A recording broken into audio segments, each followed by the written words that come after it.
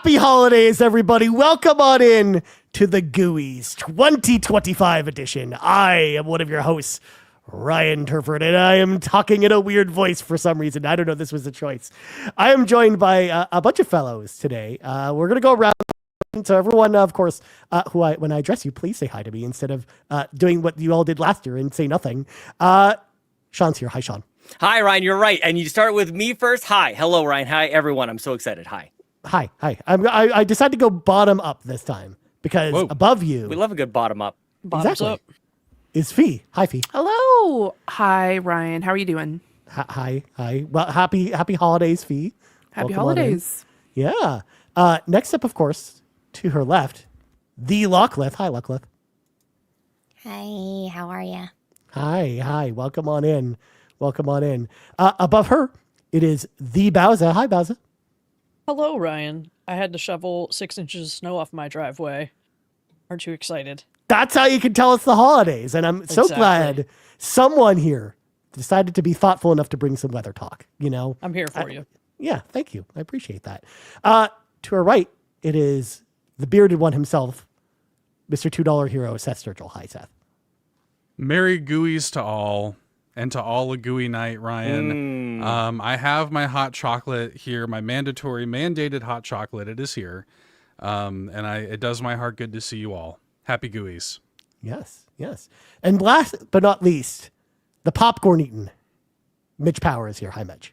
Best for last. Hi, how are you doing? Damn. Well, of course I saved you for last, Mitch. Hashtag be nice to Mitch. Hashtag my dogs are going to bark. I'm going to mute right now. Look, the best gift any of the CPG hosts could give to the community and to Mitch for the holidays is to be nice to Mitch. Okay? Just saying. But this, of course, is the GOOYs 2025. And some might be wondering if you're new to carpool gaming or just new to this video. If you somehow saw this come up in your YouTube algorithm and you decided to click on it for some reason, you had no idea what a GOOY even was, I'll explain it. So normally, most places do a Game of the Year show because they talk about the games that came out this year. Because they talk about whatever the best game of 2025 was. But that's not what we do here at Carpool Gaming. Nay. We talk about the best games that we played in 2025, aka the GOOYs, the games of our year, as we like to do over here in Carpool Gaming Land. And that's what we're going to do tonight. So over the next however many hours this is going to take, last year it was 6.5. We'll see how long we go tonight. We're going to go around the horn. We're going to talk about our 3 favorite games that we played this year. And we may play some games and do some other fun stuff along the way. There will definitely be chaos. And we're going to have a lot of fun. We do this once a year, although we now have, thanks to your support during Extra Life, a new GOOYs podcast feed, which is available on your podcast service of choice, where we'll be doing kind of yearly check-ins, once a quarter, all year round. And that is live now. So you can go check all that out on the old podcast feed. There's also merch as well, if y'all are interested in getting yourself some GOOY merch as well. Well, without further ado, friends, I think it's time to get into the festivities. And every single year, we love to do this thing where we all know we have a list of 3 games that we're all bringing to the table here tonight. So as a result, we are going to try and guess the other house games, depending on, who brought in what. So we, of course, in earlier years, we would just pick names out of a hat or just pick names just randomly on the call. But I decided to bring a more scientific method this year. Bringing in the wheel. We got a wheel. Let's wheel go. of names. Bow, bow, bow, bow. Yes, it's super wide in StreamYard. I'm sorry. But you know what? The names are big enough, okay? It looks great, Ryan. Don't worry about it. Don't look at how big Fee's name is on that wheel. Look how big that is. It's huge. But I'm very excited to spin this wheel. So we're going to go around the horn and we're going to kind of spin the wheel to see who is going to guess for who. So I'm going to go top down this time because I went bottom up before. So Bowser, we're going to spin the wheel and see who you're going to be guessing for this year. Spin. That wheel. I was waiting for it. What happened there? We just spun it? Sorry. Yeah. Oh. Oh, no. Well, it was close, no. Seth. But Bowser, you get to guess for Seth this year. Congratulations. Oh, how will you ever know? How will you know? I mean, you never know. It could be guessing. Impossible. So I should mark this down somewhere on the thing. I think Fee's on it. We got a spreadsheet. We got Fee going? Okay. All right. So got a next, spreadsheet. Seth, we're going to see who you're going to guess for. Are you ready for me to spin the wheel? Are we gonna wait until everybody's spun in order to guess, or? Yes, we're gonna do the just spinning spinning. first. Yes. Got it. That way I don't have to keep bringing up the to... wheel because it's very annoying to keep doing this. So, Jan32 says to spin that wheel. So, are you guys ready for me to spin that wheel? This is not as good online as it was in person. No. That's good. The delay. The delay kind of kills it. The sync. Well, Seth, guess what? 2 years in a row, you're getting me again. Perfect. Yeah. This makes me so nervous. I have no idea. Well, Mitch, we're gonna see who Mitch gets to guess for. I'm so excited. I'm so excited for Mitch to end up getting Garrett or something. It's gonna be awesome. I was gonna say, and then I'm gonna feel really bad when I guess totally wrong, and I just realize I don't pay attention to them. That's gonna be great. It happens to all of us, Mitch. Don't worry about it. Oh, shit. I'm gonna reload the page. We're gonna just pretend that didn't happen It because didn't happen. I forgot to say spin that wheel. Toonski. Sun album. Let's go. Let's go. Oh, this is what I wanted. All right. Rigged. Mitch, you get to guess for Garrett. Please be excited. Oh, what Rad. would Garrett's gooey be? Yep. Garrett, by the way, it's moving today, so he may or may not be popping in today, folks. Just wanted to mention that as well. Oh, and just so people know, we didn't mention this earlier, but Fee and Amanda will not be able to make today's recording, and they recorded a little something of their own, by the way. So they kind of guessed each other's things. So please, Yeah. Fulia, not Fee. Oh yeah, fully yeah. I am so sorry. Dude, I do it. I'm I do so it all the sorry. time. Here, I do it too, Ryan. I do it all the It's time. okay. But Fee, if you want to bounce, feel free to. I can't help Oh, it. The Happy giant, holidays. damn. the giant All right, Fee bye. that's here is staring into my soul, and therefore it caused me to say Fee instead of Fulia. So I apologize for that. Well, I was just working on the spreadsheet. Yeah. Getting called out. Fulia and Amanda, not able to make it today. They recorded their own recording that you'll be able to see on YouTube or the GOOYs feed as well. So please be Yes. excited about that. So next up, it's me because I'm next up in the order here. Who am I guessing for this year? I'm already taken, so I can't actually spin myself. Ooh. Excellent. Oh, I like how this is I get- lining up. I get to guess Mitch's favorite games this year. I wonder if any of them is Apex Legends. We'll find out. No shot. Next up is Fee. Who does Fee get to guess for this year? Wait, who do we have left? We got Lockleth, Sean, and Fee's gonna guess for Fee. How did we let Please this land happen? on me. How Yes. did we let this happen? Good luck. No. We get to close Oh. this and we get to spin again. Oh, an 'Cause- extra spin. Yeah. We didn't say Also- spin that wheel. Spin that wheel, guys. Yeah, we forgot. We kind of abandoned Yeah, that we for a forgot. while. Yeah. Wow. Look, this show is always chaos, okay? Just expect it. Fee, you get to guess for Bowser. I do. Yes. All right, we got 3 left, and there's only 2 people here. I devised an alternate way, by the way, for whoever does not get picked. The first, there may or may not be guests on this call, and whoever is left, they will be guessing for whoever is left here. Very nice. Okay. Cool. Very good. So, moving on, coming up next, spin that wheel, everybody. Okay, wait. Who's guessing? Who is this? This will be Lockleth. Yeah, We're going down the. we're literally going down the line. Good luck. Could literally be anything. Could be anything. I don't even know. You Yeah. know what? I'm It is going a to tough guess one. right now that it's just a wheel. And that is no game. yeah, The game there's is a wheel. not playing games. The game Now- is playing the game of the wheel. Collecting games. Sean, I want to make this Yep. interesting for you, if you'd like, since you are last. I can either spin the wheel with just these 2 entries, or I can add like 50 different fees in Lockleth. No, just get it. Just finish it. Just spin. just finish spin it? the dang thing. I gotta spin. Okay, I guess I'll just. I thought you spin were that gonna let wheel. me choose between No, the 2 we're of not them. doing that. No, that please. I'm not giving you that much power. No, All right, we'd we're gonna be spin here all that day wheel. trying to decide between the 2 of them. Sean's favorite game is Google Sheets. I mean, it's pretty close.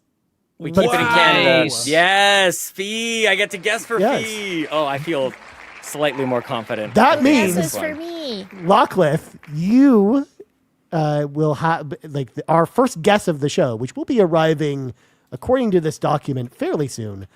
We'll be guessing for Lachlan. Oh, So interesting. guest number one will be Interesting. guessing for Mystery Lachlan. guest. Yes, mystery. I love guest. it. It could literally be anyone, but I know who that is, anyways. Ryan, may I suggest? Actually, yeah, no, you do your thing. You're fine. I was thinking there's somebody else who could guess, but that's okay. Do the first person. Oh no! I mean, How about everybody guesses? If you have another suggestion, Sean, All I'm guess. open to suggestions. No, because I was thinking as I ran through it quickly, I'm like, she may already say her number one game by the time other guests get here. I only so mentioned I'll that guess. because I also have community suggestions for because the rest of the guests will be picking random community members. All good. That's how that's going to work. Certainly, we couldn't have sorted it out ahead of time. No, we just came up with it. Absolutely not. We're here for the chaos, guys, and I'm on one. Send it. I've warned a few of you in DMs. I'm like, guys, just beware, because feeling pretty good today. Had a good coffee. I got my hot cocoa. Had a good stream this morning. I'm excited. I love the holidays. This is great. Oh man, good to see you guys. Hopefully everybody's feeling good. Yeah. This is nice. So We watched the Muppets Christmas Carol last night. Hell Oh, yeah, we did. So good. or for audio listeners who are listening to this like 2 weeks in the future, they're like, wait, you guys did that last night? When did that happen? Nah, Sure did. We Who missed out. cares? You missed out. Yeah. Yeah. Get them next time. All Either right. way, you're not. Better luck Going next in. year. Well, now that we've spun the wheel, we now have to then put our guesses into motion. So we're going to kind of go in the same order that we drew the names in. So Bowser, we're going to start with you now that you've had the most time to think. What do you think Seth's favorite game is of this year? So I'll put this out on Front Street. I'm way behind on the Nintendo Drive, so this is going to be a fun challenge.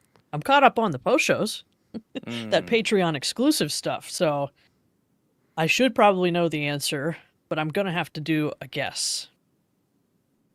Between a couple different games here, I think Seth's game of his year is going to be Pokemon Legends ZA. Ooh. Interesting. Good guess. Good guess. I'll say nothing. Yeah. You cannot react. I'll be a Cannot react. monolith. Your reaction was in fact that you will guess nothing. I love it. Okay, cool. So Pokemon Legends ZA, that then leads to Seth. Seth, what do you think my favorite game that I played this year was? Ryan, let me walk you through my thought process. Okay, I'm here for this. I don't think that you gave it to Metroid Prime 4. I think it's still a little fresh. Okay, I think that in normal years, I think that Metroid Prime 4 might have stood a chance. I think that perhaps you might have snuck it into like your top 5, but I think that it being so, I don't even know if you finished it yet. for reference, So, I finished it last night. Oh. okay. So Crunch. I don't think that makes it all the way to the top though. That's how I'm sort of coming down. I considered Dispatch for the contrarian vote.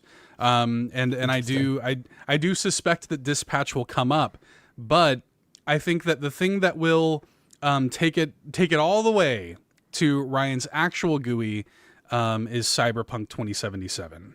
Interesting. Oh, guess. that's a Nice. good pick. Oh, snap.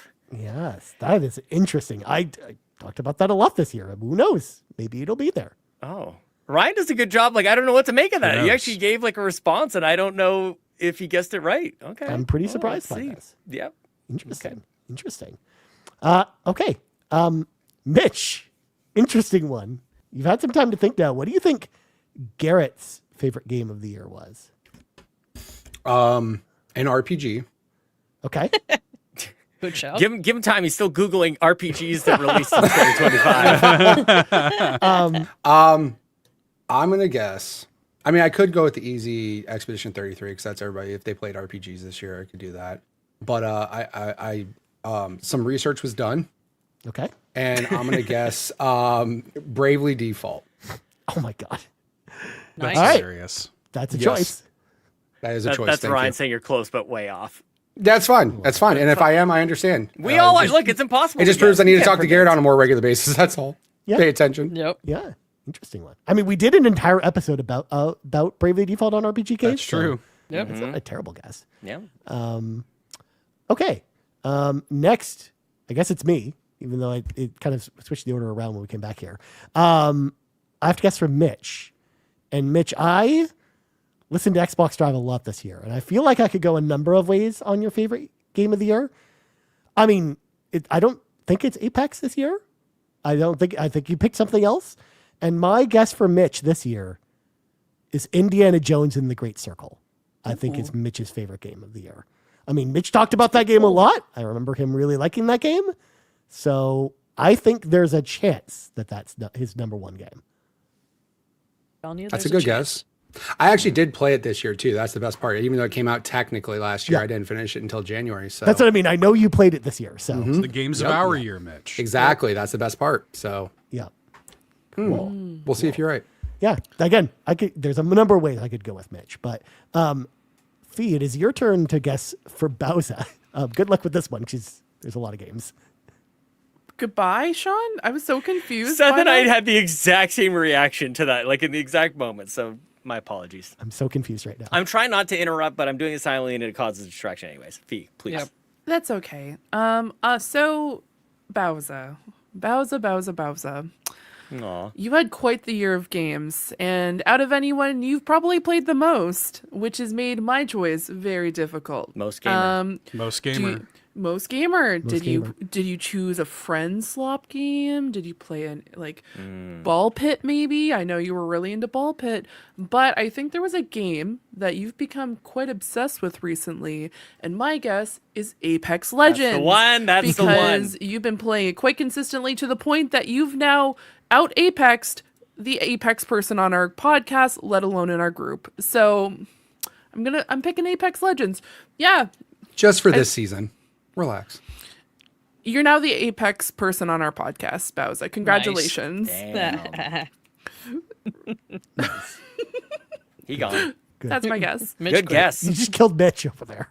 Like, not only did she guess Bowser, but then she had to throw a jab at me, right? Isn't that the best? I know. BS there, answer. Mitch. Again, the theme this year is to be nice to Mitch. We need to be I nice didn't with say him. your doing name, great. Mitch. That's true. I just said a thing. I didn't say your name. That's me being nice. It's true. I'm so angry Please right now. continue. Anyways, moving on. The Lockleth, you are choosing Sean's favorite game of the year. What do you think Sean's favorite game of this year was? It could be anything. It could Right. be. It's not. If you're not guessing Google Sheets, you're wrong. It could That's be, true. Could be the game of the wheel. Could be spreading sheets. Could be Lies of P. Do I have his Blue Sky thread open? Yes, I do. Could be the Cabin Factory. Even could be. That's pretty good. Could be Super Mario Wonder that he beat earlier this year. Could be Could a be lot Marvel of things, Overpower Ryan. cards. But my guess is gonna be mainly because I just think it's funny. Chronos: The New Dawn is gonna be. I hope you're Sean's right. Game Good I of the hope guess. you're year. right. Yeah. Good guess. I think out of spite of me hating on the lore, that is Sean's Game of the Year. Good guess. That's a good guess. I like it. All If I right. was really spiteful, I would change my answer depending on what Yeah. you guess. Or are you saying that so that I don't think it is? I absolutely will not change. No. We should have made people submit lists This is ahead of fun. times for I no love tomfoolery. Yep. But- all right. Sean, you now Hi. get to guess for Fee. What do you think Fee's favorite game of the year was? Can I just say, look, I would be lovely and excited to guess for each and every one of you equally all the same. Nobody stands out, of course. However, last night, as we record this, Fee finished Claire Obscure Expedition 33. And I just sat with Fee like in the stream, just like in the chat, as she let the game wash over her. And I mean, it was just yesterday that you finished it. And there may be tremendous recency bias that I have to risk it for the biscuit on this one. I don't know if you'd be adjusting for this, but it just hit you. I feel like it hit you in a really strong way. My guess is Claire Obscure Expedition 33. And also, I'd probably guess it might be next year's game of your year as well. Like this game, I just loved your response to it. It was lovely to watch. So It made she's me trying to keep sad. a poker face. Yeah, we just wanted to, like, that's what I mean. Like, I wanted to just be there with you. Just like if I could have hugged you in that moment, just like, oh, I know. It's such an emotional, like, game. And especially the close, man. It was. For people who weren't there, I sat on my stream for 40 minutes and I cried. I I think ugly cried. weeped Oh, no. is the I- correct. Fee weeped. Yeah. Oh, she I think I went. more than weeped. I had real puffy eyes, guys. I just made it under the wire of me not wearing sunglasses. So who knows? Yeah, It was who so knows? sad. I It was so know. sad to hear. I was like, I just want to give Fia a hug. She's sitting here crying. Yeah, you had like the PNG tuber thing, like so we couldn't see you, but just heard the sobbing, Oh, and it was just Hear like the whimpering. You know the worst part is PNG tuber is so happy. I know. It's like Yeah, hugging a heart. and it's just weeping. She's there just crying her eyes out, emotional as hell. This thing's just like bah. But I was saying to you, like I did the exact same thing when I finished the game. I was just like I just sat there and listened to the music and just stared at the title screen and listened, like watched the credits. Good times. We'll see. So that's my guess. Fee weeped is what I learned from this He conversation. wept. Yeah. The Yep. No, Weeped. no one wept. We only weep around We here. only we weep. weep in Oh, past sorry. tense. I weeped. Yep. Jesus weeped. All right. Well, that is all the Never. guesses for now. Again, Lockless guest will come as soon as our first guest will be here, which should be, according to Sean, in like 6 minutes. A couple or so. minutes. Yeah, sure. A couple We can minutes. bring So him in. it won't be that long, Lockless. We'll get to you shortly. I'm sorry. I mean, Yarden says their guest for Lockless is The Last of Us. Yep. Only because I haven't played it, and that's the reminder that I should play it. Yeah. Yep. Fair enough. Okay. All the guesses are out of the way. So now I think we'll get into our, well, let's just get into it. Let's just talk about our stuff. And, if people want to add chaos to the mix, feel free to add chaos as we kind of go around here. But again, we'll kind of go in clockwise order, whatever that means. Nobody knows. For now, at least with this first round of picks. So, Bowser, you get to kick us off. What I'm first. is your third favorite game that you played this year, or anything else you want to add to it? If you feel I was like going it. to say, you assume very boldly that I'm going to start with number 3. And I that mean, is you can if you an want to. incorrect There is- assumption. I mean, there's How nothing about- against doing that. My third honorable mention for GOOY Oh, nice. 2025. And I feel like this is one that it came and went with a flash, but it was an excellent game. And that is Split Fiction. A beautiful co-op game with the sci-fi and the fantasy and playing with a friend. I played this game through with Riley and started it again with Lockleth, which we still need to get back to. Phenomenal game. Just really good story. The gameplay was awesome. I really enjoyed this one. And I'm glad now that I get to play as the other character, so it's worth the second playthrough. So, honorable mention number 3 for 2025. Before we go to Chaos, I will go ahead and bring you to my number 3 game for 2025. And that is the one, the only, Peak. Because of course it is. I put a That would lot have been of my hours guess. That would have been my into guess for Peak. you. With various members here and other people that aren't here. We've had a blast. If you're listening to this live and you have Peak, please go log in, go to the shore, go to the statue, grab the bugle and blow it and see what happens, because there is a fantastic concert in Peak right now. They're like going Fortnite style right now. It is crazy. Yeah, Baby No Money is doing a concert on the shores of Peak right now. Shots like, who is that? I didn't know who it was either until I saw Sign me it. up. You I got can't me. wait to go blow on the bugle Am I or whatever the only hell you one just here said. Am I the only one who I knows know who that BB is. Okay. Yeah. Yeah. Oh. I don't. I was explaining to Bowser and Mitch who Baby No Money was. They're like, We are "Who?" old. We're all- I but I was will gonna say, tell have you no what, idea who I the heck started you guys are talking listening. about. I started listening to the latest album because those songs are bops. I was pretty excited. So maybe Okay. I got a new artist in the Exactly. rotation. But yeah, I think it's super special to play games with friends, and the more the merrier. We're playing with mods. Who cares if we make it to the peak of the mountain? We're going to have fun. We're going to do stupid things and bounce off mushrooms, get caught in the wind and blown away, land in a waterfall, and somehow land higher up on the mountain than we started from. I mean, at least that's what happens to Lockleth. I'm so lucky in that game. I don't know how. Yeah, it is crazy. And she is like the goddess of peak climbing. She did the new biome essentially by herself. Carried all of us on her back. So It was stressful love that. stuff. we've been making a bunch of clips, precious memories. This is Precious the year of moments. friendship, I feel. So it is very appropriate that Peak comes in at number 3 for me. Nice. This was one I was very, very close to pitching for Mitch as Mitch's top game because I knew how much you guys really enjoyed Peak this year. It's awesome to see it just on your list, and I'm sure this will not be the last time we're going to be talking about Peak tonight. So, Surely you're not. right. Yes. so before we move on, we are here to welcome our very first guest to the stream of Backtrackers fame. It's Delroy. Hi, Delroy. Hey, how are you today? My dude. Yeah, Good to happy see you. I'm holidays. surprising everybody with the guest. Nobody knows who's coming, by the way. I did Except not me. know. I know. Well, very good. I'm glad to be a surprise. Yeah. Well, this may be a surprise to you, Delroy, if you have not been watching the stream so far.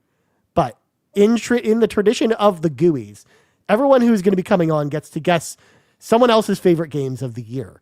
And since we had kind of an uneven order today, you get to guess for one of the hosts. And the host that you get to guess for is the Lockleth. You get to pick what you think Lockleth's favorite game of the year was. We'll see if So you're right. I had been listening, and I'm also behind on the Nintendo Drive lore. So, but I do know a little bit about Lockleth. She's a cozy gamer, so I would say, how about one? I think Wonderstop is her game of the year. Wonderstop. Interesting. That's a good Interesting. good guess. Good guess. Good guess. Little T. Mm-hmm. Guess like we'll find out. Before we get into anything further, Delroy, I wanted you on here. First of all, you're coming to us from around the world, so we need to make sure time zones work out. Yes. So thank you for Yeah. that. Appreciate you, my friend. For those who listen to any of the podcasts, we talk about the Backtrackers now throughout our housekeeping almost every single week. For those who are just joining us brand new, Delroy, I wanted to give you some time and space to talk about the Backtrackers, if you like, the year you guys had, the many years you've had. You can go ahead and take it away before we get into your favorite games of your year, my friend. Okay. Well, I didn't have a speech prepared, but thanks for cashing the check. It seems like it went through. So thanks for all the promotion you guys do. Like, seriously, that means a lot. We're just basically the Backtrackers as a group of, I don't know, we call ourselves a video game book club. We just kind of come together. We pick a game, we play that game. It's usually something that's indie, something smaller scale. But really, there's not really a rule set other than we're looking for games that have flown under the radar, games that deserve a little bit of love, or something that was special to one of the members of the community. It's something that's open to anybody. Anyone can come. You can just come and listen. You can come and talk. You can come and just BS in the chat if you want to. The more you come, the more chances you get to pick a game. It's all community driven. I'm just lucky enough to be the one that gets to sit in the chair to run the slides. So really, it's about the people that come. And I wouldn't come for the games. Like people shouldn't come to play the games, really. I mean, it sounds weird, but they should come to hang out with the people, because honestly, that's really what it's about. I mean, most of the hosts here have been to at least one. And if one of them hasn't, I'm shame on you, Mitch and Ryan. But Damn, called no, out. Call him out, dude. Call him out. Get him. I will mention, I always feel bad for Delroy because the only time every week that Garrett and I can record RPG Cave is the same time that the Backtrackers happens, like every typically. Saturday, right? Like, and even the one time we had to switch to Sunday because of Garrett's trip is with Yeah, the one lined day up, that huh? Backtrackers moved to Sunday too. So yeah, I always And feel it bad is- about that. Yeah, the time zones are just, they are what they are. So, I'm in Germany right now, and I guess I will be through 2028 now. So, until I move back stateside, whenever that happens, things are just gonna have to be this way, or else I will be up at like 2 a.m. So that wouldn't be very fun. Yeah. Nice. Yep. Very good. Well, thanks for the thing. I appreciate it. Yeah, absolutely. Good to have you here, Delroy. And Yep. yeah, it's always good to have people in the community come in here and hang out with us. It's something we always make room for every year in the GOOYs. So happy to hear you here, my friend. Well, now that we've heard from Bowser, we're gonna actually move on to you, Delroy, because I know we've only got you for the hour. Let's hop in and get your first pick your third pick of the year, your friend. What is your third favorite game you played this year? God, words are hard right now. Okay. I had thought about this a little bit. When Sean asked me to be on, I had to do some soul searching, and if I wanted to pick my 3 favorite games, or if I wanted to pick the 3 games that kind of meant the most to me this year, I kind of went with the latter. So my third, and not in order, but my third game of the year is something I just played really recently, and I've been talking about it a lot, and I'm sure it's annoying by now, but it's a little indie game called You are I guess a bomb caterpillar is how I would describe it. And this game is made by the same developer that made Head. This is, I think, their second game that I'm like really familiar with that's kind of been commercial. This is a fantastic game. It looks retro. It's simple. It's a 2-button game. But the Just mechanics like Kirby are Riders. Sure, I've not played that. This is probably a better game than that, though, I'd imagine. I'm just joking. Whoa. But anyway, this game it's really great. It's a 2 or 3 hour runtime. But with 2 buttons and with 2 bombs, this guy has been able to create a game that has just some incredible puzzles and incredible mechanics. It's a game that constantly surprises in that 2 hours, and it never, I'd say, is welcome. It's welcome, but it never runs out of ideas. And I don't know how to describe. I don't know how to describe what that feels like to play through a game like that in modern times, where it's just like a distillation of pure gameplay and ideas. One thing I really like about it is it's one of those games like the old Mario games where it teaches you how to play without really telling you anything. So, the famous thing about Mario 1 is that first screen teaches you how the enemies work, how movement works, how jumping works. And this game does that throughout each level. It teaches you how to play, it teaches you the puzzles and the skills that you need to succeed. And then it ends you in what you think is a dead end in every single level. But you realize through that you've obtained the skills that you need to then progress to the next section of the game. It's just phenomenal game design. I can't glow up this game enough. It's fantastic. Hell yeah. Nice. Love it. Ooh. How many O's? How are we spelling this for people who want to find it? How do you find ooh? It's O umlaut, O with an umlaut over the top, so the 2 dots, and then O. But I guess it's just pronounced ooh, according to the developer. Yeah. Okay. It looks like a little caterpillar. Yeah. Oh, that it is looks like so the guy. Cute. Oh my God, it does. Mm-hmm. And now I can't unsee that. And now I know what the 2 dots are called. Yeah. Yeah. You didn't know what an umlaut was, Yeah. sir? Learn something every day. I don't know everything. Germany. Come on. I don't know. Come on. You Come on, look man. Smart. I don't know. Nope. It's true.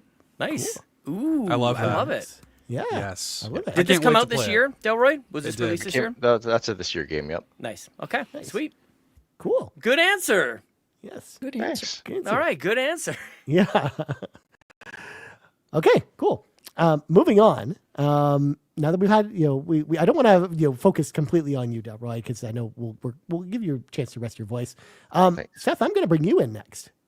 Okay. I want to know what your third favorite game of the year is, my friend. Well, Ryan, you know that we can't just simply go straight to my number 3. Sure, we can. We can. That's a choice. Well, no. No. So I'm going to do something highly irregular because if people have been keeping up with the GOOYs podcast, the various recordings we've done over the year, my top 3 actually has not changed. So what I'm going to do instead is I'm going to group my top 3 into my number 1 and just kind of reiterate. And I'll do my 4 and 5 in the spot of my 2 and 3. Does that make sense? Nope. I'm not going to me. to make No. it as complicated as I can. Yep. That's- In Which I addition love. to that, All I know Please is do I that. got your number 1 wrong. That's all I learned from that entire sentence. so in addition to going into my number 5 and not my number 3, Nice. I'm also going to be providing for my number 5 and number 4 3 honorable mentions, which will then round out into my top 10. And that's how I'm going to work this. This is amazing. I This live is for my top this. way 10 too into smart. this. Yeah. Okay. How much So time my do you have, first- Delroy? See, Mitch, when you ask what are we doing here? It's like, oh, he's sweet thing. Whatever, I'm going whatever crazy. anybody wants.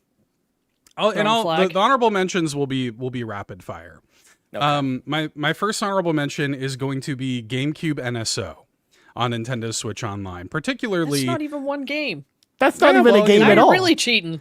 That's a service. cares? That's like picking Game Pass. I'll do what I want. Yeah, I picked That's Xbox pretty rad. That is as the my next game pick. of the year. Game Pass.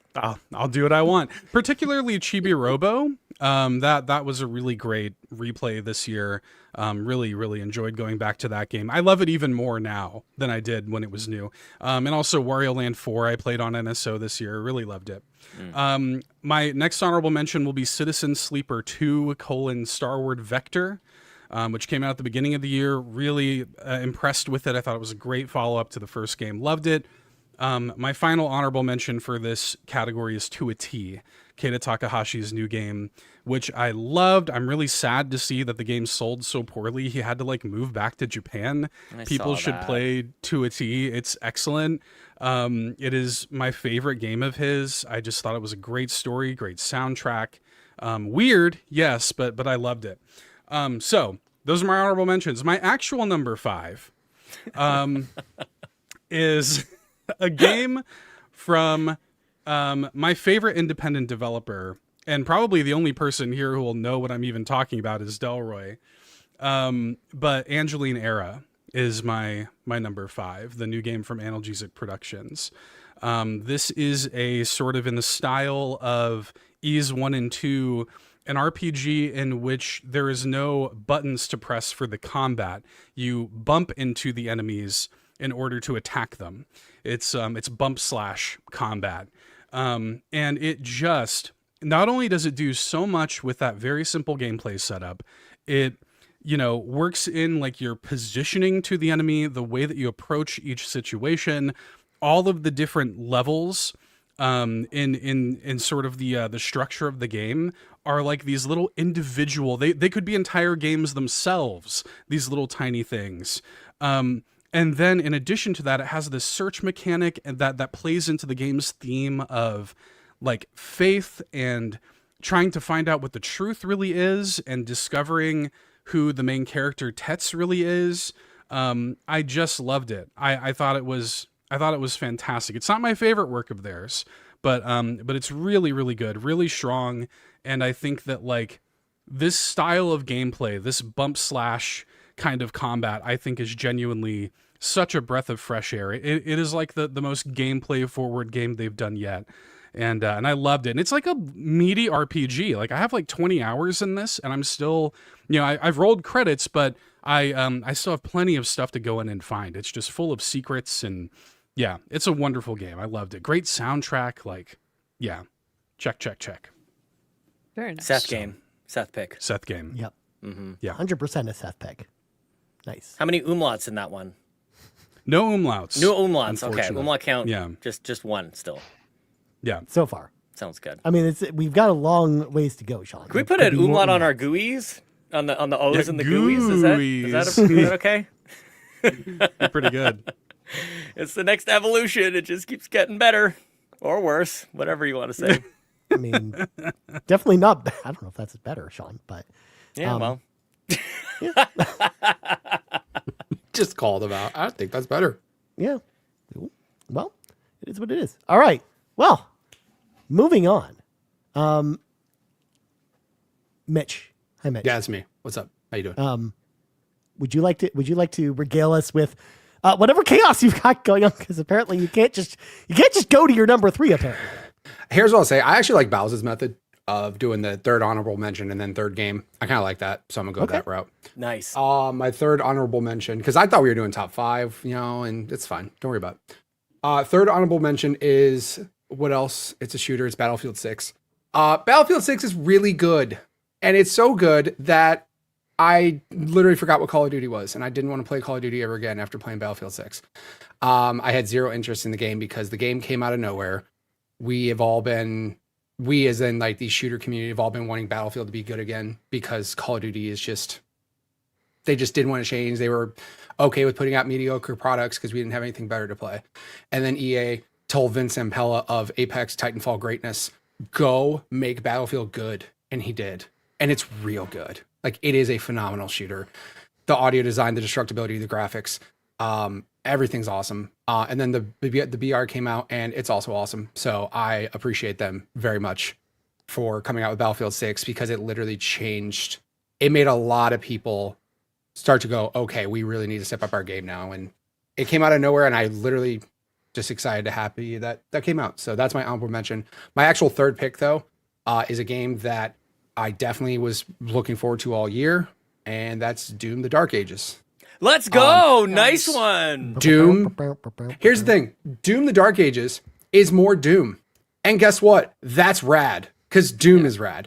It's just, it's unapologetic. It is as hardcore and graphic and violent and fast and wild as it can be. And I definitely was one of those games where I was like, yeah, I'll play it. But then I didn't want to play anything else. And I just wanted to complete it 100%. And I wanted to do the game on nightmare mode. And I wanted to just go insane with it. Not saying it's perfect. The dragon flying scenes kind of take you out of it a little bit, kind of breaks up the pace a little, slows it down. But I actually like the fact the puzzles were in the game, because the puzzles I thought were very unique and actually broke up the game, but not too much to the point where it took you out of like the hardcore violence and shooting and everything that was happening around you. And the game is beautiful. If you ask me what happened in that game, I don't know. No one does. Who cares? Go shoot Smash demons. some people in the Just shield. use that. The shield dragon. is so good. Exactly. Like, it's just unapologetic more Doom, and I'm not upset with it. I do appreciate, like, it did win Game of the Award for accessibility. I want to shout out them for having a difficulty mode that I don't think I've seen as detailed, because they had like a custom difficulty where you can literally just slide. Do you want this to be harder, stronger, easier, hard, whatever? And it was awesome that they did allow that. But dude, Doom's rad. It's real good. And it's the one game that I played start from finish, 100%ed. And I wanted to say I did that with Ghost of Yote, but literally other games came out that actually took away my attention. Doom's awesome. So that's my number 3. Shout out. Nice, man. I loved it. Anybody else play Doom this year? Did anybody play Doom The Dark Ages? Delroy, you played it. That's good. Yeah, it's a good game. Nice, man. Yeah. Fee played it, right? Fee, you were all over that. I played the first 10 minutes, Sean. Plan on going back to it at some point. Just couldn't handle it at that time, my friend. Couldn't handle first it. person. Yeah, I get it. Yeah. I was gonna say I played like the first hour of that game, and didn't really get into it in the same way that I got into other Doom games. But I think it was just a time and place thing where I just wasn't really in the mood for that kind of game.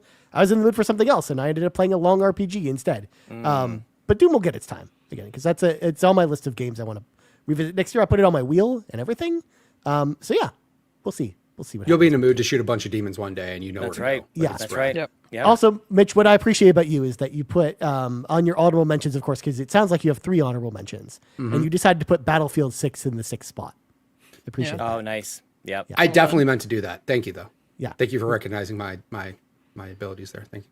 Look, you can be in lots of different moods for Doom the Dark Ages. You could be in the mood for just shooting machine guns. You could also be in the mood for flying that dragon around. You could also be in the mood for jumping in this giant kaiju robot thing and punching the meat off your enemies, and they have their flesh flying off and they're just left with bones. Oh my god, that game is so metal. It's so crazy. It's just so unabashed, like 90s style extreme violence. Oh man, that's what video It is games Doom. are for. It is Yeah, as it's Doom as Doom can get. It's like they don't apologize for nothing, and it's just like, what's different about it? Not a ton than the other ones. It's just rad. It's The just metal shield, music. the shield's pretty cool. The shield is cool, but I mean, like, the core gameplay is just getting demons' faces and shooting with a shotgun a lot. It's real fun. Oh man, it's so good. I'm so glad. And I think they pace it so well that it comes out not too often, but not too late. Like, it's kind of one of those things like where it comes out, it's like, all right, cool, we got our fix of Doom, and then everybody kind of slowly forgets about it, and then out of nowhere they're just like, boom, here you go again.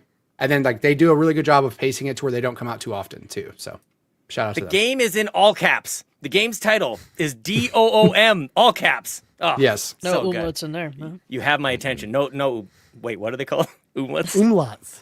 I almost said ooblets. Ooblets, yes. No ooblets in No there. ooblets. Picture of the box, and then there's me. And then me. And there's me. And I guess since I have other auditory categories, as Locklith would say, Doom was my second honorable mention. Interesting. Yeah. And I got the 1000G on that one. Me too. That's so cool. Enjoyed Doom for quite a Yeah. while. I couldn't Most get into gamer. previous ones, so Nice. Doom is number 9 Congratulations. on my overall list this year. nice. Yeah. Doom is number 9.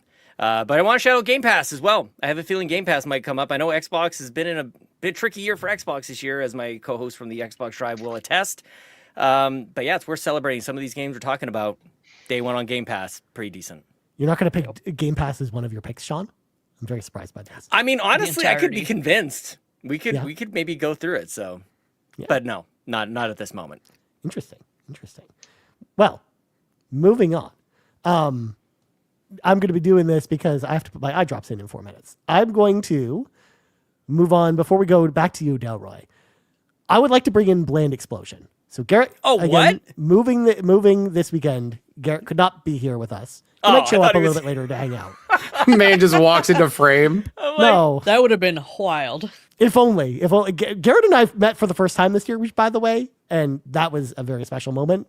But I haven't seen him since. So Aw. I'm gonna bring in Garrett. What did you do to Bland's- him? Has Garrett been seen since that visit? Nobody's seen him since. No one's seen him since. That's not true. He was on RPG Cave last week. Okay. He live in Texas. Pre-recorded video. Yeah, the pre-recorded video for the pre-recorded. for the Secret Santa was, blink Yeah? twice if you're safe kind of situation. It was. You guys know it. I did. I asked the question. Anyways, Sorry, Ryan. I'm working with limited time here, Sean. Okay, I have to go quick. All right, so I'm gonna, as we go through this, I'm gonna go through Garrett's top 3 as if he was here. So Okay. Garrett, I'm gonna go through Garrett's third game right now. This was a game, and actually all 3 of these that Garrett's picks this year were episodes of either RPG Cave or Mini Indie Van or other. There was a show dedicated to each one of these games where he did like a deep dive impressions, or there was some kind of spoiler cast about each one of these games, which I think is a great theme. I love this, Garrett. So Garrett's third favorite game is a game that made a panelist here cry as recently as last night. There it is. Claire Obscure Expedition 33 Nice. is Garrett's third pick. I remember him being so excited about this game when it came out. Him and I think it was Fulia did like an excellent, conversation on RPG Cave where they did an entire episode dedicated to Expedition 33. And I know that's one that he talked about a lot on our like favorite RPG episode of the RPG Cave, which we did recently. So shout out to Expedition 33 for being Garrett's third favorite game that he played this year. So there you go. Good answer. Yeah. Good answer. Mitch, be glad you didn't pick that one because he would have been out right away. Good. Oh, still in the running, Great news. Mitch. Great Still news. in there. Shout out Game Pass. Yep. Shout out to Yep. Game Pass. Shout out Game Pass. But now that I'm about to disappear, Delra, I'm going to pass it over to you to tell us about your second favorite game that you played this year. And I'm going to go off camera. Okie dokie. Number 2. Before I get to number 2, I need to add 6 My man. other Yes. alternatives. go. and Yes, I don't go. know. That's how it's done. Yes. I'm trying to do Welcome stat math in. here. It adds up This to like rules. 18, I think. So anyway, Mhm. Hell yeah. but I will give my 3 real quickly. I'll give my 3, I guess, alternates and not alternates, but plus ones. Nice. I wanted to shout South of Midnight. Yeah. That game is a just badass game. I love that game. This may not be politically correct to say, but we need more black games and we need more games set in the Agreed. South. The diversity is awesome in that game. I love it. Number 2, Pipistrello and the Cursed Yo-Yo. It's a it's an indie game that came out towards the beginning of the year, and it's about this weird little like bat rat thing. And he uses a yo-yo, and that's like the core of all the mechanics to get through, sort of like a top-down Zelda, Metroidvania type game. And then number 3 for I guess my shout-outs would be The Root Trees Are Dead, which is, and the reason the reason I'm talking about this is that game is way over my head. That is not my shit, but it is my wife's. And hearing her every night for like 2 weeks talk about this game and be obsessed with this game was like one of the most like interesting gaming things for me this year. So I would recommend if you're into puzzle games and detective Fee stuff. game. Yeah, Yeah. that definitely check Yeah. out that game. And also Sansa Fee Blake game. banner fee. Yeah. So Yeah. for number 2 for me though, number 2, Seth, you had mentioned it earlier, but Citizen Sleeper 2. That's my number 2 pick of the year. Let's go. I really love the first game, so I went into the second one with pretty high expectations. I love Citizen Sleeper, and I just think this game distills tabletop role playing, adventure games, visual novels, role playing, all of that into like a choose your own adventure, all of that into one game, and it meshes it so well. It has the ability to tell a story and make you feel actual real stress in the choices that you're making because you're not sure if you're going to screw yourself over. My understanding is like you constantly feel like you're going to fail, like you're in a fail state. And I think it's like one of those games where you may not actually be able to fail, but it's so Yeah. successful in masking that. I don't know that I played a game like this where it's able to mask your stress and the feeling of constant failure but actually there not being any real chance to fail in the game. I think it's fantastic. The writing is great. It's progressive. It's just a really cool ass like cyberpunk world. If you're into any of that kind of stuff, I can't recommend the game enough. It's excellent. Yeah, man. It's on my Totally to be played list. It's yeah, especially if you like the first one. Like it's just better. I'm mechanically for sure better. Yeah. It's a lot more dense mechanically, I'd say, and Yeah. I think it's a game. It's one of those games that's great at it. Like if you've played the first game, you benefit from it, but it's not Right. needed. I mean, there's continuation there, and like some of that world building and world feel, so you feel like you're jumping back into, I don't know, like your pajamas or something. But it's fantastic. Like and the thing is, I can't like the writing. I'm sure you hear about it in other like podcasts, the game of the years, but like it's it's really good. So Yeah, man. Love Hell yeah. that. Love very it. good. So that's mine. I don't know who Ryan was going to go to next. So I Me think either. Fee is up next on the list of people. Okay. So Fee, Well, then go for it, Fee. give us your Hi game. guys. Hello everyone. Great question because I'm not gonna look at the cameras right now. So yes, I struggled with this because I feel like I played a lot of really great games this year, and then when I went through it, I'm like, I forgot that I played some of these games, but were they bangers? Absolutely, they were. I'm gonna go through some of the games. We'll see where it lands when it comes to honorable mentions and on Gaudy. I know my Gaudy, it's just the honorable mentions. I was gonna make a hoax one, but then I realized I didn't play enough games in that particular category to make a list. It would have only been 2 because I think they were really good games, but I thought it would have been really funny to have an entire thing about fishing, but I didn't. So yeah, we're gonna stick away from that for now. But on the topic of fishing, everybody, earlier this year I played a little fishing horror game called Dredge. Is one of my honorable Yeah. mentions. Oh, hell I yeah. loved that game. I sat on my sofa and I played the heck out of that game, and I listened to sea shanties the entire time Let's because go. that's the only way to play that game. Everybody, What's your favorite sea shanty, Fee? Favorite one? Oh, wow. that is. That's tough. So many to choose from. There's a lot. There are. I know you live Yeah. on the ocean. I do. See, I always think like Farewell to Nova Scotia has to be like one that I have to like list off because it is like an ode to my province. So yes, I will have to think about this, Seth. Maybe Okay. we'll have an entire real episode where I just go through sea shanties and we just rate them Oh. because Nothing wow. would give me more pleasure. Make it than that. happen. Oh my God, please. Yeah, I would love sounds that. good. We will brainstorm this. I love a good brainstorming session on a podcast to make it talk about another podcast. That's right. I love this. It's a trend. But yeah, I love Dredge. It was a phenomenal game. I really enjoyed it. It was a game that I was like, of course I enjoy fishing games, but I was just like, you know what? This just seems right up my alley. It's dark, it has fishing, why not? So that was my third honorable mention. But my third on my gaudy list is a game that kind of took over my life for a little bit, and that is Ball Pit. I played go. Ball X Pit a lot. And by a lot, I mean, I think I'm getting close to 100 hours, if not over that to this point. Hell yeah, dude. Oh yeah, I played a lot of Ball Pit. I have been like, it is pretty much one of my favorite idle games of the year, to be honest. I have played way too much of this game, so yeah, I feel like I had to shout it out. The moment that they announced it, I played the demo and I'm like, I love this. This is exactly what I want. And then I started playing it and I played more. Like when it first came out, I'm like, Bowser, we're in this, because the moment that someone told me it was on Game Pass, I'm like, oh boy, this is gonna be a problem. And it became a problem. There were times where I'm just like, just one more round, and then it's hours later, and then you're like, what happened? Why is it dark outside? So for that reason, I feel like I have to add that to this list. For anyone who just wants to have a fun time, you just want to like just kind of turn off your mind a little bit and just be able to go through different levels. It's a fantastic time. So shout out to that game. So I'm gonna lock that in as my number 3 for my Gaudies this year. Locking it in.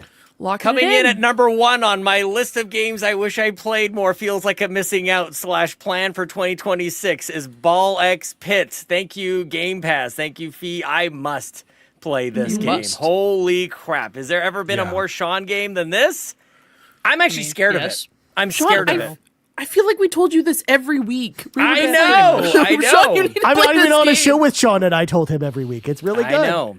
I'm afraid of it, goodness. but you guys, I feel like you guys might be like the, maybe a couple junkies out there. Just you don't even know the danger you're in. Just addicted to straight up drugs. Wow. Like And this it's like, comment from Yardy. do it. It's fun. It's like I gotta be safe. Cody. I I gotta only be have safe. It's 27 gonna- hours into it, so take that for Oh what you my will. gosh, it looks. This great, is my though. this is my backtracker roots kind of shining through, but I have one like little nit with that game, and that's I don't like this town building. That Oh, was like sure. a big time. That was a big time turn off for me to play that Oh, I game. love So it. yeah, I think it's like by far like the worst thing about that game. I'll take a so that's- screenshot. I have in mine Please. organized. Oh, yours is Please probably do. beautiful. Yeah, she probably min-maxed that. Yep. Yeah. You'll see. My town's a mess. Mine's a mess, dude. Yep. Yeah, I got that good comment one. quite a bit when I was playing it, that I have it very organized, and I was very confused as to why, because it looks insane. But yeah, I'll post it in the Discord. Hell Nice. yeah. I can't wait. Cool. Well, hi everyone. I'm back. It turns out when I turn my camera off, I have to restart the stream in order for it to work again. So expect Welcome this to back. happen many times. Anyways, thank you so much for Fee and Delroy for giving us their picks while I was away. And now it's my turn to actually give my pick, since we skipped over me while I was away. And I, of course, did not bring honorable mentions this year, although I'm going to save them for the end. Instead, I'm bringing back a chaotic category that I did last year, which was the top 10 movies or TV shows that I bought on home media this year. Because we have, of course, I don't know if y'all knew this. On the Real podcast, we love to talk about movies now.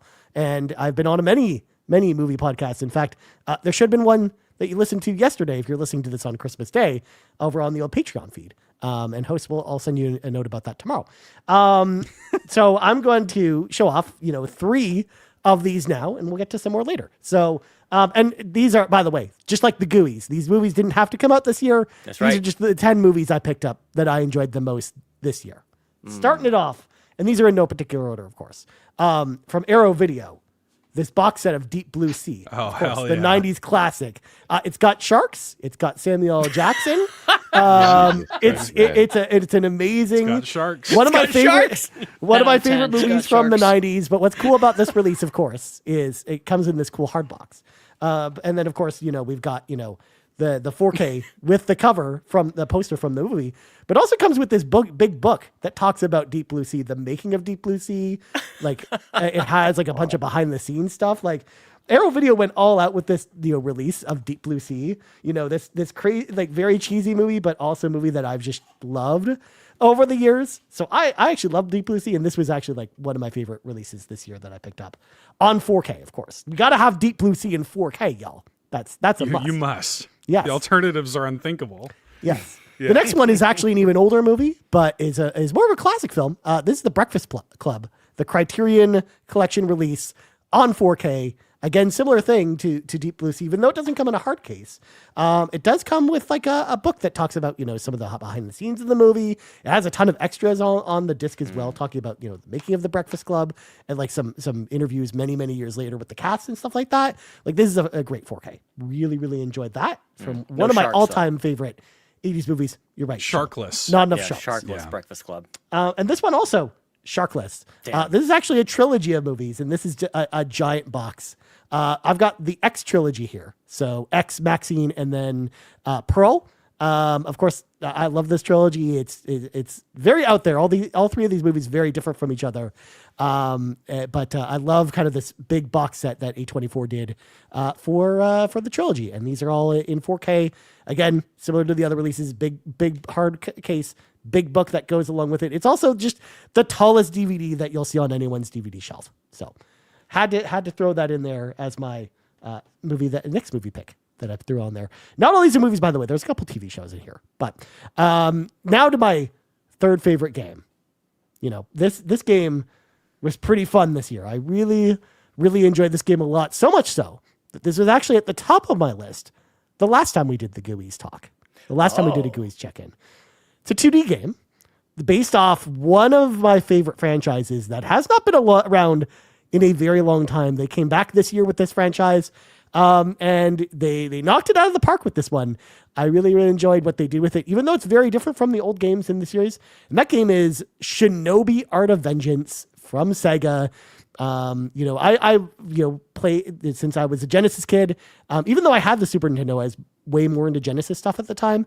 Shinobi was a franchise that I really, really enjoyed over the years, and I always wanted them to go back to it. And we had like that PS2 Shinobi game, which is kind of like Ninja Gaiden, but not a good.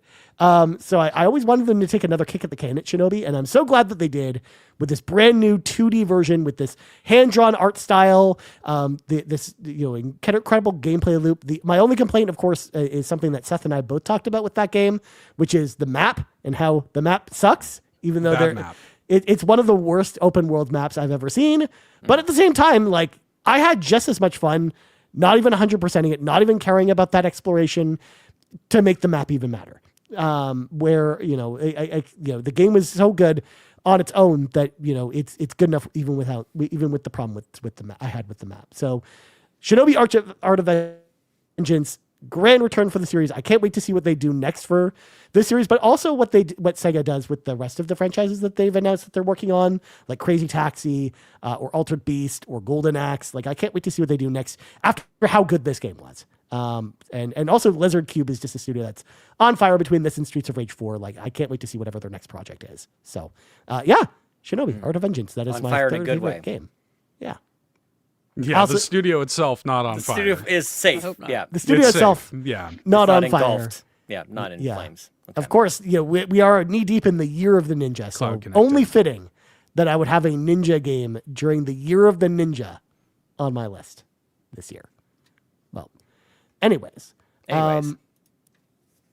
Lachlan, we're going to go to you next. What is your third favorite game you played this year? I'm not going to talk about myself at all right now, Ryan, because That's it right. is time for the Lochlith's auditory categories. Let's go. Yes. With my first of 3 categories. I'll only mention one right now.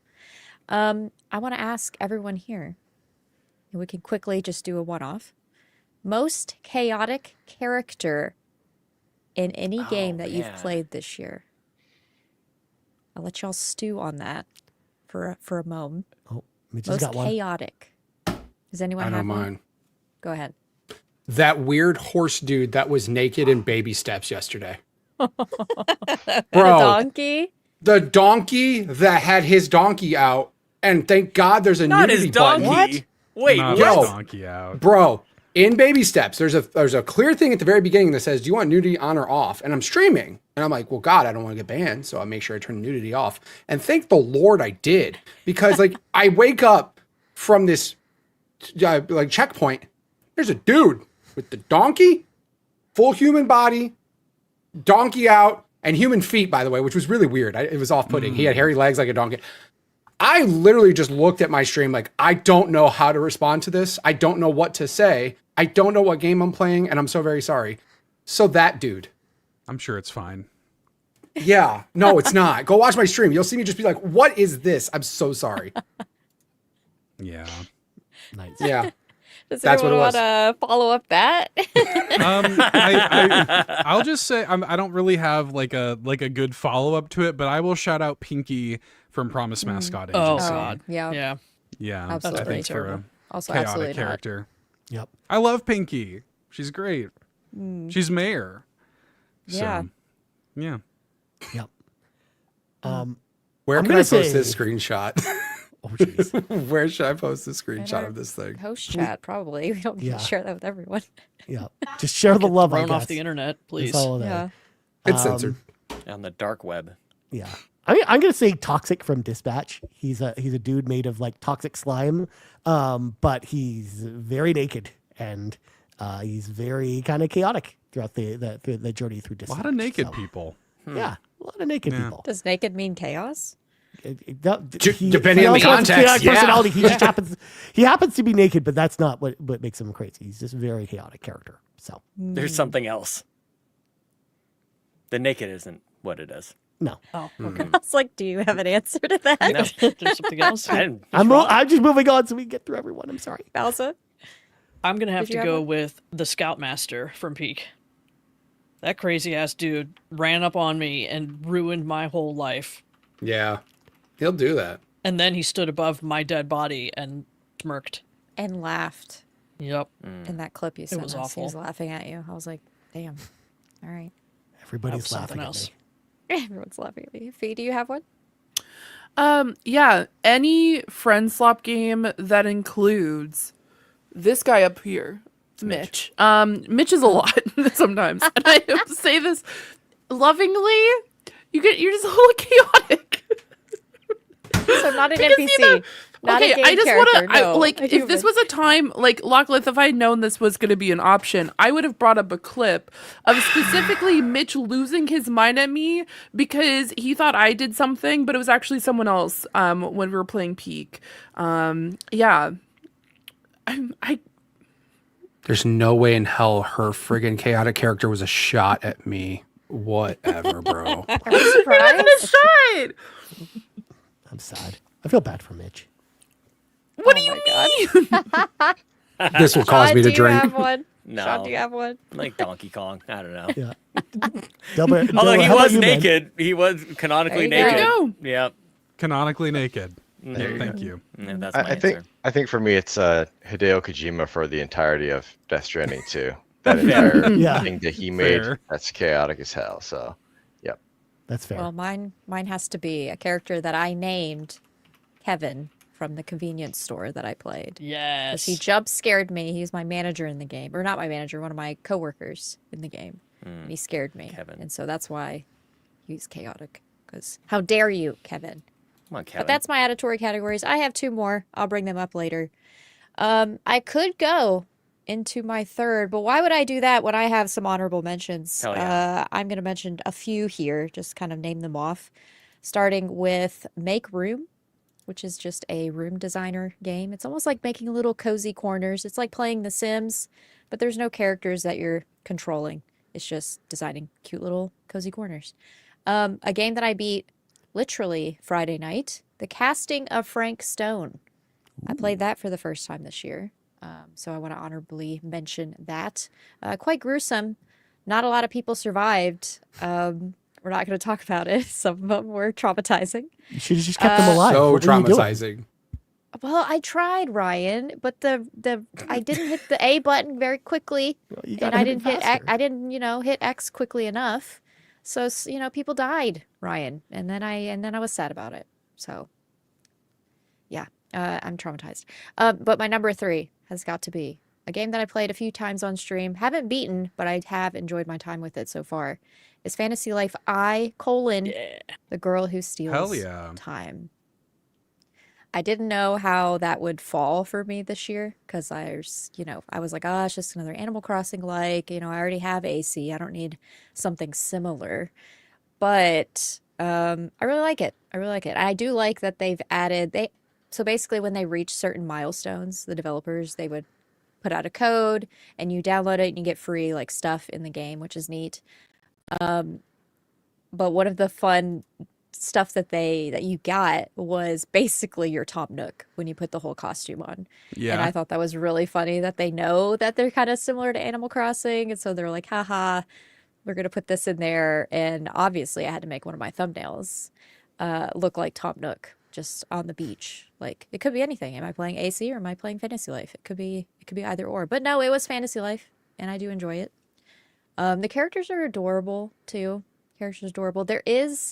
I almost wanted to bring it up as like chaotic characters in a way because there is a little silliness that happens in the game.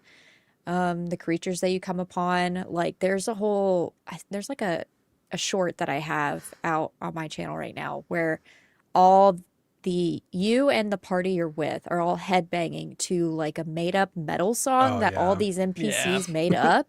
And it's so strange. And I literally was like, what is happening right now? I had a lot of Yay, those. death. Yeah, yay, death, exactly. Um, I had a lot of those like what is happening moments playing this game. But it's just been so much fun. I'm obviously going to carry it into the new year because so many games came out this year that I has distracted me from it. I know Bowser, you beat it within like a week or something, right? Yeah, probably. It was pretty quick. Most gamer. It's like by Yeah. the time I made it to be able to, for her and I to do multiplayer, which we haven't done, she had already beaten the entire game. I was like, cool, nice. Most gamer, of course. When Yeah, I like of a game, course. I play it. That's true. You play it till you're done with it, and I just take forever because I just get distracted. What can I say? But Fantasy Life, I wasn't sure where it was gonna land, but I did have to go off of my list of games I completed this year. And that one I was like, of course I had to include that one because it's not on my completed list, but it is one that I streamed. So that's probably the only one on my list that I didn't. Well, no, there's two on my list that I haven't completed this year, but I try to do the completed ones if I try. So yeah, number 3. Nice. You're welcome. Good job. Nicely job. Well, moving on. Delray, I know your time with us is coming to an end, my friend. So now it is time for you to regale us with your first favorite game of the year and whatever else you would like to bring to the table. Okay. I guess this is like open table time. I would say I think I would have probably put this in my top games if I finished it. I'm still working through it, but Kingdom Come Deliverance 2 is one I would recommend for anyone that likes role-playing games. I think it's like probably the best RPG I played this year. It's fantastic. So if you're into that, check that out. But my number one, well, actually, before I go to number one, I also have a side thing to talk about, and that's the Backtrackers. Let me just plug that in 1 week's time from today, we are going to be meeting on Sunday, and we're going to be playing a game called Typewriter. It's not a 2025 game. It's pretty old, and it was picked by someone in our community, Gizmodo. I think she's probably in the chat. Hell yeah. But the game's only a couple hours long, 2-3 hours maybe. Pick it up, play it, come hang out with us. That's my cheap plug while I have the space. So my number one game though, Split Fiction. It's That's Number good. 1. Nice. Split Fiction is my number one. I played that game over the course of months with my wife. It was a weird way to kind of play a game like that. It's pretty long, so 15 or so hours it took us, but it's fantastic. We've also played It Takes Two together, so this was kind of somewhat familiar, and she demanded that we get it. It's such a cool game in its ideas. There's so many different ideas that it presents. Each level's really different.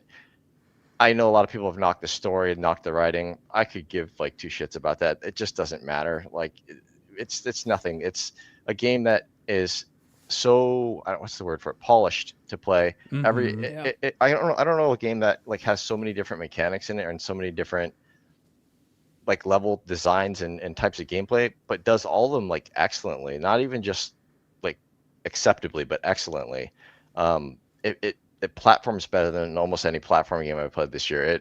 It just looks fantastic constantly. The last level, like the last like 30 minutes of that game, is one of like the most like it's like one of the peak moments of gaming this year, I think. And if you haven't, if you don't have a chance to play it, then at least like give that a watch on YouTube or something. It's well worth it.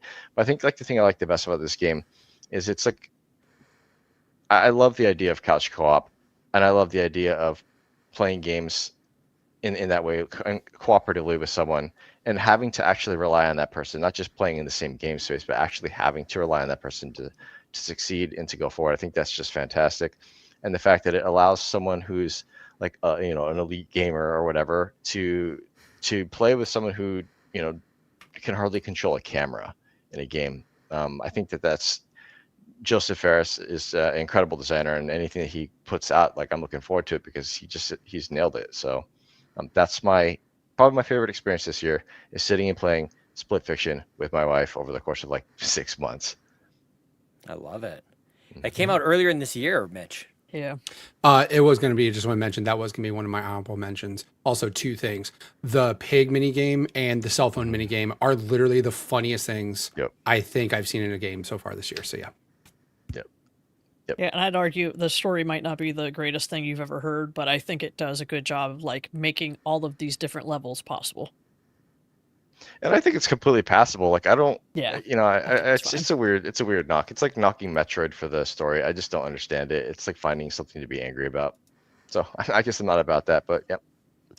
Yeah, for me, it's just like I wish that I really could, jump into his games. My only problem is always just the co-op aspect of them.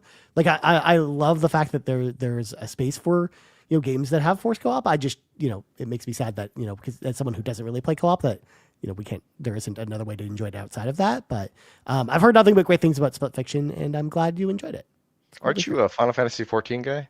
Yeah, but that's different though. They randomly match you with someone, and it's a whole thing. But you don't even have to play that with Checkmate. people. Now. Holy crap! But you don't even have fun. I mean, and Fee knows this, and Bowser knows this from playing that 14. Is that you can actually technically play that whole game by yourself now. You don't even need to play with players if you don't want to. So, yeah. Good excuse. Good excuse. I appreciate it. Look, I had a reputation on the line here. Okay, it's fine. But anyways, Delroy, huge thank you for joining us, man. We Thanks for having me on. Hopping in here. Thanks, Delroy. Yeah. Yeah. No problem. Thank you. Anything else you want to say before you head out today, Ben? No, not much. Just hope you all have a good holiday season. Keep safe, and hopefully I see some of you anyway in here and at the next batch checker. So yeah, very good. Cool. I have something to say before you go. Delroy, you lead the backtrackers with such humility and just consistency, and it's just so a part of who you are. And this was your idea. Like, I just want to say thank you for doing that and giving people a place to consistently go to and count on. It's a really special thing. It's like the DNA of what Carpool is. So it's embarrassing for me that I haven't had you on this show in all of these years. So thank you for your patience. But thank you for everything you do for this community. And it's been an absolute pleasure having you on talking about games I've never heard of and introducing me to the ooblet and all the different new things that I got to learn this afternoon with you, man. You're amazing. And thank you for being part of the community and leading the backtrackers, my friend. I appreciate it. And one more plug before I go. We also have another community called Book Crafters, and you guys should check that out as well. So they're awesome as well. Yep. Yes. Fantastic. Okay. Well, thank you guys. Yep. Thanks, dude. Thanks, Delroy. All right. Take it Bye, easy. Delroy. Nice. All right. So, moving the show along, Sean, Hi. you're the only one who hasn't gotten a chance to go yet. So, before our next guest arrives, I'll have you regale us with whatever chaos you feel like bringing to next, because apparently you can't just say your game. I have so many categories, you guys. I don't even know where to start here. Because, of course, the GOOYs, the games of our year, could be a game from literally any year. Just so happens 2025. I feel like nobody's really said this. Like 2025, kind of an amazing year. May go down as like one of the all-time great years of video games. We've already kind of highlighted a bunch of stuff coming to Game Pass that deserve people's attention. Pretty good. In the mix of all of that, Ryan, I did complete, to credits, to date, 20 games. I've exceeded my goal for the year. I know for Bowser and for other most gamers out there, these are rookie numbers, but pretty happy with this. I exceeded my goal for the year. I played a bunch of stuff from the year. I played a bunch of stuff from before, and I just wanted to play games as best I could that would bring me joy. So I played a good mix of stuff, chosen by tournament brackets, chosen by wheels, chosen by the NHL Stanley Cup playoffs earlier this year. So a lot of good stuff. But I played some of what I would say are like some of the all-time great games ever made, including, and I'll shout them out now, Half-Life 2. I played for the first time in decades this year. Love me Half-Life 2. And now that Half-Life 3 is obviously happening, I've got to play Episode 1 and Episode 2. That's my plan for 2026. Mitch mentioned Doom, The Dark Ages, and I played Doom 2016 earlier this year and got to re-engage with that one. Diablo 4, I'm working my way through the story on that one, which was pretty great. And of course, right now we are dreaming of a neon white Christmas. It wouldn't be a year if I didn't if I didn't stay up until 3 a.m. with Seth playing some neon white. So shout out to Neon White, buddy. man. Hell yeah. So I don't know that I've done such a concerted effort of like playing games I know that I love. You guys know me. I'm all over the place. I'm picking wheels. I'm doing all these things. But I do intend in 2026 to play more games I just know that I really, really like. So stay tuned for that. Okay, we've got a lot of show to get to, so I'm actually going to give you my. Okay, no, I need another preface. I need another preface. that's I fine. have games that are very good, but I needed more time with these ones. So in case people are wondering, like, why I'm not talking about these games, I'm seeing the eye rolls over there. Get used to it, you guys. You know what you signed up for with this carpool business. I needed more time with these games, but I want to shout them out. Wonderstop has a cool premise and a good sort of like message to tell that I'm honestly not sure that I'm ready to receive it, but we will see. I need to just dive into Wonderstop a little bit more. Seth says I'm not ready, so we'll find out. Well, I mean, yeah, I'm it's gonna probably be. not. This is gonna be tough. That's gonna be tough. This is not a game that would win any sort of awards, but I am enjoying the intro to it. Ryan knows this one. I call it Robot Cop Rogue City. Of course, RoboCop. Pretty fun. I need to spend another 75 to 150 hours in Kingdom Come Deliverance 2. That one captured my attention for a little bit there. And also one that I still need to finish before I would consider it in my ranking is Hollow Knight Silksong. Didn't finish it. I found a bunch of benches very easily, actually. No problem with the benches and the run back or whatever you guys are calling it. So these are not on my list at all. Not an honorable mention, no ranking or anything, but I would like to get to those ones fairly soon. All right. I am delaying because I really don't know. I have a top 5, and I don't know what to tell you guys for my top 3. I have 2 that are tied, and it's like, what do I even say? I'm going to go with what I wrote down last night.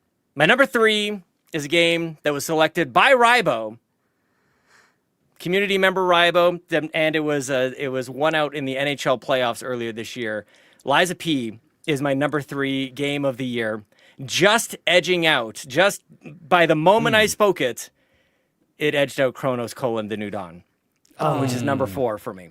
I felt like Liza P is just so intricate.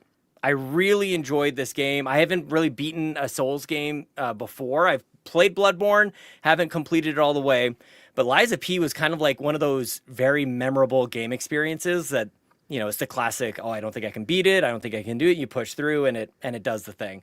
I love the retelling of the Pinocchio story and all the different characters that you experience in there. And it looked great on my PC. So Liza P, Ryan, is my number 3 because it rhymes. How about that? Nice. That's good logic right there. Yeah. The fact that I it rhymes, really liked right? it, man. Yeah. It's really good. I was going to say, you put out a whole video about it and everything. So that You is reviewed also it. another reason it edged out yeah. Chronos. Cool. Well, with that out of the way, now that everyone's had a chance to go once, I feel as though I need to, before our next guest arrives, to start bringing in some of our community submissions. Because I don't know if y'all knew this, but I put out a little Google form in the Discord, and people could sign up and tell us their favorite games of the year, like we do every year. And we beat last year's total. So there are 28 community submissions tonight to go Oh through. my god. So if we don't start doing them now, we're never going to get this. Night will never end. So we're going to start with Rizzle29, who has nothing for me to shout out. They just wanted me to shout out Rizzle29. Of course, their 3 favorite games of the year. First one is Ghost of Tsushima. It played great on Steam Deck, is what they said. Is why they Mine liked it. too. Yep. Yep. Good job, Seth. By the way, how's your playthrough of Ghost of Tsushima coming along, Seth? Going great. We unlocked an extra life. Going great. Going Going great. great. Going great. It's installed on my PS5, Ryan. It's there. It's true. It's gonna one day. One of these Such a days. good Seth will game. probably finish it before Fable comes out. That's true. Place your bets. Yeah. Next up is on Rizzle's list, Hades 2. It's apparently their favorite franchise ever, the Hades games, which is pretty cool to hear. I also like Hades 2 a lot this year, Rizzle. So I'm glad you got that there. And Sunderfolk was their 3rd favorite game. I had so much fun with my game night crew playing Sunderfolk. Good. Nicely job. Very good. Nicely job, Rizzle29. Next up, we've got Awesome Dave 1337. Oh god. Awesome Dave's shout out, by the way. You should tell people to play Final Fantasy VIII, is what their shout out was. How do you know? So, Awesome Dave's 3 favorite games of the year. 3rd favorite game, Final Fantasy IV Pixel Remastered, because it's fun to revisit a classic game. The Awesome Dave's 2nd favorite game was Balatro, because dang, is it fun. But Awesome Dave's 1st favorite game of the year is World of Warcraft, because the addiction is real. Awesome Dave says. Nice. Yeah. I Love a appreciate good the addiction around restraint here. Yeah, big time. on Awesome Dave's part. Yeah, I was waiting for Final Fantasy IV to be followed up by Final Fantasy for it to add up to 8. And then 1. Yeah. Yeah. Yeah. Look, it's Shout out to fine. Awesome Dave. It's fine. Next up, hold on. I have to confirm this person's not a guest, are they? Because I think they might be the only one that submitted. If that is a guest. No, never mind. This person's in the clear. This next person is Rybo. Shout out to Rybo. Oh, let's go. Rybo helps Shout us out out to Rybo. so Shout out to much. Rybo.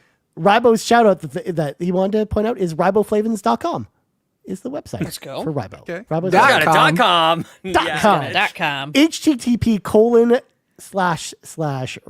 www.riboflavins.com. So Rybo's top picks of the year. Number 3, No Man's Sky, forever improving. This went from a downer of a game to something truly special. If you haven't played the game in a while, give it another chance. His second favorite game of the year is Fantasy Life I, The Girl Who Steals Time. There's something about the gameplay loop that really hooked me. Right there with Lockleth on that one. And then first favorite game, Rybo's favorite game of the year, was Parallel Experiment. This game is good as it is a fun brain twister, but it's great because I get to play it with my friend Lockleth. See? Shout outs. Nice, Rybo. Nice. Yeah. So sweet. It's me. Yeah. Cool. Well, I see, Sean, we have been greeted by someone else. This is a surprise guest even for me. Oh. Yeah. Hi. Hi. Mr. It's such a Badmin's here. privilege. It's such a privilege to go with every one of you. Yeah. Are you here to No, spread the start over. Absolutely Start over. not. Start over. It's a bird. Start over. No, I'm doing Approved. As we speak. I hate this. I hate it. Hands. Just so you know, the thing we do in the trophy room now is we say something that sounds in any way, in such a way we go hands, so you know where our hands are. You know where our hands are. All right, we're not gooning 2 seconds in. Well. Hands. What, God. who's Wow. gooning on this cast right now? Well, Well, I mean, All right, Seth. Who Yeah, up- I didn't who see up on Seth's the- hands. He could be gooning. We don't know. How's everybody doing? It's a mystery. we're doing good. How are you doing, Joe? I'm doing all right. I'm gonna be honest. I got lost in the sauce with one of my honorable mentions, which is Luminous Arise. let's go. Let's Oh go. my god, dude! It's so easy to waste literally 2 hours just dude. vibing with the music and also thinking you're good at the game. Then you go online and you get You're not. utterly demolished by Yep. someone who's views the world in algorithms. It's nuts. Now you know how I felt going online on the Vita launch day for Luminez Electronic Symphony, Joe, and just being so good on the single player and just getting wrecked online by people. Wrecked. It's like, But- who am I? It's like I'm versing Sam Altman right there. But it was so fun. It He didn't knows matter. nothing but these blocks and these numbers, and it's like, are you even Yeah. human? I don't think so. Yeah. Now, Joe, Yeah. I know you've been watching the stream, and everyone, as you know, everyone's kind of been guessing for other people in the community or other hosts. Yeah. You are the first person who gets to experience this, though. Okay. You get to choose. I will randomly decide one of our community members, and you get to guess what their favorite game of the year was. And we will find out later in the show whether you're correct or not. So Pretty much. I don't like to brag, but I've been called clairvoyant at times. excellent. Well, I of course am using the same scientific method as I used for all of the hosts earlier. We're bringing back the wheel here to decide. These are all the community members left that we haven't gone through yet that are here, and we'll get to see. I'm going to spin that wheel in just a second to decide who you get to ready for. So, I'm hoping. Joe, for are you Jade. ready for Jade this? is such a beautiful name. I agree. Jade. Yeah. It's nice. Yeah. It is. Well, is everyone ready for me to spin that wheel? Wheel! Yes, lean into the delay. Who cares? I'm We trying. love wheels. I'm trying, I'm man. so glad we have a wheel. All right, who is Joe? Oh, looks like you get to be picking Bree Bree. Okay. from the list. So, Joe, you now have a couple seconds to think about this if you want. But Sure. what do you think Bree, which by the way was literally the next person I was going to read from the list, Nice. what do you think her favorite game of the year was? Bree's a nice name, and nice people don't play games like Call of Duty or Routine or Metroid. I'm thinking she's doing something cozy, a cozy game. I'm gonna say, what was the one you talked about, Lachlan? Fantasy Life. Yeah. Fantasy Life. I'm gonna do Fantasy Life. That's a good guess. Look at Fantasy Life. this. Good pick. Yeah. Okay. Okay. I think Bree that is was the name also of a like a person dig that at likes Mitch. crochet, and I think she likes crochet. Yeah. Yep. Interesting. Yeah. Well, Watch we'll it see if steam. your investigative tactics work out in the end. Thank you.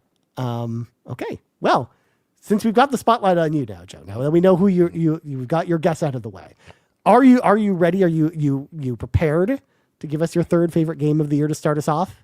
Whoa, third. Since I know we're favorite. working with limited time with you today. You got all night. Let's see. Oh, hell yeah. You're in for the whole time, Joe. Let's not get crazy. I gotta go back to Luminous. I was Whatever you on a want. I roll. don't care. Man, third favorite game. What I learned at boating school is, here's the thing. There's been so many really great games this year. Like, This is what I did. it's too much. And the problem is, it's just what they make fun of me on the trophy room because every time I go on the group chat, I go, guys, I think this is game of the year. And then I play a new game. I go, guys, I think this is game of the year. And then I go, and so I'm on game of the year, literally 7 at this point. Okay. I'm not going to talk about the French one. I think I'm going to shout out Dispatch. Yes. Dispatch. And I man, it's so good. Listen, is it in grand, whatever thing, is it the most revolutionary of their titles? No. Is it maybe even going kind of back to basics and starting with a clean slate? I think that is absolutely what Dispatch is. It's phenomenal. And the animation is just so damn good. And the writing is so incredible. The only problem, I wish that there was just more exploration into each one of these characters, where it's more of like an observation between two main love interests. But let's all be honest, we all chose Invisigal because we can change her. I mean, did we? 100%. Are you kidding me? It's I mean, Invisigal. I might not have. Blonde Blazer is just a safe pick. It's a safe pick, and I just can't even. No. Goody Two Shoes answer. But truthfully, it's some of the best performances. I know we talk a lot about like Expedition 33 in terms of like whatever, but like, man, Sonar. Jeffrey Wright as Chase. Like, there's just so many really good performances here, and also like by streamers as well. There was like one scene where Aaron Paul's acting his ass off, and then oh my God, we had what's her name, who plays Malevola. Oh, Alana Pierce. Alana Pierce. I'm like, dude, she's acting alongside him and is just incredibly capable.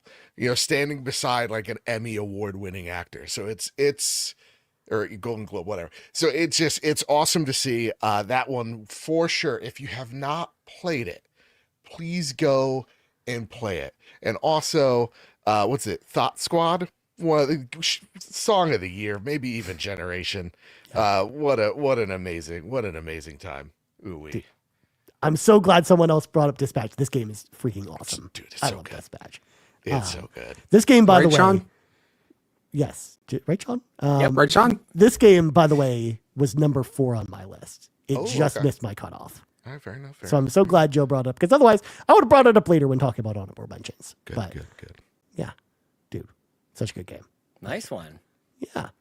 All right. Keep up. Oh God, what Yeah. a delivery. Although I was sad during the Game Awards when the actor and his son both were up on stage and they said, and his son said, "Keep up," but didn't do the pose. I'm like, come on. At least if you're going to say it, do the pose. Follow through, man. God, Jeffrey Wright, he's so good in everything. We should just put Jeffrey Wright in just everything. Just everything. Nice. Yeah. Well, Come on. cool.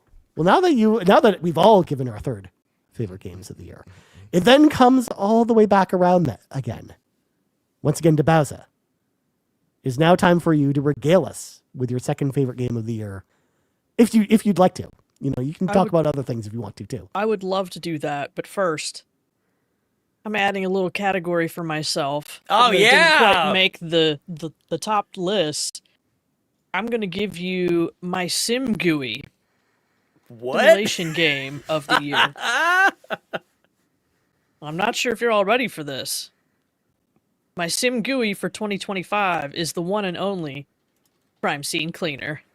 Yes. Let's go. Oh, so good. Yes. Influencer on this one. You got me good with this one, Bowser. Oh, this is It's such so a good game. You're like cleaning up after the mob. There's blood and bodies everywhere and throwing out the trash. Oh, Yep. so good. Upgrading So your good. mop, getting better Oh, detergent. Oh, yeah. Mm-hmm. Yeah. It doesn't get any better than this. Yep. Paying for your daughter's medical bills. She's so sick. Right. Like, there's a story here. There's a Yeah, your poor story. kid dying in the hospital. Oh, So, so yeah, good. this Shout out is- to Game Pass. Shout outs to Game Pass once again. And they did add board content, so go back and check that out, Sean. I will. Yeah. Can't wait. Very, very, very good. That's enough nonsense for this round. We'll save some more for later. My number 2 GUI for 2025. I told you this was the year of friendship. Have you been paying attention? Number 2 is Apex Legends. You're goddamn Number right. 2. let's go. Okay. Let's okay. go. Sorry, Fee. I'm sorry. It came in at number Damn. 2. No, we know number 1.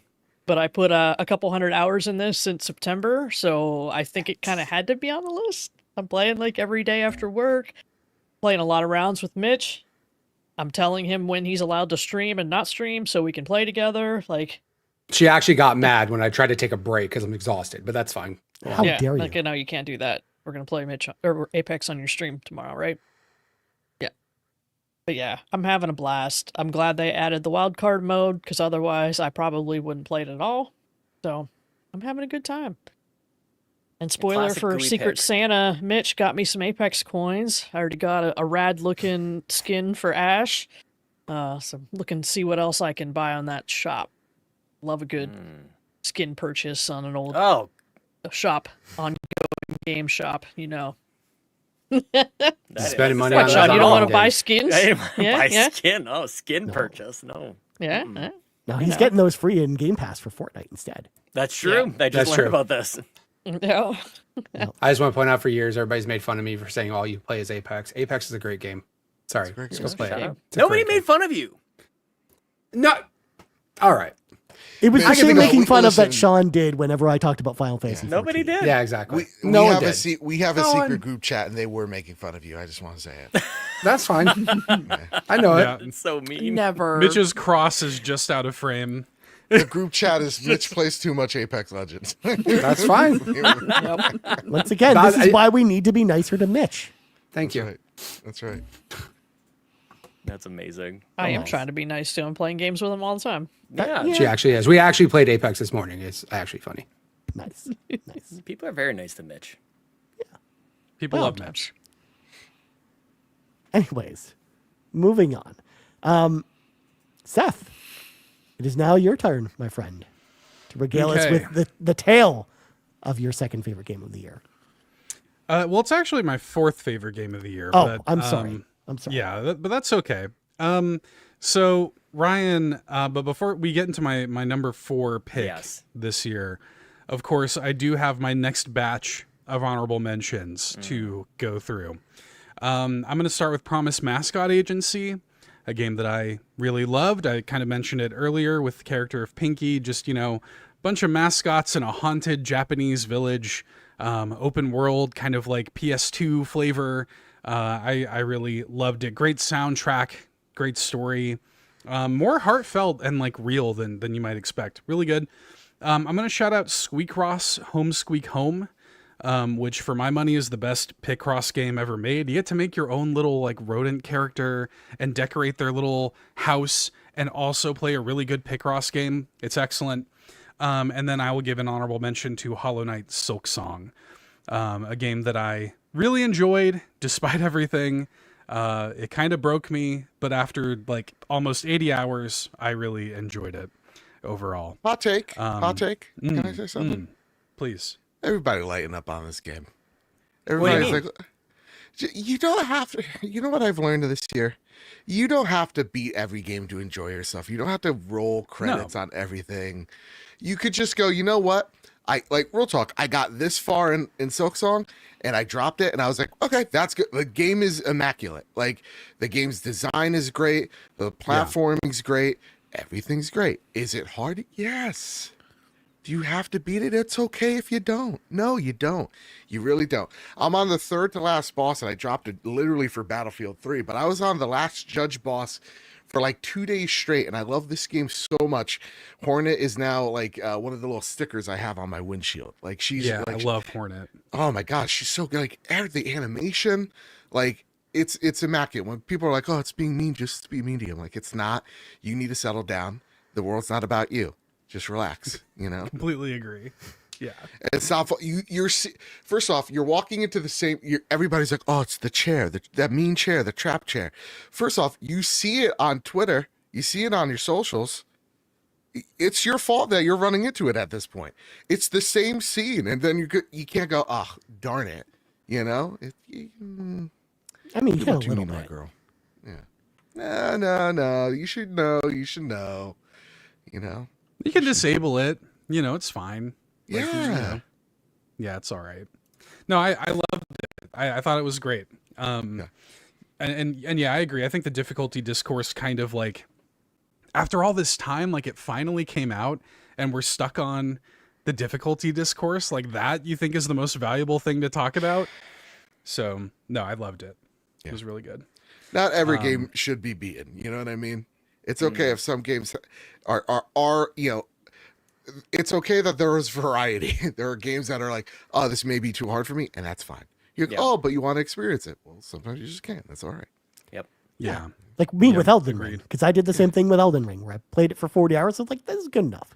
I don't need to play this game. No, that one you Do what should. you want. Yeah, you should have. That's a mistake, and you should feel shame. Yeah. All right. Well, I get. You know what? Yeah, I'm going to just go away now. Bye, everyone. No, Fair enough. we need you to Fair toss enough. it to the next person because none of us know what's going on. Seth, I still haven't even. he hasn't even finished I yet. need to give my number see? 4, Sean. Let the My man number finish. 4. My number 4 is a game that I've talked about quite a bit. It's really hung on. Like I actually am surprised. I keep thinking about this game. I keep coming back to it in my mind.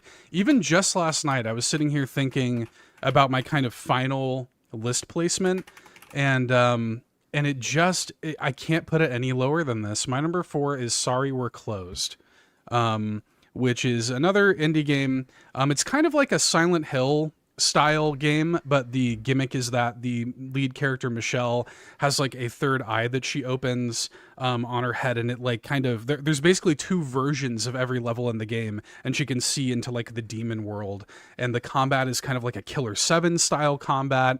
Amazing art, amazing music, an amazing story with a lot of like player choice that I found really like the way that it handles like romance, and like the way that you're working through like you're like a breakup, like it's a good breakup story. I loved it. I've been thinking about it all year, and it was one of those games that like I played through it 3 times, like back to back to back. I just wanted to continue living in that world.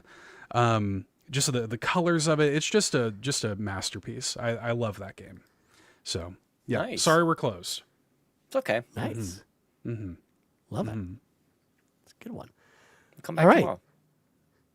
Exactly. Well, Correct. before we go to Mitch, I did some calculating and realized I do need to go through a couple more of these community submissions as we go through the show. So, or else we'll never finish them. So, I also want to do this one while Badwit was still here because I don't know how long we have you for. So, this next Fine, one you're fine. Take your time. The water's comes to fine. us from Bree, which Badbit actually guessed for. Oh, right. Yes, she was next up in the order anyways. The wheel just happened to pick her. So, Bree says, which by the way, I want to say a special shout out to Bree, and here's why. Bree knows I'm a big dum-dum with names, and I like to mispronounce names, even though I don't like to mispronounce names. And she included a pronunciation guide for her name, which I really appreciate. I love the fact that you did this, so it makes me feel a little bit better that I'm saying your name Because correctly. when you said Brie, I was like, that's very brave. I would have said Breh. Yeah. You know? Yeah. Which it specifically says in the notation, don't say that. Lachlan, don't laugh. Don't laugh. Yeah. Just What is embrace that, it. We're Breh? going to do it. Yeah. You know? Bruh. Bruh. No. Everybody knows I mispronounce any goddamn name. My own from time to time. I can't read either. It's okay. Yeah. Dyslexia, man. So, Bree says, first of all, her shout out is Cynthia is by far the hardest Elite Four champion ever, and her team can go kick rocks. Amen. I'm guessing. Get wrecked. All right. Amen. I'm guessing that's a Pokemon Zaw reference. So, her third favorite game of the year is Animal Crossing because Lady, look at the bark on that lady. Let me tell you. The bark something. on that lady. Woof. Bad Bit, are you ready? Her favorite game of the year Oh, I hope he got it. is Super Mario Wonder because it brought life back into the Mario world for me personally. Plus, the Piranha Plant songs were so good. Yeah. So there you go. Bree, do me a favor. Play, was it Fantasy Life? Fantasy Life Before- I, the girl Yeah. who steals time. 100%. Play that one right before the year ends. Get back to me. Thank you. Oh my God. So there you go. Moving on, we got Mathman 1024, who says, of course, a shout out to their podcast, The Backlog Busters. Go check that out over on podcast services. And Mathman, his favorite games of the year are in no particular order, keeping it just to RPGs this year. Chained Echoes, Dragon Quest 1 and 2 HD 2D Remake, Oh, yeah. and Triangle Strategy. Oh, Triangle Strategy Brothers. Mom's favorite Yes, game. number Yeah, one of fan. course. Mm-hmm. Yes. There you go. What Shout out to strategy Mathman. did you deploy? Was it an acute or was it isosceles? Isosceles? Or Yeah. equilateral? Just using Pythagoras' theorem, just get through Oh, that game. snap. Yep. Which, by the way, shout out to Those are Mathman words. because I think y'all met him at Extra Life this year. Shout for out the to first Matt. We time. did. Yeah. Yeah. All right. And the last one I'm going to get to for this round is Star, who says, of course, the shout out being shout out to the Book Crafters, a place where you share Yes. what you make and what you read. Audiobooks count, by the way. That's what Star right. says. And Star says, it was a great year for games. My three are Blueprints, though it's very frustrating, Tiny Bookshop, and my number one is, get ready for this bad bit, Fantasy Life I, the girl who steals time. All these games offer lots of gameplay for the buck and held my interest for many hours. And the reason why I threw that in there was simply because literally Star pointed this out in the chat. Her name was literally like on like the line between her and Bree on the wheel, and it just barely missed her. Ah, you almost had it. You almost had it. So Bad Bit. you were clairvoyant for the one above. It I gets just hazy. misread. Yeah, 100%. just a little. It It gets gets a little hazy. The Yeah, line yeah. blurred just a little. Yeah. That's okay. 100%. Yeah. Dyslexia, the names. Yeah, Happens. that's okay. Cool. All right. So that's all we're gonna. My new favorite thing is if I can break Lockcliff. Oh, it's the best. It's yeah, the it's the best. Especially Yeah, but when she she's always on mutes her mute. mic if you break her. Yeah. Yep. Oh, she's polite I about it. do. I do. Yeah. All right. Cool. Well, moving on. The Mitch Power. You are up That's next, my friend. Hi. So my second honorable mention, because I'm going with the Bowser method here. I'm calling it her method because she's the one who started it. So we're gonna go with this route. Second honorable mention. This is actually the definition of the GOOYs. Because here's the thing. My second honorable mention is Elden Ring, but on PC. Now here's why I say that. Okay, I played Elden Ring on Xbox, and it's awesome and it's great. And then no one's saying anything negative about it. It's an awesome game. I got this PC, right? Started playing more things here. And I'm like, you know what would be amazing? If I play it on PC and see if I can run it at a higher frame rate and see if it looks better than my Xbox and all those things. And someone generously, anonymously, gifted me the game on PC. And I was like, this is awesome. And then I find out From Software sucks and doesn't have any of those options built in. So I had to use mods to do it all. However, modded Elden Ring on PC, chef's kiss. It's perfect. It's so good. And I had, unfortunately, again, thanks From Software, no cloud saves. I had to restart my save file from scratch. But I will point out, I actually had quite a bit of fun playing the game again. I will say I grew a greater appreciation for the game, knowing more about it from the start, right? Like you kind of learn these things and then you're like, okay, go start over again. It wasn't as difficult. And I kind of felt like, oh, I know the timing of things better. So I actually will shout out that game because I replayed it on PC this year. And thank you, anonymous gifter. But yes, that game is great. My second But also actual... the From Software slander. Let's leave that out of there. Okay. Dude, come on. It's the PC version. Everyone else has these options. Come on. That's all I'm saying. You don't need it. Miyazaki's saying you can do without it. Whatever, bro. Mods let me have it. I had it. There Thank you go. you, Then PC why are we Gaming. complaining if the It's mods not that built you in native have- and I had to go find mods. Anyways, I digress. Because they My use free second labor to get it. That's part of Yeah, the exactly. fun. That's part of the fun. That's part of the fun. That's part of the That's game part of the design. allure of the From 100%. Software games. Yeah. Not only is it hard, but it's hard to find settings that make the game better. Got it. Heard. It's like Metal Gear. You have to look on the back of the box for that frequency you got to Yep. call Yeah, into. I gotta go on Thunderbot and find Elden Ring mods. Yeah, exactly. Got to go to Alta All right. Vista and go search. Yeah, for it. exactly. Anyways, That's my fun. second pick of the year, actual pick, not honorable mention. Everybody knows that I like certain games. Everybody's thinking, oh, Mitch loves shooters and stuff. But a certain category of games completely took over this year for me. And my second game of the year is Repo. Yeah. Repo is great. Here's what I'll say. Repo with friends. The best part about gaming, in my opinion, like I love a good story. I love good graphics. I love these things. Having fun with my friends will trump any of those things, period, without question. And I am very fortunate enough to have a wonderful group of friends, most of them here, that are nice enough to play these types of games with me and enjoy these types of games. Do we just find one and then gift it to everybody else and force them to play? Sometimes. But guess what? It's for the best because at the end of the day, we all have a blast playing it. I just think back of all the times that I laughed this year, all the funny moments, all the clips that have happened, all of the shorts that have been made from my end, from Locklith, from Bowser recording local and sending it to us. Repo is insane. It's crazy. It is super fun. Definitely different experiences. I mean, there's this situation where my dog barked and almost got me killed, which was real fun. Thanks, Mots. Appreciate you.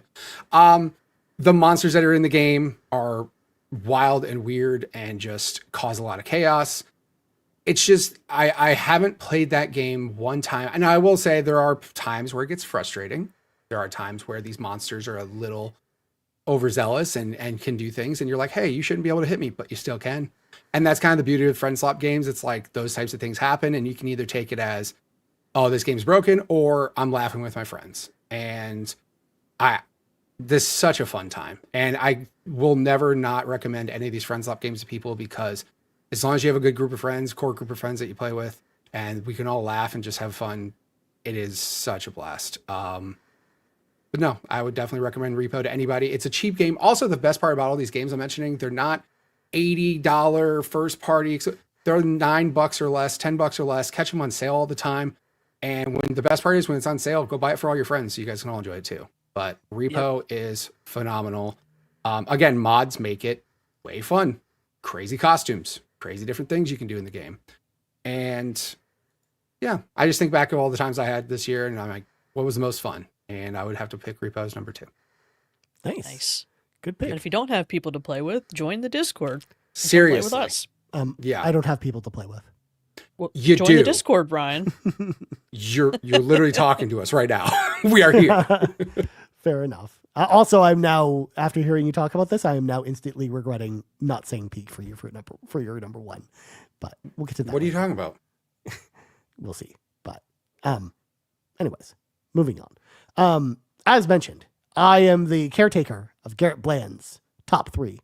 And we're moving on to Garrett Bland's number 2 game. Which again, we did an entire episode of the RPG Cave talking about this game. That's kind of a theme with all of Garrett's picks here. Massive. His number 2 game is Cyberpunk 2077. I love it. I love it. go. Okay, Oh, nice. This game, of course, was a Garrett's backlog adventure game, which I assigned Garrett. He was forced, because we do a thing on the show where Garrett wants me to assign him games to play because he needs to play games from his backlog. And this was one of the games that I assigned to him this year. In fact, we both played the game for the first time this year. Had an amazing discussion about Cyberpunk 2077. You should go check it out on our YouTube channel. We did an entire episode about that. So make sure to go check that out. So there you go. And of course, Seth also guessed my top game was Cyberpunk 2077. We'll find out later if that was correct or not. But Don't turn that dial. Does Garrett? Did Garrett? Who did Garrett choose? oh, Pan Am or Pan Am. He didn't. Yeah. lame? All right. Look, it's fine. It's fine. I played as female V, and I chose Judy. Oh my God, who wouldn't choose Judy in a perfect world? She's the best, dude. Oh my literally God, the guys. You know, a Latina chick that could hack my brain.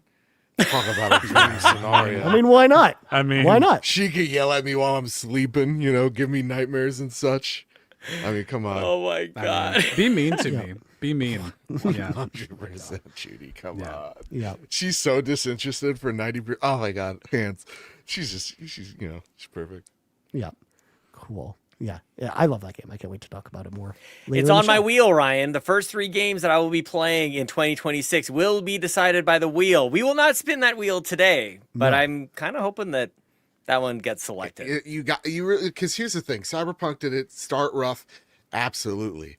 But if you play it right now, it literally becomes one of the best stories, RPG stories, just ever. Yeah. And Johnny Silverhand is arguably one of my, if not my favorite character. That in the beginning I was like, this guy is a piece of and then midway through when he talks about his speech, and I'm like, yeah, man, I'm also on the Bernie bus. Let's go. Let's burn the city to the ground. Yeah. It doesn't deserve it. Let's go. Yeah. This is actually one of the only games this year on backlog that I rated a 5-star because of how good. Wow. So good, dude. It was. Yeah. Out of 10. That's pretty rough. 5 out of 5, Sean. Got it. Yeah. 5 out of 100? What? 5 out of 100. 5 out of 1,000. Oh no. What are we, well- Famitsu? That's crazy. Dude, if only. Okay, so we're gonna go a little out of order now because we do need to, change things up a little bit. Joe. Yeah. Actually, hold on. Before we get to you, All right, fair enough. we have someone who just joined, literally as I was going to get up to you. It's Gizmodo. Hi, Gizmodo. How's it going? Hello, it's great. How are you all? Good. Welcome on in. Welcome to the party, to the holiday episode. First time on a Carpool Gaming holiday episode. Yeah, well, and I'm excited too because I fill out the Brady Bunch 9 That's spot. right. Right, Oh, thank so we're God. full now. It was driving me wild. We're Yeah, gonna. thank God. You say this, Seth, but I'm Yeah. literally going to ruin it in like 30 seconds. Oh no. No, don't do Yeah. it. I have to though. I have to because if you, of course, have been keeping up with the stream star or Gizmodo. Sorry, I don't know why I'm calling you Star. But I can be it's 'cause Star. It's cool. I've got my I just had to take my eye drops that dilate my eye, and it's very hard to see at the moment, and it's gonna be like that for the next hour. If you've been keeping up with the stream, you know that I will be spinning the wheel to determine which community member you get to guess the top game of. See, I'm from the community really, members. disappointed because I was hoping it was going to be Star because literally like 20 minutes ago she just messaged me what her top game was. I was like, oh, I got it. Like, Yeah. I just need to guess It Star. would have been so easy. But she's Now- off the list now. You can't I even know. get her. I know. Now I'm just like gonna have to use my wits, my brains. I don't know. Yeah. Wish I me love luck. I love too that of course Bowser actually turned her camera off while we were doing this to get the perfect 9 back on the board. So without further ado, are you all ready for me to spin that wheel? Spin. Toonski. Wheel. Toonski. I'm gonna close my left eye so I can read this. Thank you, Shy Guy. Thank for you, Shy being Guy. The Thank you, person Shy that you get to Guy. pick. So, you, Gizmodo, get to select what Shy Guy's favorite game of 2025 was. This is great. This is so exciting because I've never played anything with Shy Guy. I don't know much about them. However, I'm gonna say Shy Guy gets their name from a Nintendo character. So we're thinking This is Nintendo, good. right? The new Super Mario Kart, right? But like people don't like that as much. So like, but I know that people like this. Oh shoot, Kirby Air Riders is pretty new. I don't know if Shy Guy might like that, but we're gonna go with Donkey Kong Bonanza because Okay. Sean has told me that people love. He has shown me that people love this game. So hopefully, Shy Guy likes Nintendo. He likes Donkey Kong and bananas, and that's what I'm gonna go with. So fingers crossed. Good luck This would to have been me. my exact guess. I had the All exact right. line of thinking. Okay, all right. Mhm. I mean, I will confirm that Shy Guy's favorite game of the year is on a Nintendo platform. So But that sounds like it's not Donkey Kong Bonanza. I mean, that's all I'm saying. I'm not going to tell you what it is. It could be Whatever. anything. Could go What, anyway. you're going to have to just tune in and find out later. Who Wait and see. Tune in like Wait a and see. proper Brit. This guy's talking. Like, I live in Canada, Nom, Joe. nom, nom, Anything nom, nom. goes here, okay? That's fair. That's fair. You got the queen on your funny money. Dude, over I was just gonna say the same thing. Yeah. Yeah, that's Cool. neat. Little Well, mind meld there. Hi, Joe. Of course, now the spotlight's on you, Gizmodo. It is now time for you to regale us a tale of your third favorite game of the year. All right. Well, I mean, I understand the way this game is played because you Hell guys yeah. have taught me. So I've got some jeez. honorable mentions that are gonna be is a going on mistake. here. Yes, so do what you want. which just, Hell just yeah. little bitty ones, okay? Just little mentions. So Lies of P, Sean talked about it. It's a great game. Let me just say also, they added the difficulty settings, which I had played it for a while. I got towards the end, I couldn't finish. Well, I chose not to finish because I was at a hard boss. And once they came out with the difficulty settings, I went back to it. I was like, yeah, I can finish the game. So I did. Fee, do you have a question? Yes, I do. Thank you so much for answering my question. Like picking me out here. Fee in the I press really board appreciate it. Thank you so much. As your friendly neighborhood oracle, I just need to know: is this an order? Is this in like 1 to 5? Is this like how for the are we spreadsheet. organizing this for the spreadsheet? Because I am currently, guys, this spreadsheet is Oh. insane. Yes. What? You sound We're doing Neon things with the Woodcrafters. spreadsheet, by the way. All right, so here's the thing. These two, all right, I'm going to give you 2 mentions that I don't think you need to write down, okay? And then I'm going to give you 3 games and 3 honorable mentions, and those could all be written down, okay? How's that? Does that sound fair? Sure. Okay. Okay. I don't mean to make it complicated. I'm Oh, so I'm sorry. still adding This is it. way easier I- than Seth. Yeah. What are you I talking have a, about? Oh, I have yeah, a section please. that's. Yeah. I made a section that's called doesn't need to be mentioned. So I'm here for What's it. mentioned but not written. Ryan had movies. I still have movies. I still have 7 more to go through, Seth. I love this so much. Okay, so second little mention, okay, Dispatch. Talked about it earlier. Dispatch Yes. game. A lot of fun. I had a good time. Sean, I love how you're like, yes, to this game when I know you didn't like this game. I just like Now I'm excited for your enthusiasm. categories. Yeah, that's cool. It's cool. Sure. Okay, so now on to my number 3 honorable mention. Okay.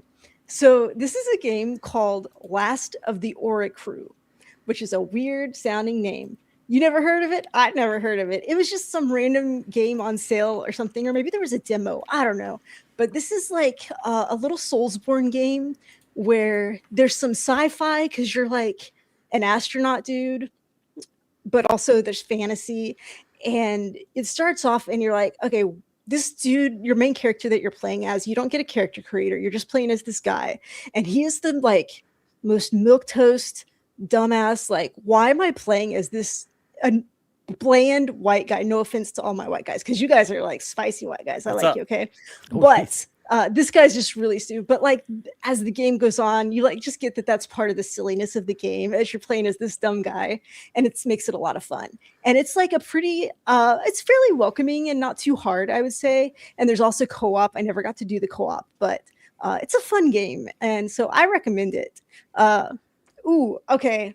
Yarden gets like an A+ for that. So he's teacher's pet today. Okay, so that was the honorable mention. So the actual number 3 is gonna be Rogue Prince of Persia. Okay? Yes, good Yes. one. See, you guys know I like this game. Okay. I like roguelikes a lot, but I don't usually finish them. You know, you get Same. playing, you're like, meh, meh, meh. There's no reason to like go all the way, or like they don't reward you enough. But this game, it moved really fast. You were unlocking stuff. You were having a good time. But the most important thing is just like the audio, the music, and the movement is just so much fun. As you're playing it, it just feels so good to play it.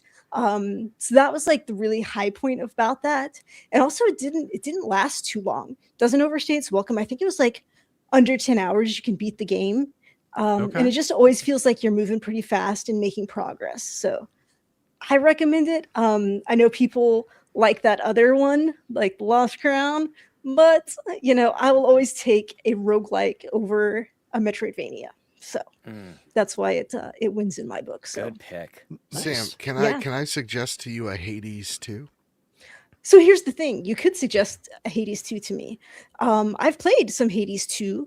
I actually loved Hades 1, the first one, which is the game that taught me that I like roguelikes. Like I never Okay. knew it until then. Yeah. Hades 2 hasn't connected with me the same way. Like I just I'm don't. with you. But also, I will say this: I have a problem just in general, like with sequels, where they just don't usually do it for me. You know, Fair enough. Fair enough. I So I not lo- even your hot teacher, guardian witch lady, who looks like she could be real mean to you. People are hot.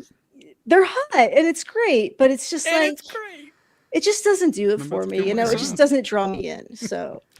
Even like Ghost of Tsushima is one of my all-time favorite games, and I was Oh, super same. looking forward to Yote, and I'm having fun playing Yote, but I'm not gripped by it, and I'm not like, ooh, I need to go play this right now, you know. So it's just like something about the sequels, just I don't know. I like newness. That's fair. That's fair. That's fair. Interesting. All Interesting. right, that's it. Cool. That's it. That's it. That's it. I like That's it. it. I like it. Neat. Okay. Moving on. We're gonna, by the way, now shift into second gear for this show by doing things a little bit out of order, which is why, Mr. Badbit, you are up next, my friend. Give us your number 2, my friend. Okay. First off, these aren't. I can't give numbers because we got the Platties early 2026. That's fine. That's fine. I told you Who to. knows what's gonna happen? That's the real award show. Jeff's show. Nah, that's just an appetizer for what the Platties are. Okay. That said, I love Kojima. I've learned to love Kojima so very much. Death Stranding, my first Kojima game that I've beaten, and I love it a great deal. And don't worry, we'll talk about the Death Stranding 2 in a sec. But you know what? I tried for the first time a Metal Gear Solid game, and I beat to completion a Metal Gear Solid game, and then I attempt to get the platinum, but it's too hard because I'm not good at stealth games. Metal Gear Solid. So I loved it so much. I bought it, and then I also bought the European Peggy version. That's 18. why, Yeah, the PAL version. 18. for the Steelbook. This game's so good, and it's aged so incredibly well. Pause. Yes, there are some parts where it's not, but in terms of like gameplay and where they've modernized the controls and how it plays without making it feel overly easy, it is possibly one of the best remakes aside from maybe Resident Evil 4. It just feels so much fun. And shout out to the alligator suit, which I had way too much fun with the alligator suit. It's the dumbest thing ever. And shout out to one of the best intro songs ever made in a video game. Damn. Hands What? down. If Yeah, you're have you not wondering, heard Joe, Snake how Eater? good is it? Snake. Look The at song Snake is Eater. called Snake Eater. It's literally called Yeah. Snake Eater. Nom nom nom. I would listen. I would encourage you guys to play it right now. You just mean- need 5 seconds of this song and an NDA, whatever, DMCA takedown notice, and you will understand why the song is a banger. And it is just Kojima going, I really wanted to make a James Bond game. Yeah. And they wouldn't give me the license to James Bond because I would have had him eating tropical frogs. But here's my James Bond game, and here's a James Bond song, and it absolutely rips. That's awesome. I was just gonna ask, just based on the name, I was like, that sounds like a James Bond song. Yeah. Yeah. It literally is. It even has like the intro itself is literally like a Bond opening and everything. Totally. Mhm. No idea. Yeah. And I think her Yeah. name's, let me try to get her name. I think her name's like Cynthia something. Let me That was a game that like That sounds right. yeah. Yeah. That was a game like you, Joe. I started on PlayStation 2 Yeah. and just didn't really ever finish it. So I was really excited for the remake to come out, and I haven't played it yet because it came out like at the end of August. So it's on my list for next year. Like it's on my wheel. and Cynthia if the wheel doesn't Harrell. play, I would play it. Cynthia Harrell, the absolute goat. Thank you, miss. Your voice is phenomenal. Amazing. Real good. Dang. So good. So good. Good pick. Good pick. I like it. Neat. Okay. Cool. Well, moving on from that, I'm going to surprise this person. The Lucklith. You're going to be up next. Tell me your second favorite game. She looks unfazed. As soon as you said surprise this person, I was like, me? Yeah. You.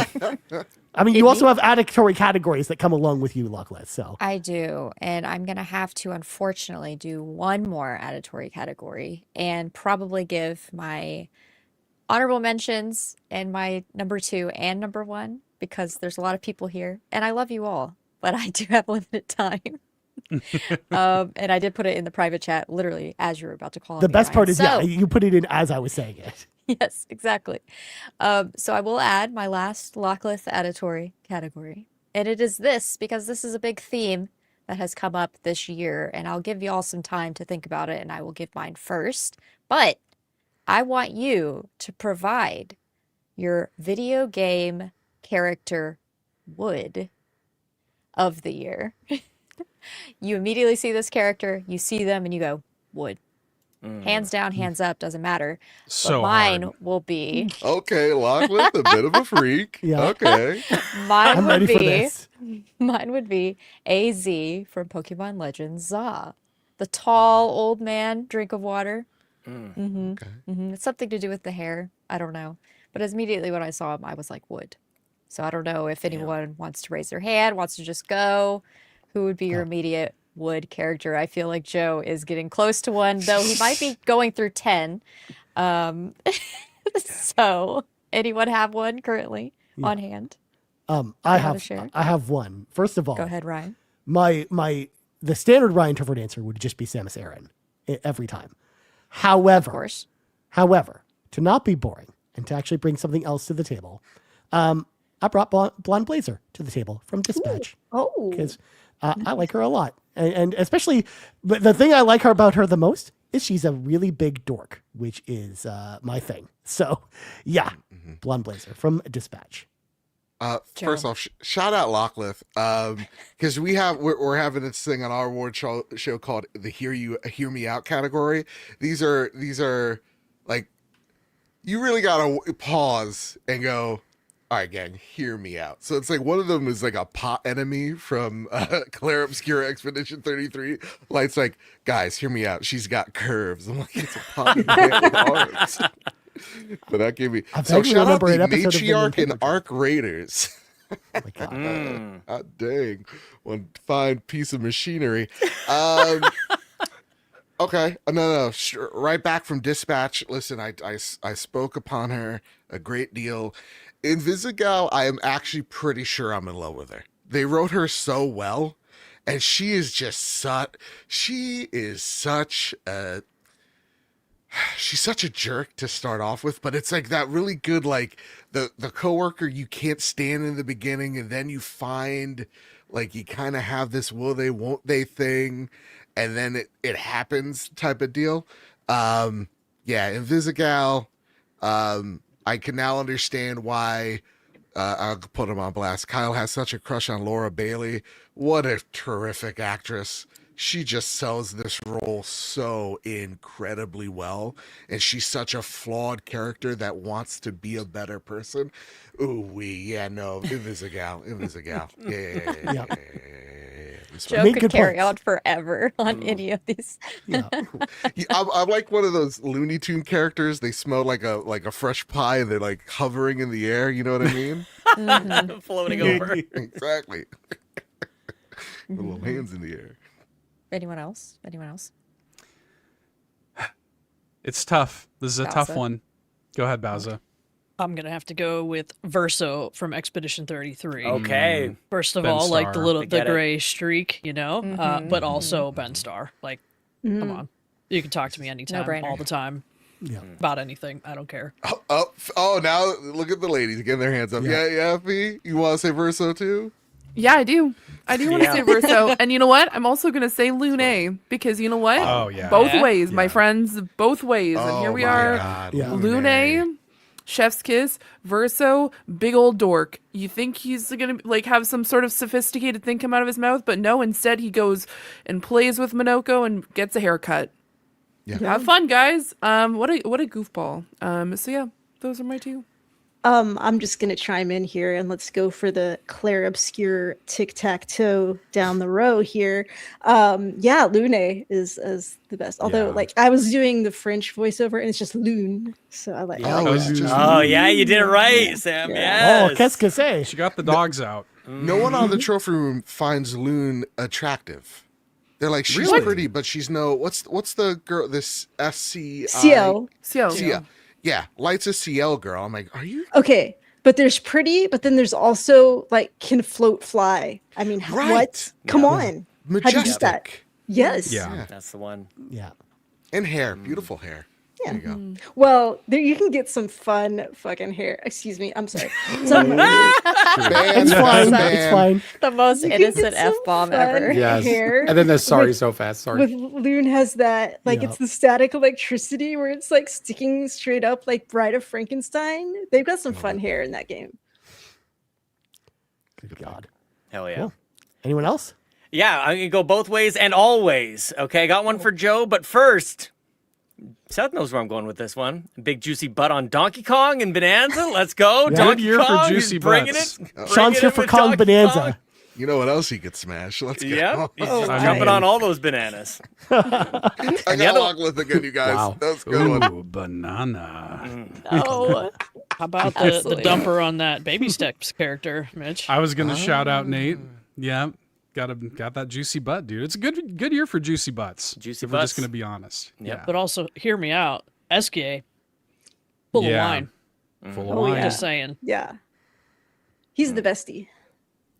Also, an ongoing game I mentioned earlier. I got two. I got two because always. Joe played Diablo Yes. 4 this year quite a lot. Let's talk about Mother. Yeah. Go on. Yeah, Lilith. Yeah. Yeah. Send me straight to hell for eternity. You know, all the way down. Let's use those horns, brother. Let's go. I'm telling you. Yep. Oh my God. That's crazy. Evil sexy. What you gonna do? Yep. Come Shout out on. Lilith. Whew. That's Bountiful it. woman, that one. You know? Did you say bountiful? It's a bountiful woman. That's That's me. crazy. That's it. I'm gonna just shout out one. We've touched on a lot of juicy butts here today. So I'll just shout out Narcissus from Hades 2. I love a pretty boy, so I have to shout out Narcissus. Yeah. Yeah. Nice. Yeah. Cool. So, Well, good. Good. is that it? Well done. Good Lachlan. auditory category. Yeah. You're welcome. Thanks, Lachlan. And then I'm going to speed round my other honorable mentions. But actually, no, scratch that. I'm not going to do that at all. I am going to give you my number 5 and number 4 because I didn't give them earlier. Number 5 has to be Lego Voyagers. Fun, cute little game. You can play with a friend. Super fun. Very, I want to say a little bit difficult if you have a child that you play with. Maybe a little older child, and then they can play. But it was bittersweet at the end, and I won't give away what happens. Number 4 has to be Little Nightmares 3. Again, a game you play with someone, and I played it with y'all speak mother. God? I'm gonna say mom. Bowser over here. Bowser. You're pointing. Okay, you're pointing upward, and I was like, Jesus. Well, for the audio Bless listeners. The Jesus. Lord. bless We up. play every game with Jesus. That's right. I'm always, God's always here. But no, I played G-Real. with Bowser. We played together. Little Nightmares 3, super fun. Obviously, the Little Nightmares as a series, 1 and 2, were my number 1 game of the year last year. So I was excited to play the third one this year, and they didn't disappoint, though it was developed by a different team, which made me a little nervous. I still gave them hope that it was going to turn out in the same, like the way that I liked the previous 2. I was hopeful that the third would still have that same vibe, and they didn't disappoint. So had to have that on my list. But going down to my number 2 game of my year, but also it did come out this year as well. I had to give it up to Peak because friend swap games are kind of playing with friends. I feel like is a very big theme this year for me too. Lego Voyagers, Little Nightmares 3, Peak. Even though I didn't do Fantasy Life I with anyone, I'm sure I would have enjoyed that as well. Which, but by the peak way, had to be what? hold the phone. I just want to mention as well that Delroy did guess for you, and to catch up people, he guessed Wonder Stop. So we wanted to know if Delroy was correct.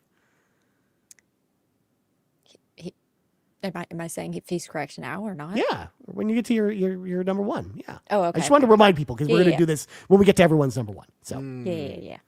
No. Currently number 2, peak. Gotta put that one. I've put out a few videos on my channel just because of we've reached the peak, or I've reached the peak at least a few times with people here as well. Was very close one time, and then Fee made it to the end for all of us. Thank you, Fee. Big preach. You're welcome. Even though you did put out there that you were going to jump off in solidarity because I died, unfortunately, right before. I really want to play Peak a lot, like so bad. I'm waiting for the winter sale. I know it's only $8, but come on, $3 more. I'll play I with know you, it can go Joe. down to $5. Dude, it looks What? so He much. won't. You go straight to hell, Sean. Go have Get fun outta with here. Lilith. honestly, I kind of wish we had. I wish I had people to play with. Honestly, for that game. Oh you know? my God. I'm over it. looks I'm so going. much. Every time I see every short about this game, it looks fun. It looks whimsical. It is the reason why I want to get a Steam machine so bad. Is for these. I like the term. Did you guys make this friend slap games? Ooh-wee. That's just what they're called. Just That's slopping what around they're with your doing. friends, Joe. Yeah. Yeah, man. I think there's something special about these games, and I think they're a path for the industry going forward in a certain regard. And it just every time I see it, I'm like, I wish I had. I'm never gonna play on this computer. Let's be honest. This is not where I game. Aw. But like, I wish I had the Steam machine here, my little Steam controller, and I'd be playing it right now. Like, this is such a good pick. Also, Locklith, do you want to play Lego Voyagers with me? I want a platinum. Sure. Is it crossplay? Yeah, but it's okay. So the thing like with Split Fiction, one person owns the game, another friend can like download the friend Okay. like free copy. So like I have the game. I have it as well. All right, friendship this is happening. I love Friendships are occurring. Yeah. But peak for sure, Joe. And don't listen to Sean. He's not interested. Just Oh, I would play with Joe for sure. I'm sure you would. And you know Have we what? ever played a game I hope together, you Sean? do. I feel like we play Gears, maybe. Do you ever play Gears? I don't know. I feel Halo. like I used to there was play Halo this- every Saturday. I was just about to say. I remember this thing Right. called We used to Halo. play We definitely every played Saturday. Halo. Halo Yeah. Saturday. God Yeah. bless, let's I bring did it not back. know that I'd be coming into this kind of drama when I got invited. That's- on You have no idea. Dang. That's what you walked into, Sam. I'm sorry. Yeah. And I know just what buttons. He Yes, does. you do. Yeah. He does. But that's not number 2. Let me just add to the friend slop drama with my number 1, and it has to be Repo. So I'm sorry, Delroy. I didn't even play Wander Stop, so Oh, I don't jeez. know what to say about that. But Wander it looks Stop? cool. It looks fun. But no, Repo is my number 1. I think I put out a video very early this year that I was wondering, even at that time, is this my game of the year? Because I wasn't sure. The vibes were there. It's fun. Have we actually rolled credits, if that's a thing, on Repo? No, we have not. We have not gotten even close I to didn't even it. know there were credits in that game. I don't even know if that's I'm a not sure there thing, is. if I have to be But honest. isn't there just like a final level you're supposed to I don't get think to? I've seen level 27 on people's playthroughs, so I don't Damn. know. All right, We get to well, like level 4. we do. on a we good do. day. Some runs are more challenging than others. Sometimes I'm the only one left alive, and we're Yeah. all doomed at that point because I try my best, but there are some issues with getting further in the game. It is a very difficult game because the monsters are randomized. You just have to know how to handle each one, and you have to be quiet, which I learned from the Fee when we played, because I would just see her little character just crawling around, and as soon as like Mitch or myself would say something loud, because this was our first time playing it, Fee would just shush us really quickly. And I was like, oh yeah, I forget. The monsters can also hear you when you say stuff. So Repo is super fun. I've been on like a kind of a scarier horror game mix of games this year, and I think I'm going to carry it into the next year again. I feel like I'm eventually going to get further with that. And so Repo's I a knew good the mix. plushies was a front. I knew that Lachlan has darkness. You don't want to around know it. what's behind those plushies. I'm gonna tell you. Exactly. I was It's a going to say, sickness show. I've We seen even it ha- with these we eyes. even were on like a horror movie podcast this year too, Locklev. I was. I did So. talk about that Halloween movie. Mhm. Exactly. I played Kronos at Extra Life. That was fun. Yeah. Malay. Malay. But Repo, super fun game. If you haven't played it, please do. I mean, they have a skin of the Repo character in Fortnite, so I Yeah. feel like that's telling quite a bit. So Yeah. I like Yon Great 32's skin. says that you've been king of the losers. It's fine. You beat it. I think that's a fair assessment. that's I guess. true. Yeah. Yeah, Close enough. because if you don't succeed on a level, it dumps all of you and your friends into a battle royale of sorts. You're on a tiny platform. You have to quickly pick up a weapon, and it's like last one alive is king of the losers, and it's kind of a fun little thing. And you wear a crown for the rest of the time until you end up in the same realm again. So yeah, fun little side projects with Repo, but have to put it high on the list. Just had to put it as my number one. I've been thinking about it since the beginning of the year. Peak and Repo were very, very, very close for me. Yeah.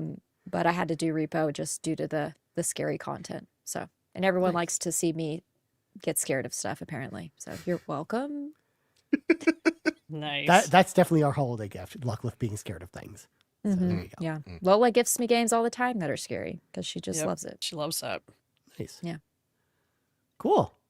Well, that was cool to get to see your number one there, Luckless. Appreciate it. That was actually one I was actually thinking of picking if I was going to pick for you was Repo because I remember seeing videos on your channel and streams and stuff all year. So it was definitely in the consideration. But are you going to stick with us or are you going to be heading out? I'll stick for the next 30 minutes. I just wanted to make sure I got all of my stuff in order. Yeah. So No worries. I'm good to go for now. Sweet. Sounds good.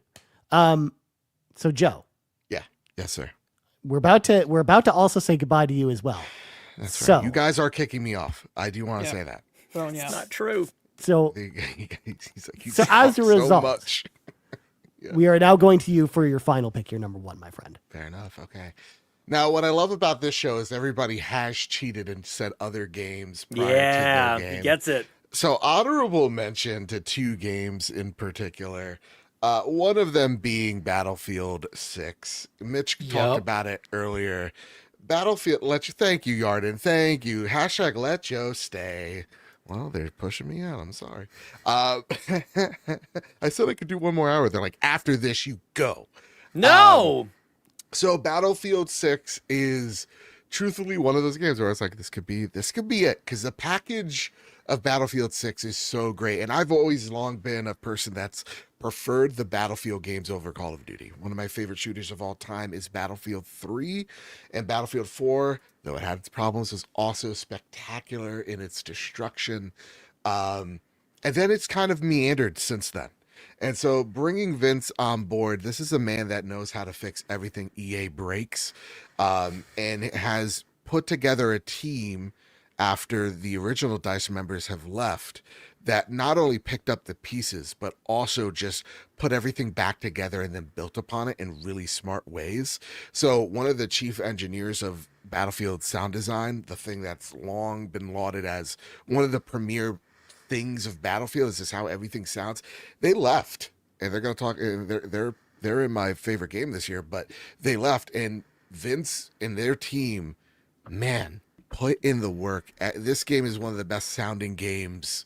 Just constructed, everything sounds so good. The footsteps sound great, bullets sound great, destruction sounds intense. Everything about Battlefield 6, except for its story, is stellar. That said, Battlefield 6 ain't it, but after 70 hours, I could say that I love that game an awful lot. It will be a game that I platinum by the end of the year. Another game that I want to platinum by the end of the year is Death Stranding 2 on the Yeah, you beach. This is what happens when Kojima gets notes that are actually really good, and they don't let him go full Kojima, or he has restraint. This is actually Kojima really putting together something that's really special and taking the notes from the first game and what worked, what didn't, and the things he built upon in the director's cut, he built on here. Death Stranding 2 is one of my favorite sequels ever. It's better than the first game in every regard. Every performance is also incredible. I want to shout out Troy Baker as being possibly his best role as Higgs. A man that had to juggle being Indiana Jones, selling it, and then absolutely selling this unhinged thing that is Higgs, and being the, you know, the foil to Sam in just such really unnerving ways. He's spectacular. I love that game so much. It is something that I'm on the precipice of platinuming too, so there's no excuse why I haven't already. Death Stranding 2, very, very, very, very special game. But let's talk about the French, because everybody, they're like, mon ami, a bit of a woo, a bit of a wee. I mean, Je mange la bibliothèque bleue. Here's the thing about the French, right? They're long-hated people, right? A lot of Europeans, every time I talk to a European, they're like, Europe's great, just never go to France. French people are the worst. And Expedition 33 made a video game so great that it made you love the French. And then Arc Raiders came around and reminded you that French people cannot be trusted. There's the forum of Arc Raiders. They're like, listen, there's a group of folks out here that are making this game completely toxic, and it's the French. They have betrayed me more times than I can count. We were fighting the Queen, Sean. We were fighting this big, scary monster. We were all dying, right? But we were giving it our all. We get into this room. Lachlan says no. The opinions of Joe do not represent the opinions of Carpool Gaming. That's right, and I stand on business here. We go into this room and we're just trying to figure things out, and this random French person goes, "Oh, oui, society," and he just starts shooting us, and we're like, "Why are you shooting us? There's no reason why you should shoot us ever, because we're trying to get out of here." You know, betrayed us more times than I can count. Betrayed by the French. So French, you're on notice, okay? Arc Raiders is literally one of the greatest multiplayer games I have ever played, and is so unique in a way that I have never experienced a multiplayer game ever. The way that this game has changed in the past 2.5 months is it's taken a life of its own. It's like its own little organism of just I talked about it on the trophy room. All jokes aside, it is a social experiment mixed with some really great shooting mechanics. And you get nothing for being nice, and you get nothing for being mean, and you get nothing for being cutthroat. It is, what do you do if you're on the road? You know, it's kind of like the scene in Fallout where they're walking across the bridge and they see two other travelers, and they're like, what do you do? And it's that old just part of us, just like caveman thinking of, well, I got to protect me and my own, but am I going to be a person that befriends someone? Am I going to be someone that's going to just attack on sight? Am I going to be like the French and pretend to be your friend, get to the extract, shoot me in the back? It is all what it is. And Arc Raiders is just that type of game. Like, it is just so incredibly well tuned and so incredibly fun, and some of the highest risks I've ever had in a video game. It's actually made multiplayer games for me far less. Sorry, I already could have lived it. There you go, Winter Gamer. Listen, I stand on business. Can't trust these guys. They're baguettes. You know, it's just such it's a game where you go in, you can literally lose everything that you have on you and then some, or you could get out with some of the best loot in the game on just a single match.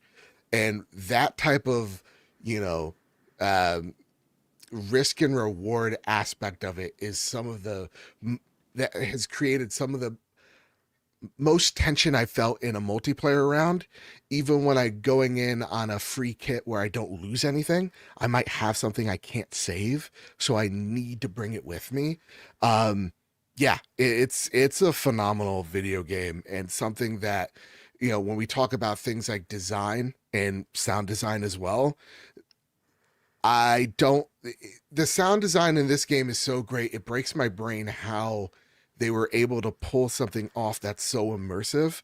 And I'll end by saying this. I think the beauty of this game is the beauty of which the sound director talked about, where he's like, I love the sound design in this game because it's the first game that you're not just looking at, you have to listen to. And that is just what I think about constantly. There's times where I'm just like dead silent and Luke's like, why are you not talking? I'm like, because I'm listening.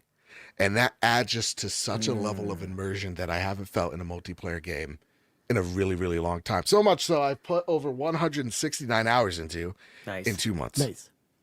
I love this game. Go play Arc Raiders. It's a good time. And yeah, it's just, God, it's so good, gang. It's so good. Mitch, you not jumped in on this one yet? I haven't. I feel bad because I feel like when it came out, I was just busy doing my charity stream, and then we went to New York, and then I came back and I had to edit content, and I actually was scared because there's a couple times in my friend group where, like, especially the shooters and stuff with Buzz and Dame and all them, where like I'll feel bad because I'll join like late on a game and go, guys, am I just way too late to the party? Like, if I join now, am I gonna like drag everybody down because I'm here and all of you guys are here? Like, and I really am interested in it because literally I haven't heard a negative thing about Arc Raiders. Everybody loves it. I've seen so many hilarious clips about it. So, I mean, it just looks like it's a fun game to stream as well. Yeah. I definitely want to get into it, but I just was scared I was late to the party. Thankfully, they just told me like, no, we're still playing Battlefield. Like, they're not opposed to it. Like, but I'm like, oh, thank God, I didn't miss out on that then. But no, I'm definitely still Arc Raiders as well. Is there's no skill-based matchmaking so much as it's based off of the loot that you're carrying currently. So if you have some of the best gear in the game, you're just fighting other people that have some of the best gear in the game, and they happen to be very good. So I just need to tell my friends to carry trash. Got it. Cool. Like 100%. That's okay. Cool a strategy. That's a legit strategy. So like, yeah, and listen, the game perfect by no means because but it is such a peculiar game that I have not gotten to try. So much so that's actually given me faith in Marathon. Because I'm like, listen, if this little team could pull it off, Bungie, they don't miss when it comes to shooters, but they'll never give me a beta code, so I'll never find out. There you go. Yeah, no, I think a game that comes out like that also disrupts, because everybody was all talking about, obviously a couple years ago, everybody's talking about Call of Duty because we didn't have competition, right? And then Battlefield came out, and a bunch of content creators and all those people were like, we're all in on Battlefield, we're done with Warzone, blah, blah, blah, blah. And then Arc Raiders came out and literally shook up everything. Like, so many content creators out there were like, this game came out kind of out of nowhere, and people were just like, holy crap, this game is amazing. And the other thing too, like, this is a game that pitched itself the Titanfall situation where it's like, we're putting ourselves between two of the biggest juggernauts and shooters, and by the way, we're going to wound Call of Duty so bad that it's going to drop its price literally in half in less than a month. Yeah. There's already 7 million people that have picked up Arc Raiders. Like, that's an astounding number. And one of the things that I want to shout out to is the proximity chat that's brought back trash talk at a level of which I have not seen in a minute now. Dude, I'm going back to 2008, Joe. It's getting disruptive. I'm like, there was one time, like, because you get to talk crit trash to the other team. So like, they were throwing grenades, and and this guy accidentally blew himself up, and I called him an idiot. I was like, I bet you throw underhanded and all that stuff. Just a good time. Just a good time, man. But proximity chat makes all games better. I just want to point that out. Hey, developers, 100%. Knock it off. Just put it in everything. Thanks. It makes us. Here's how immersive this game is.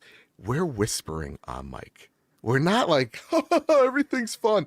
We're like, okay, we think there's a guy. We hear a team in the next room. Let's go. Like, it's that type of game.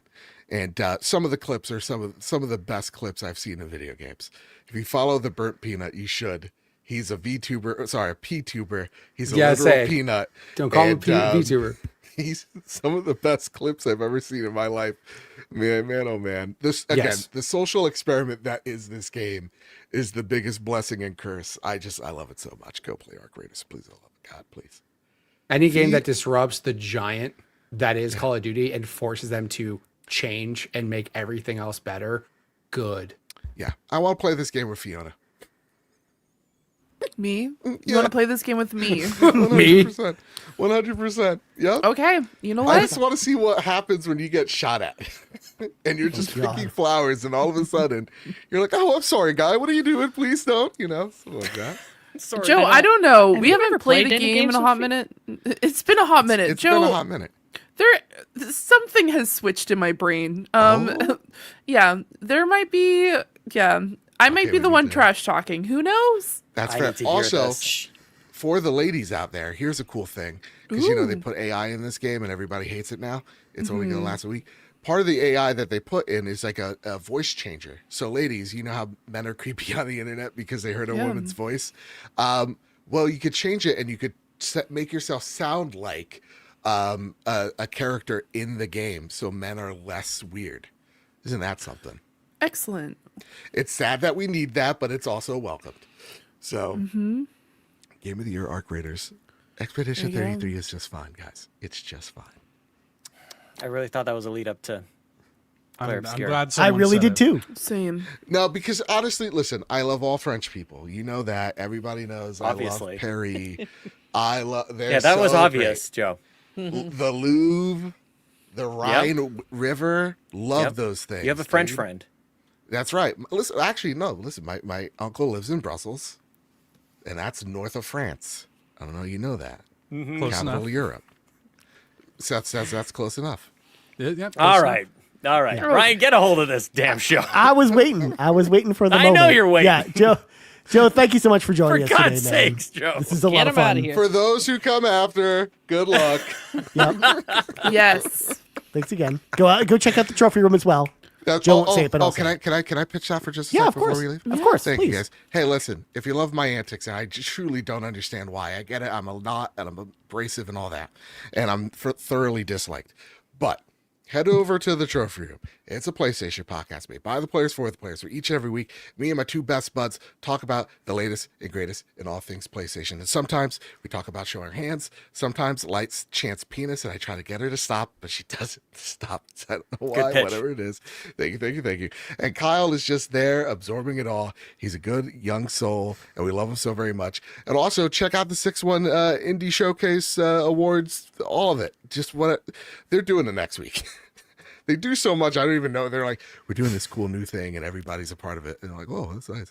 So go check out the Indie Game Awards next week. Go check out the trophy room each and every Wednesday night. You dumb goofballs showed up in a major way in the Game Awards, and we appreciate you all so much. I'm so lucky to be a part of you guys' lives, and I love you all so much. Okay, I'm gonna go. Bye. That's it. Bye, Joe. Bye, Joe.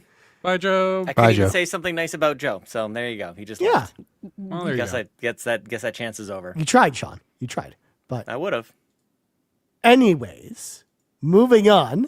Sam, I know we heard from you not too long ago, but we have limited time with you today, so I would like to go to you for your second choice.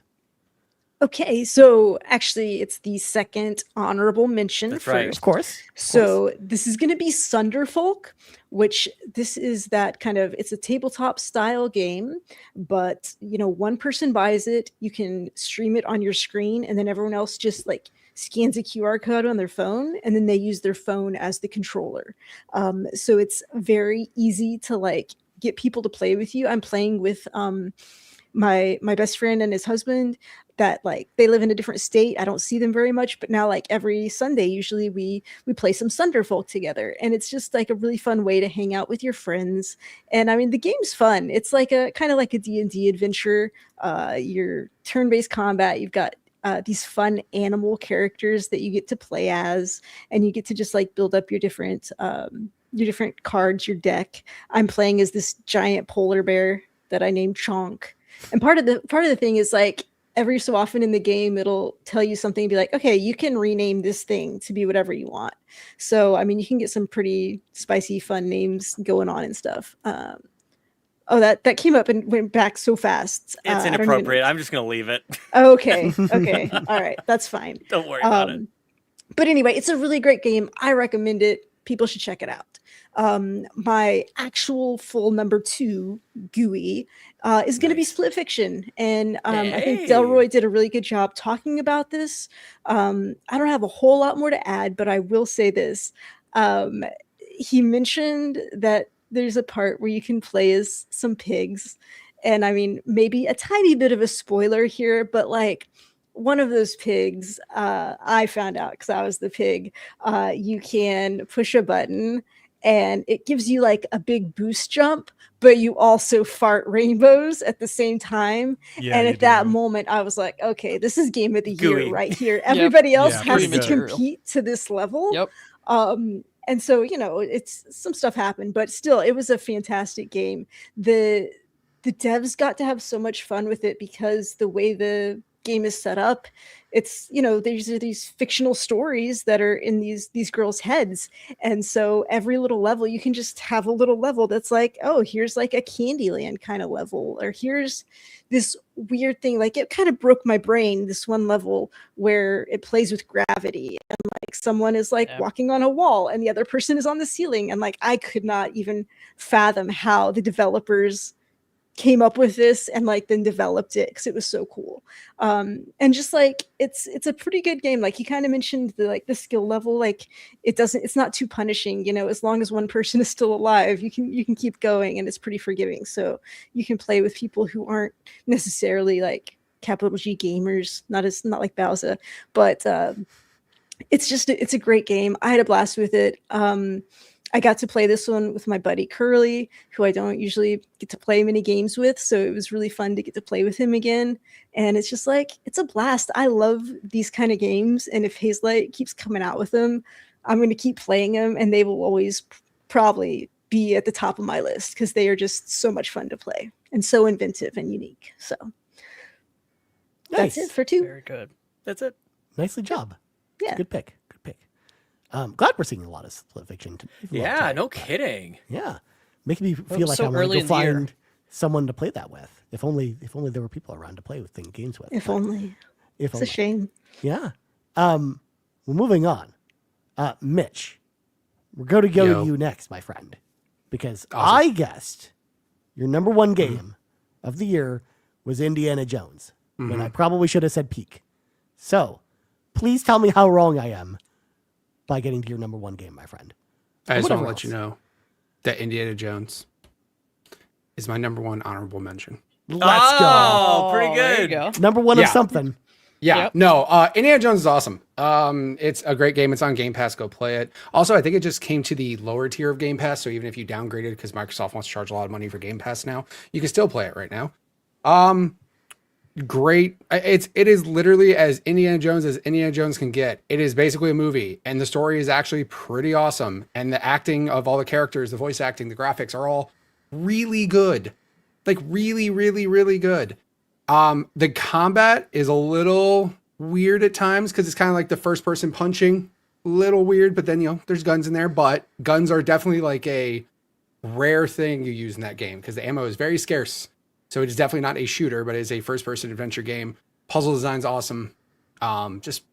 There's a very big Indiana Jones moment in that game, that story that hits, and you're just like, okay, here we are. This is what we're dealing with. All right, then. Super awesome game. Everybody should go check it out. Literally just edged out my top 5, you know, top 3, whatever. Like, it was just right there. But my number 1, everybody knows. What did I play a lot of this year? I played a lot of Peak. And Peak is my number 1. Nice. Here's the only reason why I'll say Peak and Repo in a lot of ways could have been interchanged because of the laughs that I had with the people that I played with, right? The difference for me was I felt there were times in Repo where I would actually get kind of upset because of some nonsense that happened with like a glitch in this or something that would happen that would kind of irritate me. Now, of course, I would have fun and forget about it soon after. I don't think I've gotten that ever with Peak. Peak is just fun. And the funny thing is, like, last year, my number 1 game was Lockdown Protocol. And what's funny is, like, that game it's fun, but it's also pitting your friends against each other, right? And let's just say sometimes that leads to some real anger that definitely that will carry over for many, many years. But Peak doesn't. Peak is just fun. Peak is like, you just working together with your friends to try to get to the top of the mountain. It's the exact opposite. So instead of pitting each other against each other, which can be really fun, you're just helping each other. You're trying to strategically climb this mountain. And I think the amount of content that Peak has done for the team that it has is astounding. Like, they are doing insane amounts of like listening to the community, adding tons of things. Repo has added things, but it's definitely taken longer. Even though Repo has been out longer, Repo has not had as much content in Peak has in 6 months. And constant new biomes, the whole thing of every single level you play is brand new, is different. Every day you have a completely different mountain to climb due to them, like the way they generate it. That is a gameplay loop that you're like, oh, that was fun. Tomorrow you can do an entirely different thing and you'll still, and it's just fun. Of course, it's funny because they'll have mods in the game that people did that eventually the real people just go, oh yeah, that's a good idea. And then they just add it. My favorite thing, for example, it's a first person game and Fee has problems with first person games at times. I found a mod that was a third person view mod before it was officially added to the game that allowed her to play it with me. And right then and there, like the fact that these mods aren't just doing costumes or this or, you know, whatever, it's allowing people to do this. And then the developers see that and go, you know what, you're right. We should add that and let's make all this better. Like, they did such a good job of making the game accessible for everybody. Obviously it's a very cheap game. Like Badbit was talking about, it's only like $10 and like it's gone on sale numerous times. They've added multiple new types of biomes to the game. So even if you are getting bored of playing the same biomes, give it 3 months. There's a brand new one with brand new items, with brand new enemies, with this. They just did an amazing job. And that game has just brought me out. It's just so much fun. And there's still clips that I will look at to, you know, all the time. Random clips I'll just go watch and I'll just be like, damn, that was a great time with my friends. And yeah, I mean, there's mods where more people can play. So if anybody out there is like, oh, I don't have friends to play, Discord, You do please. now? That's me. You do now. I say that. Yeah, You do me say neither. that. Absolutely. 100%. Just watch out for those banana peels. Wish I had friends Watch to play out for this those game banana with. peels. Yeah, like for example, like that game, for example, it was nice enough because obviously I play a lot of games with Buzz and I play it with them. We were able to play a game with Buzz's daughter and we still had so much fun. Yes, Lockleth. She threw a banana peel under my feet and made me slip, but I thought it was cute. Yep, exactly. She did it when we were on like flat ground and didn't go flying off to your death, unlike her I love- father doing it to Mitch. Exactly. Where I definitely slipped and busted my head. That's true. She immediately laughed out loud. She was like, sorry. And I was like, it's fine. If it was your Yeah. dad, I would have been pissed. But Yeah, exactly. If Buzz does that, we're having different conversations, right?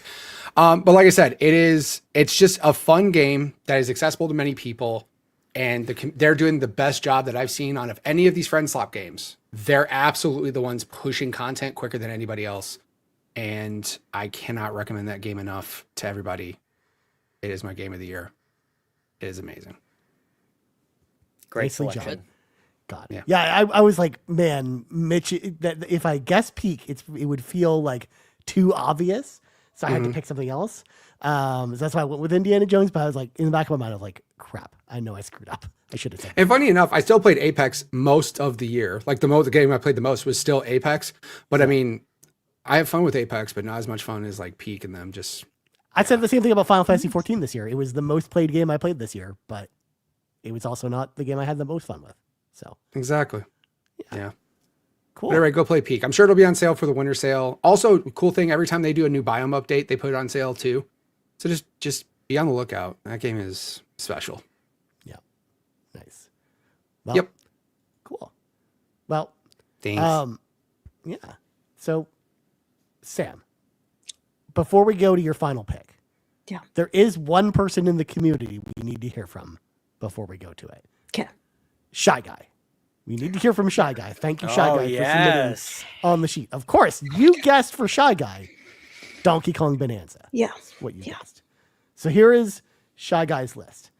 Okay. Shy Guy's list in third place, Sword of the Sea.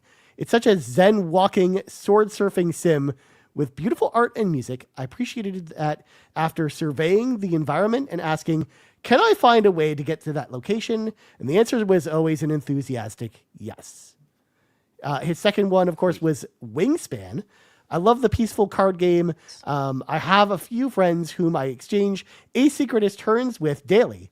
We don't complete, rather, we aim to get the highest combined score. This game keeps me grounded in life. And now, the moment we've all been waiting for, Shy Guy's #1 game of the year, it's Hollow Knight Silksong. Knew it. Yeah. Because it's on Switch. You weren't technically wrong about that. Knew it. But Shy Guy says, Silksong and nothing comes close. The combat, the environments, the art, the NPCs, the music, Especially the Donkey progression, the pacing, the difficulty, absolute perfection. I battle a lot of doubts. Beating this game reminded me that I can do the darn thing. It was beyond worth the wait for it. For me, this was the game of the decade so far, and I absolutely adored the game. So, Wow. Thank you, Nice. Shy Guy. Nice. Yeah. Shy Guy, I'm so sorry that I failed you. I'll try to do better in the future. It's okay. I mean, not I should have again, DM'd you. everyone is Give you still a hint. everyone still hasn't actually gotten one yet. So, but yeah. So, Gizmodo, now to round things out, now hit us with your #1. Okay, so you know how it goes. So the #1 honorable mention. Okay, now this was a late entry here. Mandragora Whispers of the Nice. Witch Tree. Ooh. Yes. So this game just got its physical release. It came out much earlier this year, but I wasn't sure if it was for me. I played the demo. I liked it, but I was like, it's a Metroidvania, and I'm not. So I was waiting. It's physical now. I got it from Gamefly, so I just got it this week and started playing it. This is a really great game, you guys. So one of the biggest problems with a Metroidvania is like you just have to walk around a lot. You have to backtrack. You have to go find your fast travel points. If they even have fast travel points, they're few and far between. This game takes care of it. It's like, okay, you can open your map from anywhere and fast travel to one of the fast travel destinations. So like exploring is great because I don't ever have to be afraid that I'm going to waste my time because I can always just fast travel out to wherever I want to go afterwards. So that's been fantastic. Second thing that is fantastic. This is a Soulsborne kind of combat. And like you lose your souls, whatever, it's fine. So they can get kind of tough. And I was having some trouble with one of these bosses. I was like, man, they just hit really hard. So I can just go into these accessibility settings. They've got these sliders, so I can just slide down the amount of damage that the enemies do to me and just like make it easier for myself. So I did that, and I got past the boss. I'm having a good time. You know what? Later I went in and I slid down some of those other sliders to just make it even easier for me. And I'm having a real good time. And I just love that they give you that opportunity to make it more accessible for lots of people to play. The combat's really fun. I just hit level 25 on my character, which at that point you open up where you can do different classes. You can do like a secondary class. You also unlock at this point, you can do free respecs from here on out. So you can just totally reset and try whatever else you want to try. It's cool. It's an all right story. It's not like it's interesting to me, but that's not like the main draw. It's just like the gameplay is really fun and I'm enjoying it. So I recommend it. I think by the time I finish it, it's probably going to earn a formal place on my list. But just because I haven't played very much yet, it's the honorable mention. So we've got that. Okay, so the #1 game, probably not surprising. I've talked about it before. Clair Obscura Expedition 33. It was just my favorite experience of the year. It's been talked about forever. It's won all the awards. I don't think I need to like go too deep into this game. It's got baguettes. Okay. So it's beautiful visually. It's beautiful auditorily. I don't know how to say that. That's fine. As soon as you start playing, you get invested in the characters and the story. It's just so unique. I want to find out what's going on in this world. The dodge and parry mechanic, I know it can be kind of iffy for some people, but I ended up really liking it. The thing is, I did play this game. I got like 15 hours in, and I screwed up my save file, and I had to start over. And it wasn't the end of the world, because I was like, you know what? I was like, I'm just gonna power through this, go through real quick and get caught up. But then like I ended up still taking my time and watching all the cutscenes again, just because it was so good. And to be fair, like it only took me 8 hours to get back to where I was, because like now I knew what I was doing. And I didn't regret that I had to replay it. I was just having a good time, and it's a good game. Emotionally, it meant some stuff to me. I had to put my dog to sleep at the time I was playing this game, and so just dealing with grief and seeing all of that, it meant a lot to me. And there's just like, you know, games that you play at just the right time in your life, and that was one of them for me. And it's fun. It's got its faults, but I loved it, and it's great. So it took my number 1 spot. I love it. Very nice. I love it. Nice pick. Yeah. Yeah. Nice Games job. are good. Good answer. Mitch? Yeah.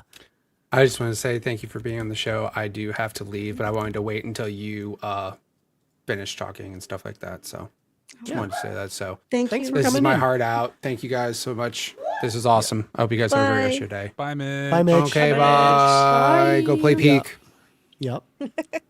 please. Yep. Awesome. Well, Sam, we thank got you a so new much guest. for joining us as well. Also, hi, JB. Yeah. Hello. How's it going? There he is. Doing good. How y'all doing? It's my Good. twin. Twin, buddy? you know what I'm saying? I'm bummed that I'm leaving now. Just now that you've You gotten can here. Now stay. the party's You're more starting. than No. welcome to stay. You're Nah, more than it's welcome. Unlike Bad Bit, we won't throw you out. No, Damn. I'll tap out. But I do want to say this one more thing. We already talked about all the GOOYs, but we didn't talk about the DEWYs. Oh, Discord of our year. I don't And I even know just what want to that means. say Carpool Gaming is the Discord of my year, because like I came into this mid-year and I found a new home, you guys. Like I Hell love yeah. being with you guys, and I've just found all these new friends and like different communities, backtrackers, book crafters, and it's just like literally it is a new home for me. So I appreciate you guys. Thank you for everything you do, and thanks for having me. So I've had a lot of good times playing Fortnite. yeah. It's been a good year. Gizmodo, why'd you do that? Damn it, that is so sweet. Because I needed to say something early. about you. Gosh darn it. We are so lucky to have you in this community. Like instantly you came in and I feel like you don't even realize how you make it okay for others to do exactly as you've done. Come in, you are welcome. Everybody is nice to each other. We're here to share our passion and love for games and community and each other, and it just gives everybody a place to be. So thank you for that. Thank you for the book crafters and everything that you Yes. guys do for Yes. that. The community run stuff, it's like it doesn't happen everywhere. I am blown away by you. And so thank you for sharing your time with us today. I'm so excited to hear about anytime you talk about games. I think you do a phenomenal job at it. And I'm just really grateful for you. So thank you. Yeah. Thank you. All right. Thank you. Big hug to everybody. Yeah, big hugs. Digital hugs. Yeah, Digital happy hugs. holidays. Digital hugs. Bye. That's it. Bye. Bye. Thanks for That's coming it. out. Cool. Lachlan, you also need to go soon, I think. I have to leave. I just wanted to see JB's face before I did. Yeah. Yeah. It's all He's good. right there. Yeah. He's right there. Here. There he is. Yeah. He's He's here. right there. He's across the room from me now. It's crazy. Yeah. It's okay. There's But I a fee do in the way. unfortunately have to leave. I'm sad that I didn't get to go into my last auditory category. But I've used it in years past, so it would have been a repeat, so we're not really missing that much. I Damn. obviously had to choose the wood category over it. So Choices were made. Choices yeah, made. it was the theme of the year. It's why Gizmodo came into the community in the first place. That's true. That's Yeah. So it just Good old seemed FMK. It's it funny. seemed valid. So Yeah. yeah, unfortunately I have to dip out. But I appreciate everyone and I love Bye, you all so very much. Lachlan. Bye. Bye. All right. Well, now that we've got the gang's all here, now that we've got that away, while Yabi sets his audio up, I know you've been watching the stream at least a little bit, so you know, as a guest on the program, as we do every year, as it is customary every year here at Carpool Gaming, everyone who is on the show has to guess someone else's favorite game of the year. I'm And scared. as a community member, you are required by law to guess a community member's By law, it's favorite crazy. game of the year. So, we are bringing back the wheel. This is the community wheel. These are all the community members that are in the community that submitted games, and we're gonna spin this wheel. So, if you're ready, let's spin that wheel. Yay! All right, who's it gonna be? Who is YB gotta I'm guess? terrified. Ooh. Oh, that's a great pick. There you go. You have to guess Oh, your name. it's so easy. Well. We know this one. Yeah. Yeah, we know this Well, one. We know this, right? I believe it, would be The Last of Us Part 2, right? Or am I tripping about that? I think you're I tripping. mean, it Are could you for be. real? I think I'm tripping. I For haven't. Yarden? Are you I mean, for real? Yeah. Well, you don't get to Look, find out man. right. I was gonna say you don't I'm get to bad find at out right these away. things, okay? Yeah. We'll get to that later in the program at some point. Don't worry, Okay. nobody I else love it. has I been love right either. the delayed satisfaction. Like we could know. I'm Well, I mean, answer's everyone right else has there. to wait. So I mean, why does JB get to find out right now? We can't have that. We got to be fair. Everyone is equal. Sean is what some might say. I get it. Yeah. Anyways, let's move on because now, JB, we have put the spotlight directly on you. We now get to start with you. Your third favorite game of the year, my friend. Okay, well, I also have to, come with an honorable mention or two. You know, what I'm That's saying? fine. Like, I Bring got the to. chaos. Okay, so first honorable mention I'll, bring up in no particular order is going to be God of War Ragnarok.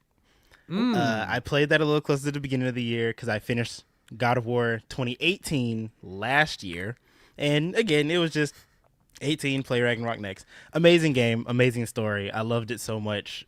Ending tugged at my heartstrings. I'm not going to, spoil anything for anybody, but I wasn't someone who played the original God of Wars, but I did watch my older brother play. So I know a little bit about Kratos and stuff like that. But to see the growth and to see the progression that he went through along with his son, it was very much like, my heart. You know what I'm saying? But my actual number 3 is actually going to be Hyrule Warriors that came out this year. Okay. Oh, interesting pick. I actually just finished this 2 days ago, I believe. Gooey Crunch. Yeah, Gooey Crunch. So I was a big fan of the first Hyrule Warriors when it came out. Big fan of Legend of Zelda in general. I actually went into this not really expecting it to be to like it as much as I would story-wise, because again, it's, warrior style game. You get in, beat a bunch of people up, that's it. Big strong attacks, all this visual goodies and stuff. It's cool. But the story and actually getting to know a couple of these characters a little bit more, because you see the characters in Taki, but to actually get to know them a little bit more and to connect with them a little bit, especially my favorite character definitely is King Rauru, the first king of Hyrule. I am in love with this character. I love him so much.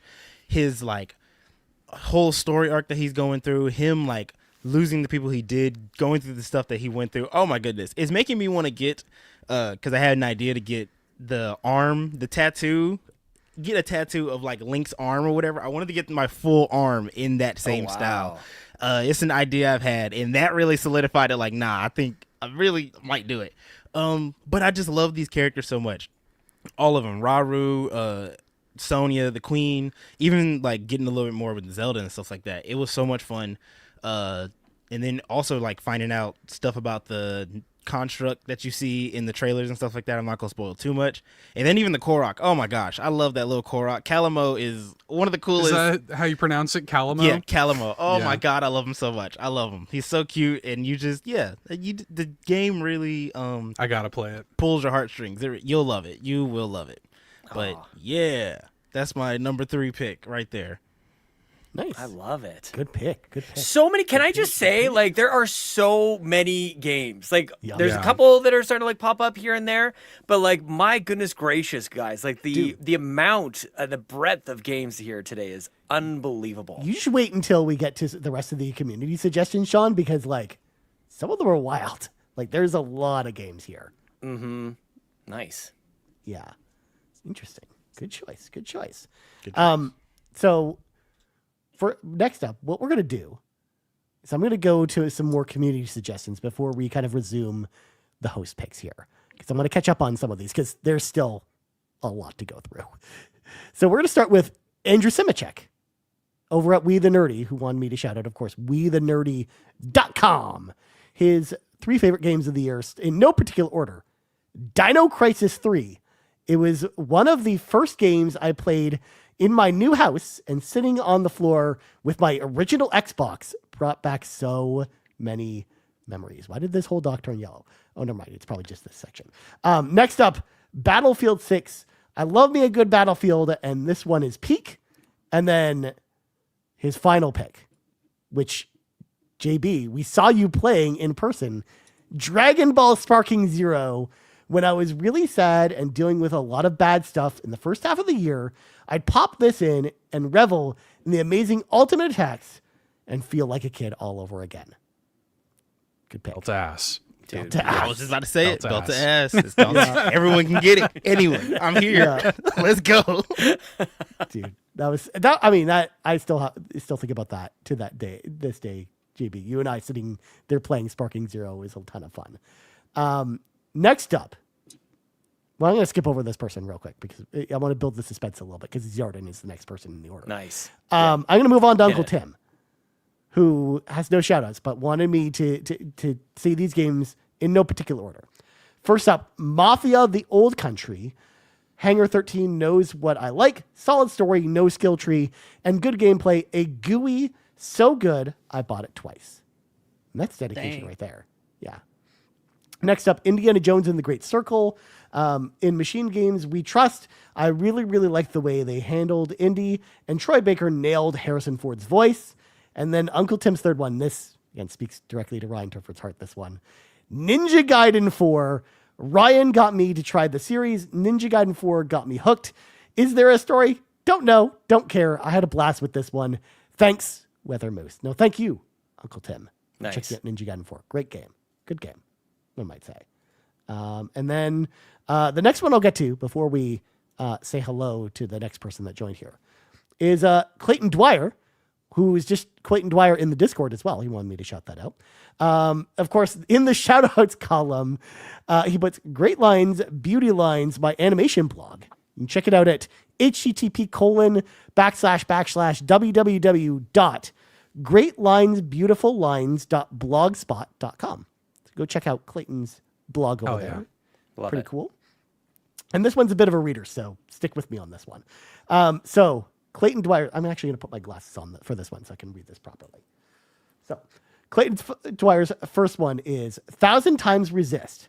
When I started this, I was worried it would be a little too dense or the gameplay was too bland. For me, though, I really engaged with the game. How wrong was I? I was pulled into a fascinating world featuring one of the best stories I've ever experienced in any medium, one that touches the themes of motherhood, immigration, history versus memory, community, and the various forms of resistance it can. It broke my brain and left me weeping, or wept, or weeping. Weeped. An incredible journey. Heki Almo. I don't know what that means, but Seth probably knows it's a thing from the game. Hecky Grace. Yeah. His number 2, Hollow Knight Silk Song.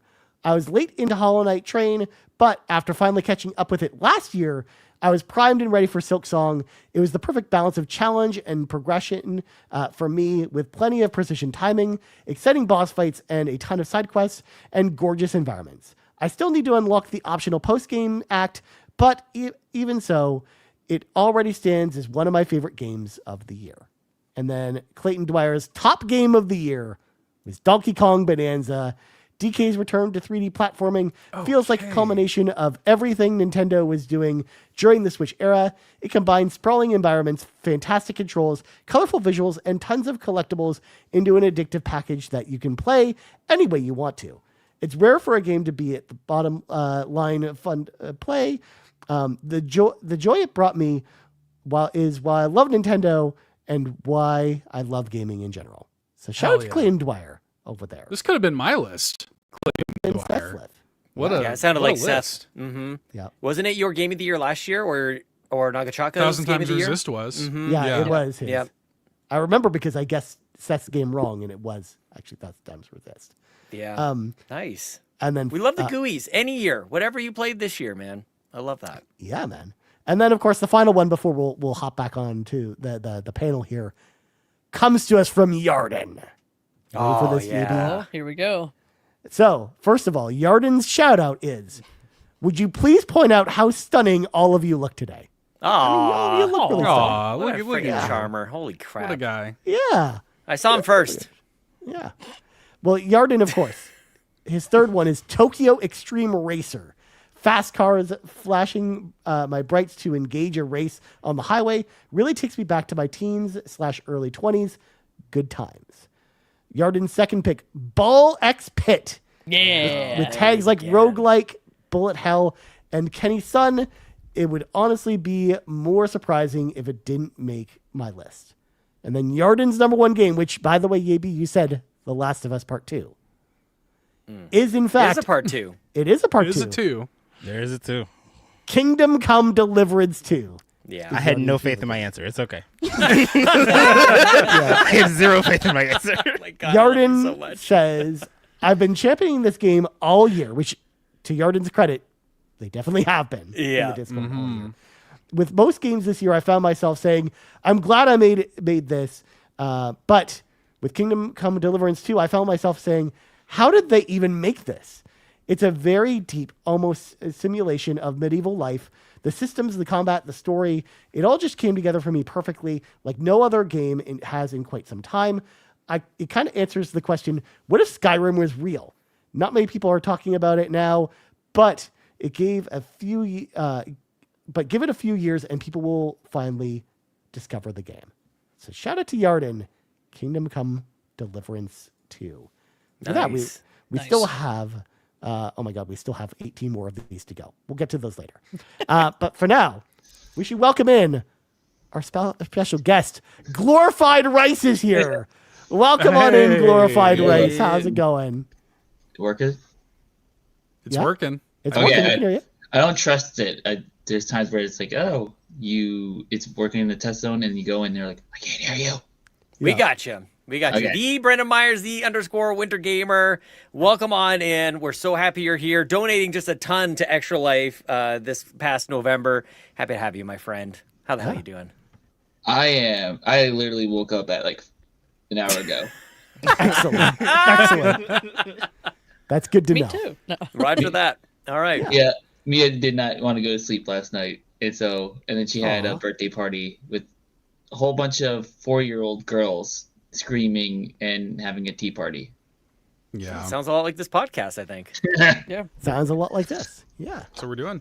Yep. So, Brendan Myers, as you might know, we have in fact been asking every person joining this call to guess for another person either on the call or in the community.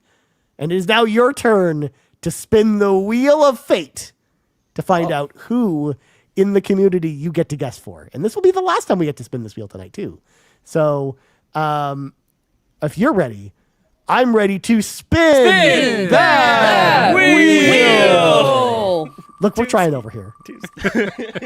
Toonski. Wheel. Who's it going to be? Oh, Oh, Ooh. it is K. K or Kame. Can you? That's who you get to guess for. So, What is it? Hello Kitty Island Adventure. Oh, that's a great pick. That's a great Wow. pick. There The you K. go. K for I don't know. Kitty. It's just all K for Kitty. That's all. Yep, I know. K for Kitty. Yep, I like it. good call. It's as good a guess wrong. as any. Yeah. You can't just say it. You can't come out and just say that. Sean. You're ruining my show. Okay, wanted to build. I up some haven't seen it. suspense. Look, I don't know what the real answer is. I'm taking a guess. I should Well, have said it. I know. I'm sorry. I know the real answer. I'm just here. Well, Wow. now that you have graced us with your presence, I would now like to activate the Winter Gamer and allow you to select your third favorite game of the year and whatever else, whatever other chaos you want to bring to the table. So my actually it ends up being all my favorite games are more of unlike most years are not single player games. Just felt like this year Chaos just didn't get to appreciate those first player single player games as much. But it's been more of like all right, we can just take my mind mindlessly and just keep on playing. So for me, this is my literally my forever game until the next one comes out is Super Mega Baseball 4. I absolutely love baseball and the card, like, but don't enjoy as much of the life sim of like MLB The Show. So this is a good mix of it. And so and it plays great on the Steam Deck. I'm a little disappointed. It was actually the first game I tried to download onto Switch 2, and the frame rate, they didn't update it to match up to the Switch 2. So it's like, oh my God, my timing's off. So hopefully the next one will be on Switch 2, and I will just not play any other games. Nice. Man, Bobby used to play even that one. Like the way you smack, like you can just hit a guy in the face with the ball, and it's just like totally wacky, and crazy. all the characters, totally. Like big they don't old make guys games like coming that out anymore. Yeah, just a fun sports game. I like it. And even just customizing the games when you play online. There's some I made my team called the Grimace. It just made the team purple. Amazing. And the logo. Yep. Shout out Grimace. Nice. Cool. Good pick, my friend. Well, now that we have all that out of the way, let's see what we want to do next. I think there are some hosts as well that we have to get to that haven't gotten their second pick in. So let's get to everyone's second picks. I think next. I think we got to get that out of the way. So Fee, since you're nodding your head, I will allow you to go next. Boy, howdy, Ryan. Are you prepared for some of my picks? Because it's not just going to go one. We're not just going to go two. We're actually going to join Bowser's Sim of the Year. Because you know what? Right. I have a few that I played this year, and some of them were pretty hilarious. So I'm going to start off with one of the most, I didn't talk about this too much this year. As some of you guys know, sometimes I just enjoy a really silly cop cam. So I play Police Simulator Patrol Officers. And guys, this game is so bad it's good. And you know why? Because when you go and they're just like, there was an accident, you have to go deal with this. You're interviewing people. You're like, okay, sure. There's a traffic jam to Timbuktu. And then on top of that, you finally finish the accident. And guess what happens? The ambulance crashes into a car, and then you have to deal with them. And then it's just like an entire day of this just like cascading of people hitting each other because the game glitches, and then a car goes into another car, and then you're like, why did I just do 15 accidents on one street? No one's getting here. No one's going to work. You're the worst hero ever. It's the worst. And I'm like, there's pylons. Why didn't you pay attention to the pylons? And then you can't put a pylon down.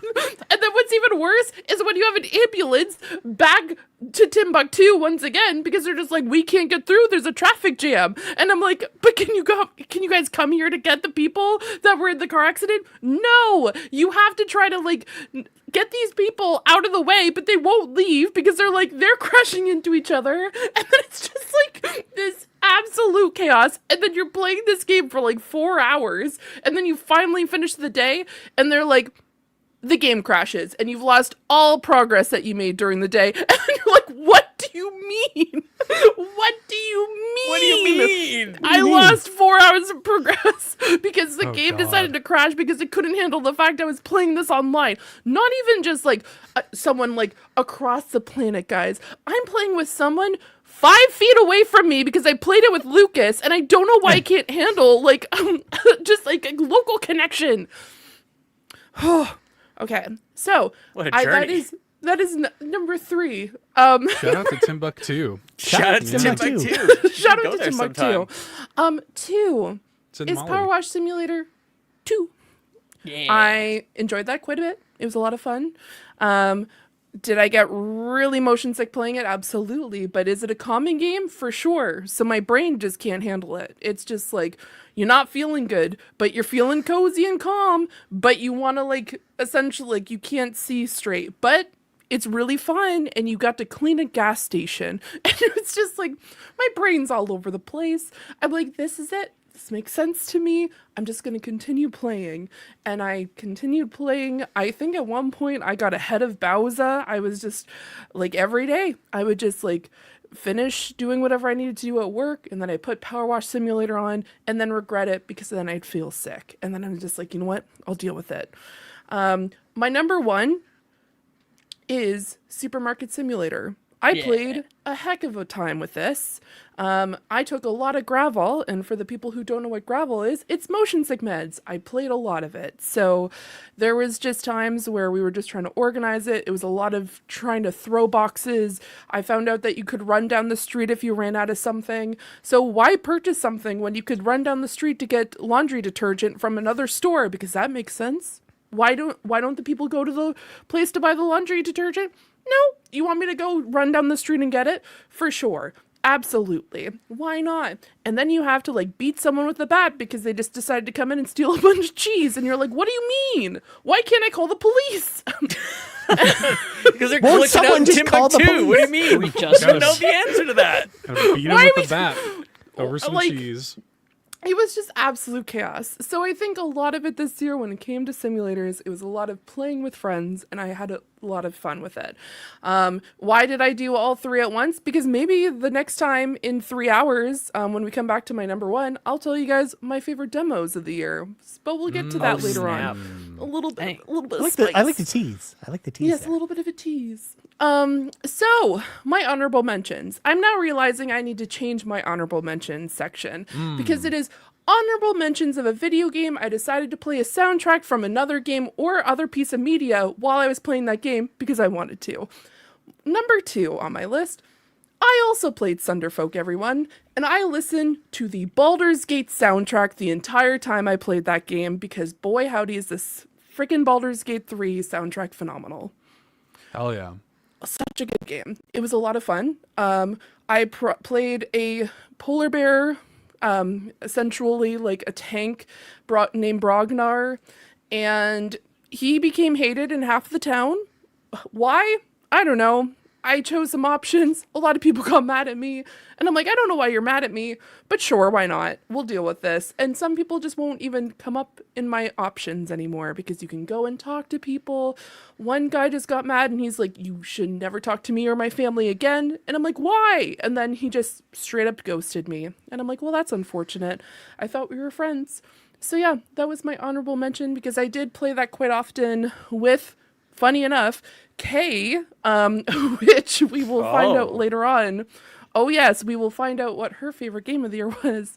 But yeah, I don't know. I'm also finding a trend that there's definitely some games that I've played with other people that are coming on this list. But my second game of the year. Can you remind me what your number 3 was? What was your number 3? Absolutely, Sean. So my number 3 was Ball Pit. Right. Okay. Got it. Yeah. Yes. We are now going into one of the most confusing puzzle games I've ever played, but boy howdy do I think about it often. And do I still have the book that I require someone to burn if I pass away because it will look like I have some crazy manifesto? Absolutely. It's Blueprints. Guys, Yep.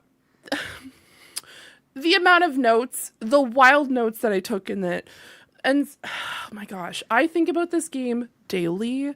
I love this game. It was such a blast playing it. I've played so many times. I like just going through, trying to get to the 46th door, and it's just, I had so much fun playing it. I enjoy not even just playing it by myself, but I love talking about it with other people who've played it. Because then you're trying to get like some information from them, but at the same time you have to like skirt around it as well because you don't know how much information they have. So it's a lot of like, do you have this information? And they're like, but do you have this information? And then I'm like, but do you have this information? Because I have this information. And it's a lot of that all the time. Did I have to reach out to multiple people specifically because of math? Absolutely.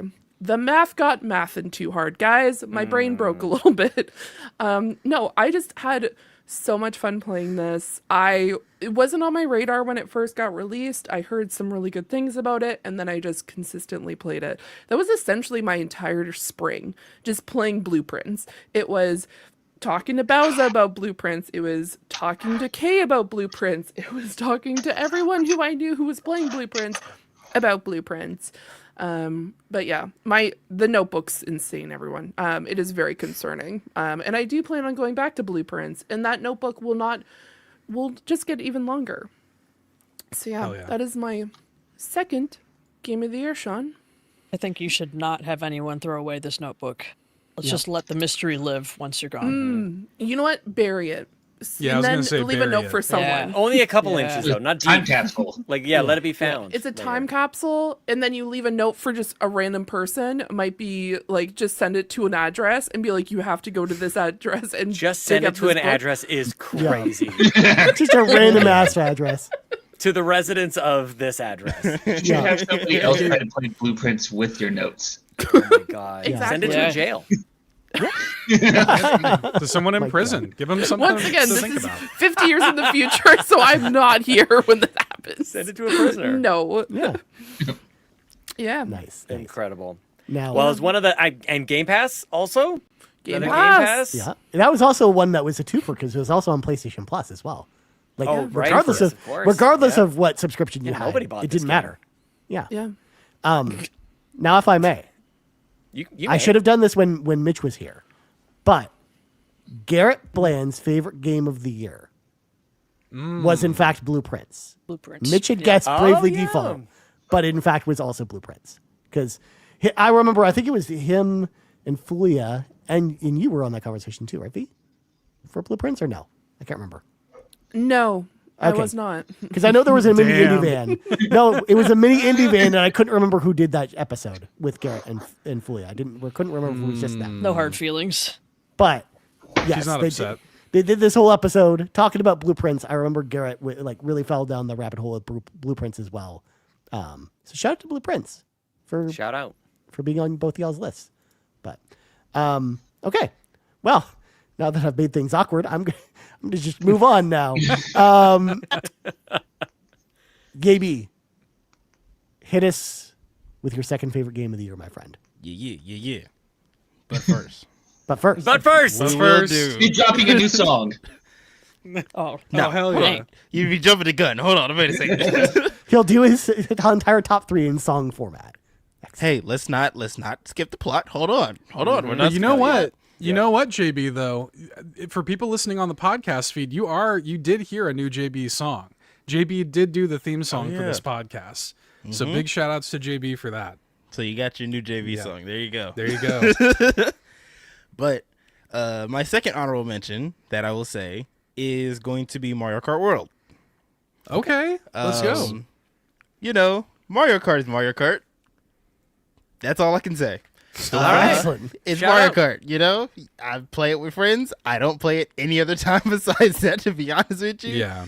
I just love playing it with my friends, and that's just it. That's why it's number 2. Because That it's fun sounds to like play with fun. your friends. That's one I wish I had friends to play with. You know, I know, think that'd be right? pretty Yeah, fun. I if wish I had only. friends to play only. that game that I also own. Yeah. But my actual number 2 is going to be Donkey Kong Bonanza. Oh, he got me. Yeah. Oh, snap. Oh, Oh, Banana. banana. So I love Bonanza. Oh my goodness. This game was so much fun. It hooked me from the beginning. The moment I could sit in the beginning area and punch rocks for 30 minutes straight, Yeah. Hell yeah. I was like, no, I know how this is going to go. I did 100% it. I believe I did. Yeah, I did 100% it, go all the way through. Oh, banana. But again, it's just a fun ass game. Like, it's nothing else I can really say. You know, I love Mario Odyssey when it came out, and I think this was like the perfect transition of like, okay, we want to do the same thing for Donkey Kong, but like, what different can we do? The story is Three great. punch buttons. That's Three what. punch button. Look, you need 3 different punch buttons. You do. But yeah, it's an amazing game. The soundtrack is dope. Again, the story is amazing. It made me fall in love with Paullin just a little bit more. Yes. You know, that whole thing. Oh my goodness. It's just so dope. It's so dope. Now, I will say I wish the story was a little bit more concise. As in like flowing. Cause it didn't, you know, I feel like middle part was like, all right, we just doing shit. But still, nonetheless, it's fun. It was a fun game. I enjoyed it so much. And yeah, that's my number 2. Hell yeah. Hell yeah, Nice. dude. Ryan, Yeah. I need to ruin your flow here a little Of bit. course. Because coming in at number 2 on my GUI list, coming in at the last second thanks to the GUI crunch, Donkey Kong Bonanza is my number 2 Let's GUI of the year, which is redundant to say, but that's okay. I wanted to jump in on this, man, because I feel the exact same way, JB. Like, yeah, you get it right from the start. You just sit and you understand what this game is about. I toiled with this. I was saying to Seth, I'm toiling away. I don't know what to do with some of these games. There's been great games that we've played this year. Here's why it landed so high on my list. I feel like this is Nintendo at its best. And I feel like that alone, automatic top 3. You have a great, seriously great Nintendo game that I genuinely enjoyed. And I also feel like I've barely scratched the surface. I've not 100% of this thing, but I have rolled credits on it. I thought it was full of fun surprises, and I just enjoyed exploring the world, the moveset. Like, I loved enjoying the you start the game, you're just kind of like figuring out, okay, how am I doing all these 3 different punch buttons? And then by the end, you got this nice little flow going. You'll be surfing around, and you're throwing stuff at things, and you're jumping and double jumping and all these, and you're switching back and forth between all your different Bonanza forms.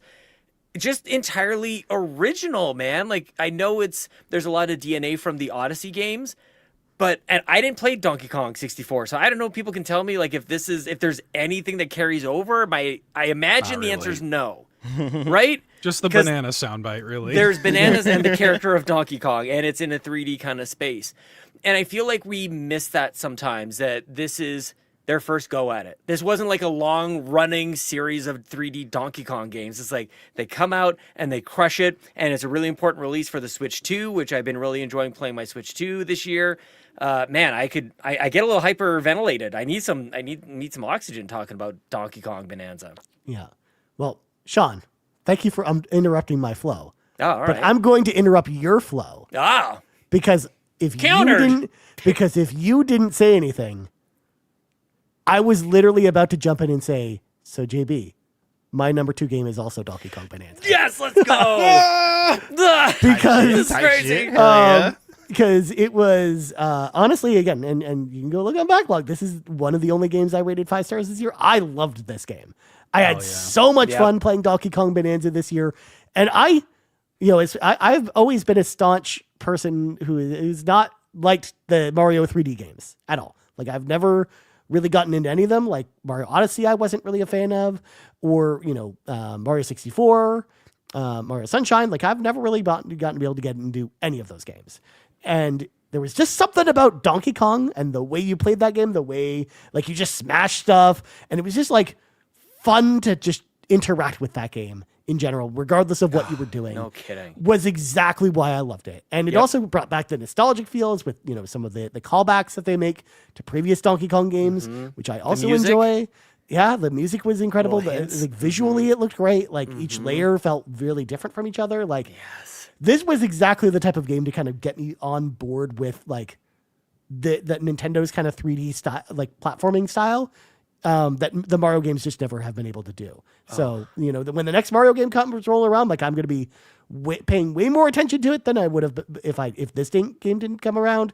But I just hope that we get another Donkey Kong Bonanza, because honestly, this game was pretty awesome and I loved it. Oh, dude. Yeah. I don't know, Seth, do you want? I don't know where it is on your list. Well, don't spoil it if it's your number 1. I know you played it. That's why. I mean, like, I mentioned before that my number 3 and my number 2 and my number 1 have been unchanged from the last episode. It is still my number 2 also. There it is. Yeah. So, I mean, yeah, there it is. Look at us. It's funny. Maybe there's another conversation about like what kept it from just maybe it's a great year of games, obviously. My number 1 is like, I'll get into it when we get there. My number 1 is maybe the best game ever made, in my opinion. So yeah, it's kind of tough to, yeah. And I say, Seth, you can speak to this much more eloquently than I can, but something that I am new to is kind of trying to understand this relationship between Donkey Kong and Paullin, and I just love them together. It's just this wonderful, again, kind of a unique relationship between the two of them. They just care for each other, and they're just like with each other, and he's protecting her, but it's like, I can't recall another kind of like duo quite like them. Donkey Kong is he's such a kind of a goofy, but also very capable, very destructive kind of a character for you to play as. And then Paullin, sort of like this small, tiny, fragile, but again, very capable, very, independent, lovely character. And they just, I don't know, it got the feels happen. I'm like, what is happening? I've just been smashing rocks and collecting bananas this whole time. And then they hit me with this song at the end of the game. And it's like, what's happening to my face? It's all wet from my eyes. I don't understand. I loved it, man. Yeah. It's a good duo because they strengthen each other. And Paullin, like her relationship with DK in this game, he encourages her to kind of come out of her shell. Yes, like when literally. the game starts, she's like, she's not able to sing in front of people and she's like embarrassed and shy. Then it becomes the source of her strength, and it's DK that really brings that out in her.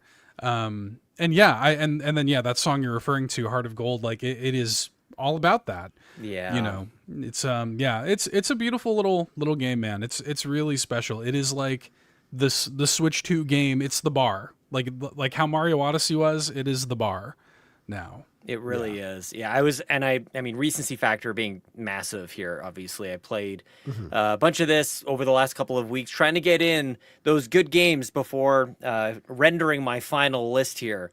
But the thing that hit me was there's a bunch of other games vying for my interest in this limited amount of time that I had prior to this episode recording today. And I woke up every morning going like, I can't wait. Like I was streaming at 6 o'clock in the morning and I could not wait to play. And I played until the very second that I couldn't. And I mean, over the holidays, I probably will just go back to that.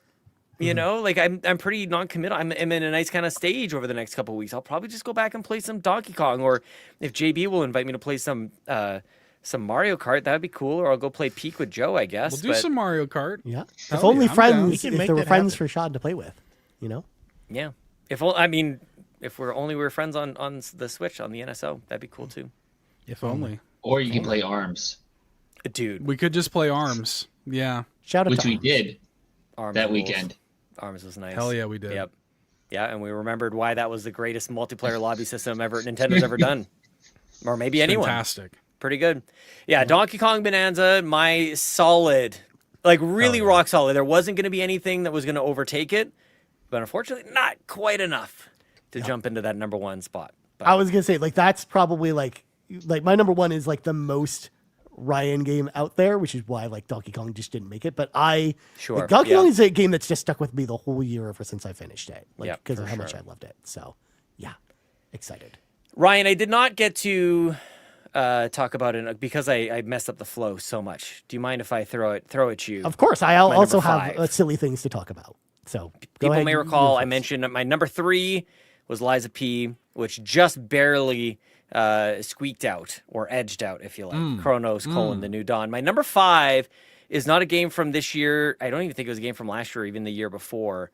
This game is a very short game, and I completed it earlier this year. The game is Reese. A game all about dealing with grief in across the various stages of grief. Just an absolutely special game. I think I played it just after Neva, which came out, I think, just last year. Greece was really special, man. And it's one of those, Ryan, I've talked to you about this 100 times over. These emotionally charged games, I've got to play them at the right time. I almost never play them because they're just released. I had been waiting for the right time for this one, and this year was it. And I highly recommend people I encourage people to do the same thing. Like if you're going through a tough time, if you're dealing with really any sort of loss, Greece was a really special one for me. And I do think maybe, again, I could play it in a single sitting. I might go back to it just whenever I'm kind of in that mode. And it was special in a way that wasn't like action packed. It wasn't, performance capture or anything like that. It's a small game. It's a small experience. But I wanted to honor it in my in my top 5. I still played a lot of other great games as well, of course. But I just wanted to give a quick shout out to Greece. Really Shout love out to that game. Greece. Yeah. Nice. Which I recently learned you pronounce the S. So Excellent. Well, I mentioned my first honorable mention at the top of my list at number 4, or my first honorable mention was Dispatch. I love Dispatch. Joe and I talked about it. I don't need to say any more about that. But my runner-up to that, my number 5 game, is Metroid Prime 4 Beyond. Like, Nice. I liked Metroid Prime 4 a lot, but there was a lot of, it was a very uneven experience because there's a lot of parts of that game where you just feel like you're doing nothing, or it feels almost like padding. But at the same time, like the minute-to-minute gameplay where you are in the zones when you're exploring, like the biomes that they set up in that game, when you're fighting like huge crazy bosses and you're scanning them for weaknesses and stuff. Like, dude, I nerd out with all that stuff, and I just wish that I love the fact that the team tried to do something different. With Metroid Prime 4, where they did try this open world thing and they tried new ideas with the game. So I like that they tried new aspects to the Metroid Prime formula. I just wish that it was better executed. And a lot of that just has to do with the troubled development, as Seth and I kind of talked about on the Nintendo Drive. So this one just barely kind of missed the cut. But it's a game I really liked a lot, and just not enough in this banger of a year where there's been a ton of amazing games. But then, speaking of games, or should I say not games, I have to continue my top 10 countdown of the best physical media releases I got as far as movies and TVs of this year.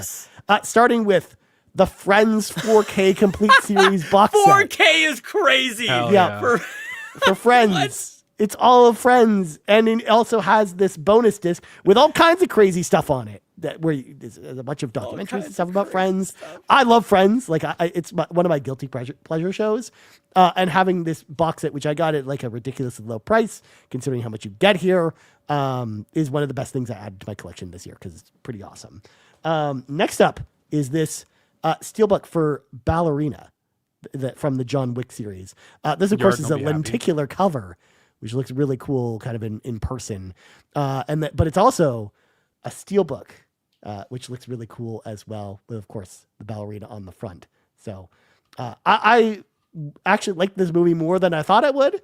And the steelbook looks really nice. So I'm glad I have it in my collection. And so glad to have it here. And then my final one before we move on, it's another box set. This is the Alfred Hitchcock collection. 15 Alfred Hitchcock movies in this like nice hard case, all on 4K, with another booklet, talking about some of the making of and different aspects of the different films. The way Hitchcock films actually look in 4K is incredible. Like the way that they were able to digitally restore all these films, going back to the camera negative. Like I love the way that these films look in 4K. Like these were movies that were tougher to watch on DVD or just lower formats. Like I just couldn't get into them as much because that's kind of a problem I have with a lot of like movies that were made in the 50s and 60s. But the way 4K technology really brings a lot to the picture quality really helps me get into them. So the Alfred Hitchcock collection, great get. I love this collection, and so happy to have it in my collection. So we'll talk about Rear Window in there. Does it have Rear Window in there? Yes. Okay. It has basically all of the big Hitchcock movies: The Birds, Psycho, Vertigo, North by Northwest. Like every like movie you would probably want from Hitchcock is in there. So nice. Yeah. So there you go. That's all for that. Brendan Myers, you are the only one left has not let us know your number 2. Is it Donkey Kong Bonanza or is it something else? Let us know. It is not Donkey Kong Bonanza. It's going to be Marvel Rivals. Okay. How much that game has changed in even just a year with all the characters and maps and all that. And playing it with friends has been more of exciting for me. Just it's not just, I can play this anytime. It's going to be the same moment. It's always different when you get to play, and really just playing as all the different characters has just been so much fun, and always liking that I have like, all right, now I've got to step it up. I'll just change to this character. And then that impact of playing a game has been satisfying. Nice. Love it. Cool. Wait, whoa. Yeah, I saw JD leaning in. I'm like, I have to dude, interrupt to get in say there. that this is actually my number 1 honorable mention. Oh, Rivals. Let's It go. is crazy that we've never actually played Marvel Rivals together, Brendan. But no, like I've been playing Marvel Rivals since the jump, so it's literally just I've been consistent with it. Admittedly, this season I haven't played as much, but same thing that Brendan said. Like it's a Marvel like hero shooter. Like how can you really mess that up or miss with that? And they change stuff up every single season. They're always keeping stuff fresh, and then every time they add a character, it's always somebody that we want, but it adds a new element to the game, like as a whole, the gameplay as a whole. Your local Jeff Main over here. Like I said with Sparking Zero, belt to ass. Can't nobody fuck with me. I'll just be honest with you. best healer in the team. You know what I'm saying? But it's just a dope game. I love it. So yeah, that was my first honorable mention. So Nice. Good stuff. Well, now we're going to actually hear more from the community because we still have a lot of these to go through.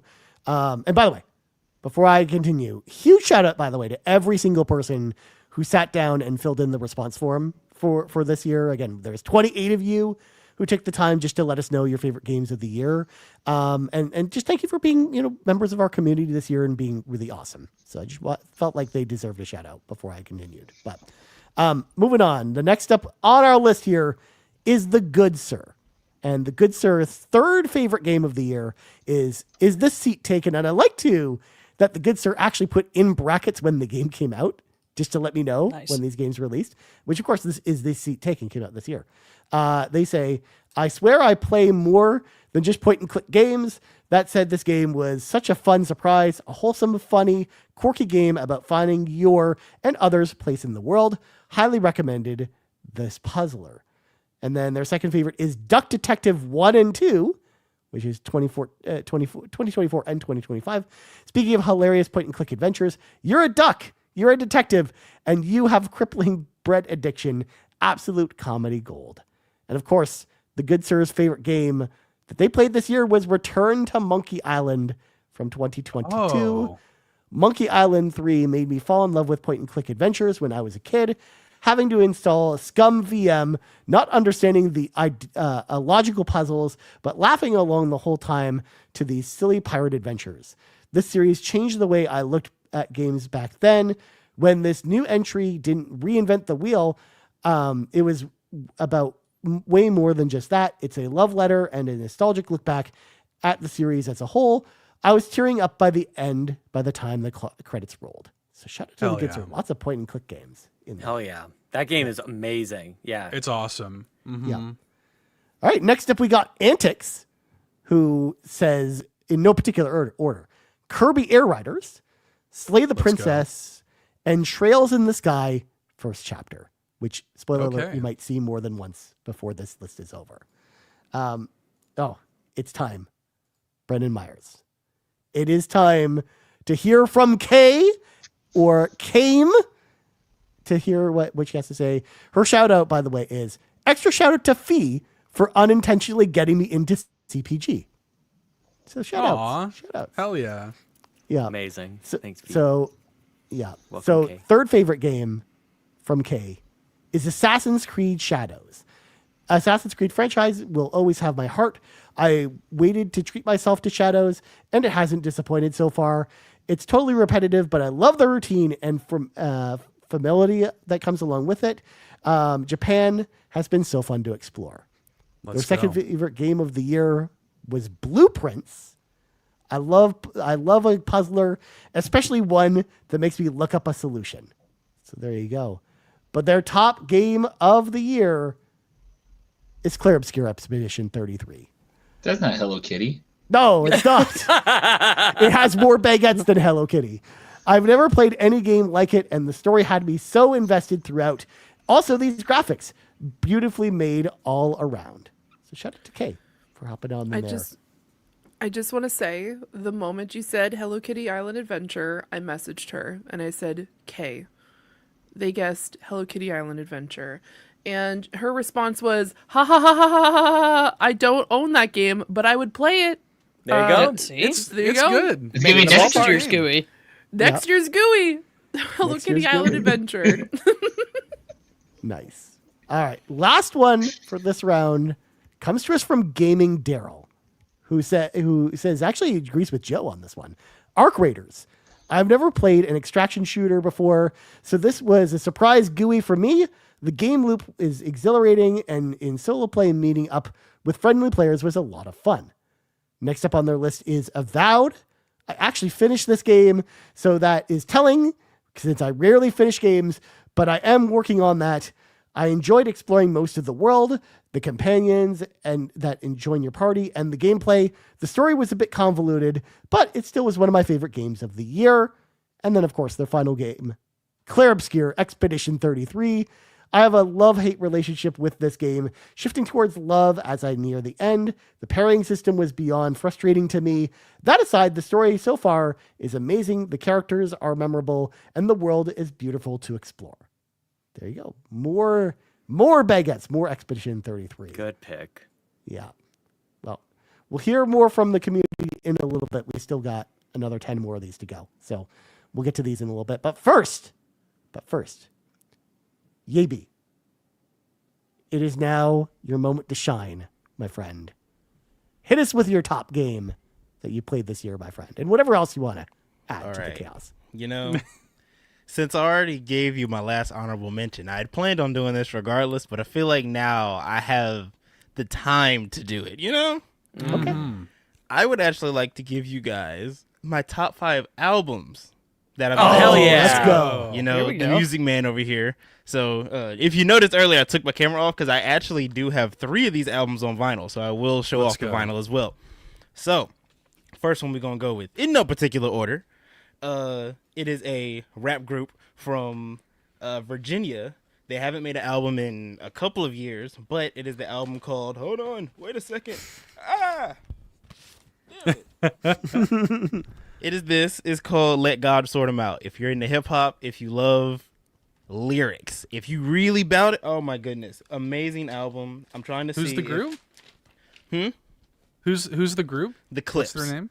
Okay. Yep, CLISPE. They came up with Pharrell back in the 2000s and stuff like that.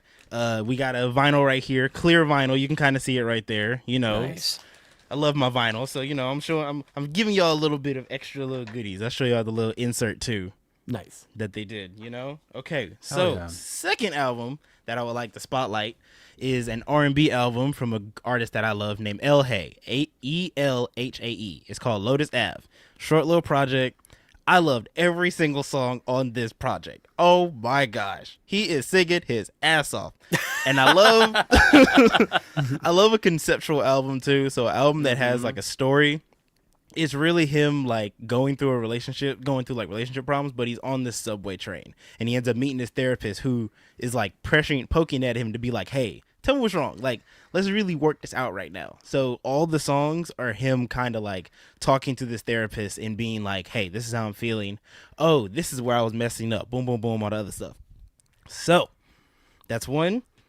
Third album I would like to spotlight is from he's not an indie artist anymore, but I discovered him on TikTok. It is an artist named Boy Soda. This is Soul Star. Funny enough, he's Australian, and it was really funny when I found him. I immediately text Fulia. I said, "Hey, you know him, right?" Regular black. They're best vinyl. friends. Of course, Yeah. best friends. Yeah. Regular black vinyl, but he dropped a single earlier in the year called "Little Obsessions" that kind of went viral. Boy Soda, Boysoda, but amazing sound. He is such a refreshing like voice in R&B. I really hope he goes far. Because again, he's amazing. A song on here that I'm like in love with right now is Blink Twice. Blink Twice. Oh my goodness. Oh my God. I love that song. Fourth album, which is 2. And yes, I will do the shameless plug and say Me, Myself, and I Deluxe. Hell yeah.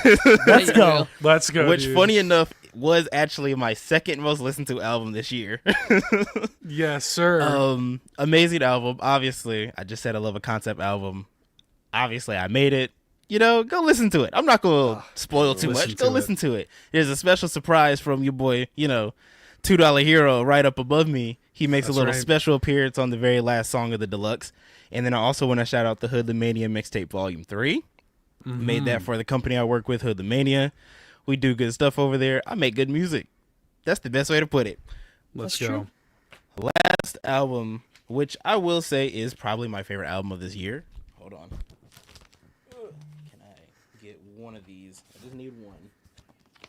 Yeah. Okay.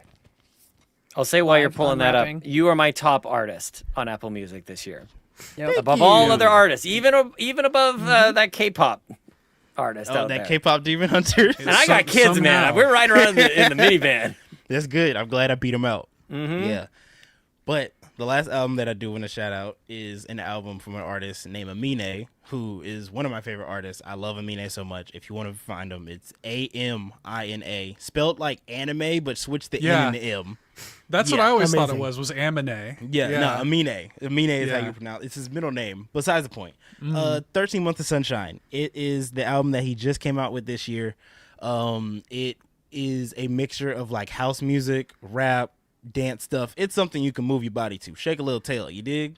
And honestly, it's probably one of my favorite vinyls I've gotten this year too, just because look how pretty this is. Ooh, It looks like chrome. It looks like that looks like a wheel of names. Yeah, it does. also It looks does like a look like wheel, the wheel yeah. of names. But it's actually, fun fact, the colors, because he's Ethiopian, so it's the colors of the Ethiopian Hell yeah, flag. that rules. So that is actually another concept album. It's him just talking about, because he ended up going back to Ethiopia.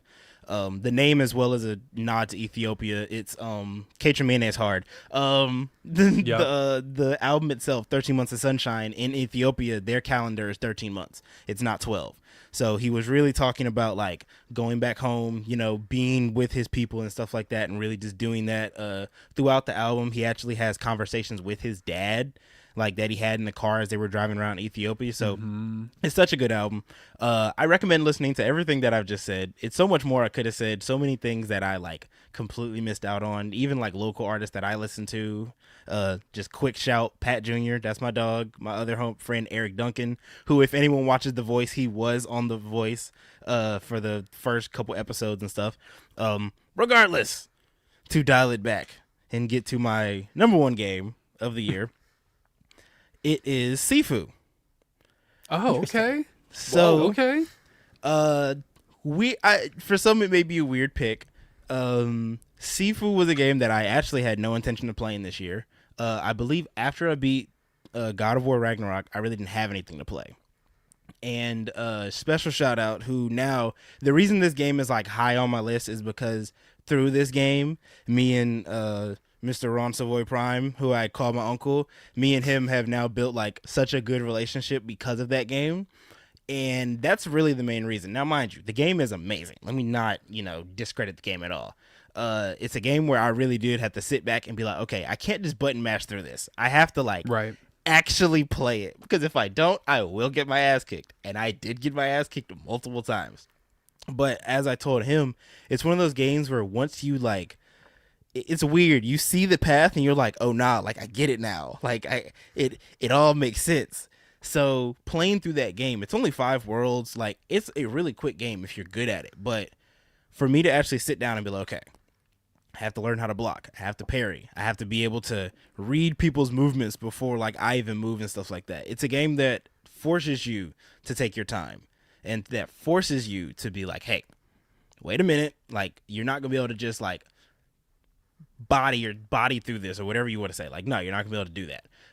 But again, the game did like help me build a connection with, as I said, my Uncle Ron. And yeah, so that's why it's my number one, just because, that's what video games are supposed to do. They're supposed to, bring us together, introduce us to new people, strengthen connections, all that other good stuff. Kind of the reason why some of my honorable mentions and, everything like that were in there. But yeah. Hell yeah. Love that. Nice. Cool now game. I have to put up all of these vinyls. Excellent. I just added them all to a playlist, so we'll be checking it out. Yes. Check them out. Got some new music to listen to. I also will say, if anyone ever wants music recommendations, hit me up. I got the Rolodex. I will give you whatever you want, for sure. Yep. Nice, man. Cool. Well, anyways, moving on. God, I don't know. Like, I can transitions anymore. I'm just off my game now. We're going to move on to everyone else's number one. It's time to go around the corner. And I have to pull up the guesses sheet because, Bowser, you get to start us off by talking about your favorite game of the year, which Fee, of course, guessed was Apex Legends. But what was your favorite game this year? We already know Apex came in number 2, so Fee was really close. That was a very good guess. So Before we do close. that, another honorable mention. Actually, let's do 2 more. Why not?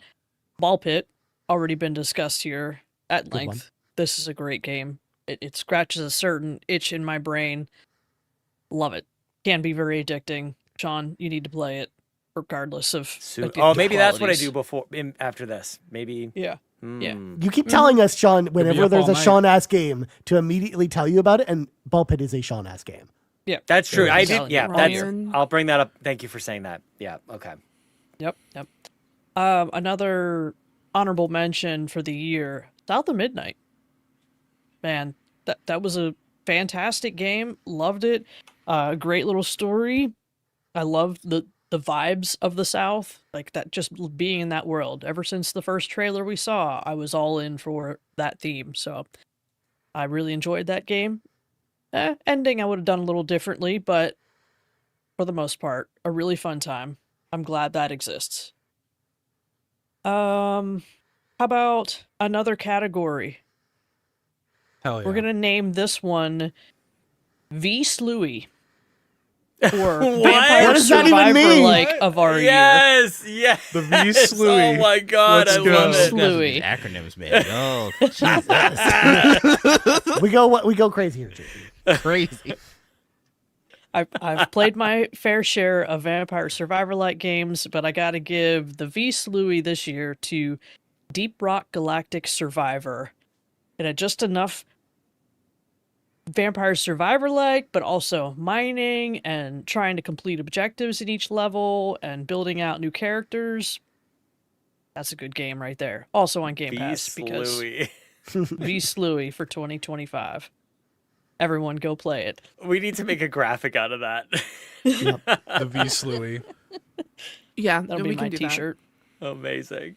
I mean, there are so many graphics probably for Fee to build from this show if she wants to. Yeah. Oh, I've already started a list. We've already started a list, Ryan. Incredible. It's Oh my okay. God. A whole new spreadsheet for God. that. Pretty much. But the moment we've all been waiting for, my number one GUI for 2025, a game that did in fact come out this year, that I Oh. put over 100 hours into, Death Stranding 2 on the Yep. beach. Yep. Yep. Yep. There it There it is. Yeah. See, nobody's surprised here. Yeah. The music in this game, who was it earlier that talked about it? Bad That Bit. Yeah. Bad Joe. Bit was talking on it. Delroy, I think, mentioned it as well. This is Kojima, but a little bit reined in. Like the whole story makes sense. There's this whole thing that happens, and then you get to the end, and it all comes together, hits you right in the feels. Now I started another playthrough of it. I'm already crying just knowing what's going to happen because there are things that you find out later about the characters, and now when you see them in the early game, it just tearing you to pieces. The music in this game is unreal. Just every moment, there's just a song for it. I have the soundtrack on repeat all the time. This is like my go-to playlist. Man, there aren't enough words for it. Just the way this game makes me feel. And as it was mentioned before, it is Death Stranding, but better. They just made things better. Like you gotta gather resources to build roads. Well, here, we found there's mines. So now you can go mine. And you can set up like a mine cart through the sky, like a monorail type thing in the sky to haul the materials back and forth. Oh, man. Just all of the feels in this world. And I said it's the year of friendship, and what better way than making connections with everyone across the world. We went to Mexico and Australia in this game, so had a little fun with the Australian accent down there. Sending Fulia some stuff. Yep. Maybe I'll get Fulia to play this one. But yeah, just there aren't enough words to describe my love for this game. I really love Death Stranding, the first one. I platinumed it. I beat it 4 times, I think. And I got the Damn. platinum for Death Stranding 2. Like, I just didn't stop playing until I completed that. I didn't want to quit. And then immediately started a new save. There's only amazing. so many games out there that make me feel that way. And when it does, then that's the game of the year. It has to be. Yeah.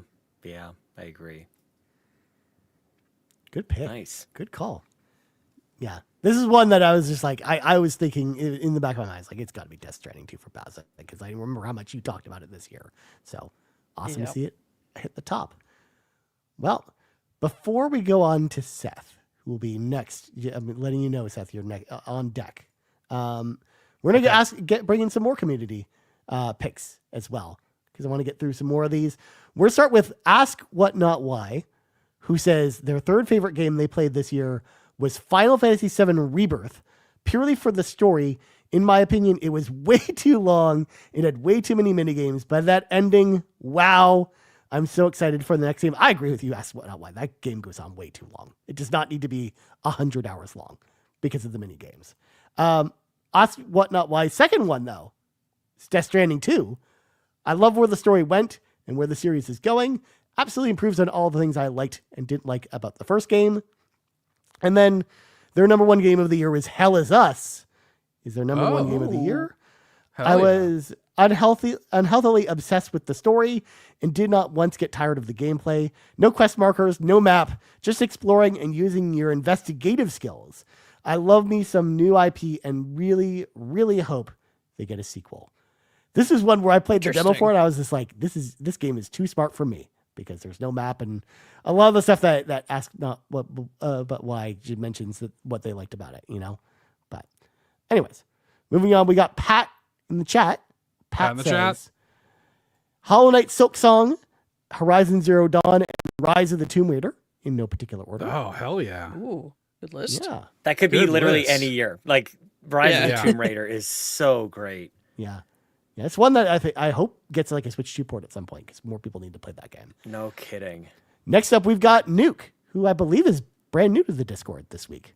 Shout out to them, because they Nuke the Bridge, I think, just Nuke the joined a couple Bridge, days yep. ago. I think a welcome back is in order for Nuke the Bridge. Okay. I believe. And correct. Fair enough. So their favorite games of the year, of course, Dragon Quest 1 and 2 HD 2D. Dragon Quest is one of my all-time favorite franchises, and this brought back so many memories. Puyo Puyo Tetris 2S. I grabbed it the beginning of a new relationship, and my girlfriend and I have had so much fun playing it together. Pokemon Za, not my favorite in the franchise, but I took off a week of work to play the game.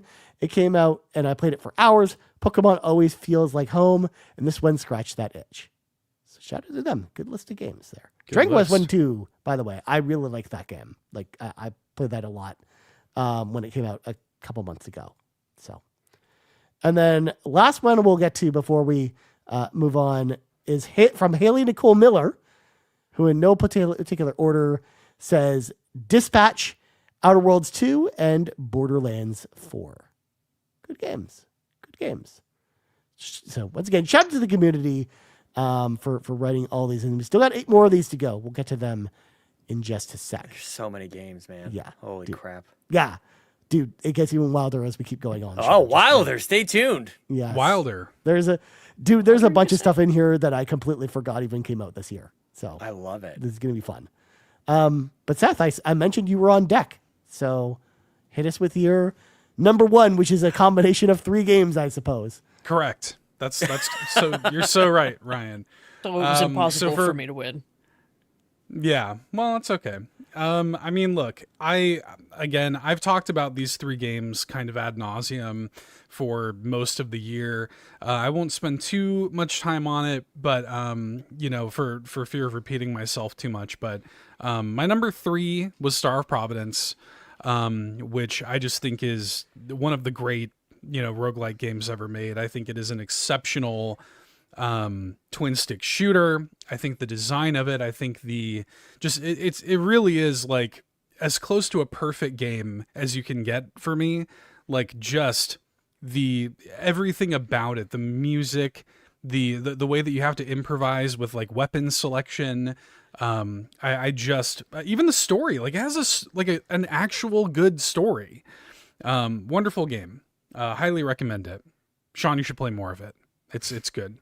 Over the holidays. On the list. Yeah. I'm sorry. Yeah, add it to the list. I'm sorry. We talked about it a bunch earlier, but DK Bonanza was my number 2. That's just like everything that I love about video games is in Donkey Kong Bonanza. Like it's like that perfect balance of like Nintendo polish, but also like that weird Nintendo that I like. You know, like by the end of that game, you're punching through a giant cheeseburger, and it just, you know, like that just speaks to my heart. Obviously, bring Paullin, who's one of my favorite video game characters, sort of back into the limelight properly. Adored it. But my number one, and again, I've talked about this off and on throughout the year. I think there is an argument to be made that for me, this is like maybe the best game ever made. It's UFO 50.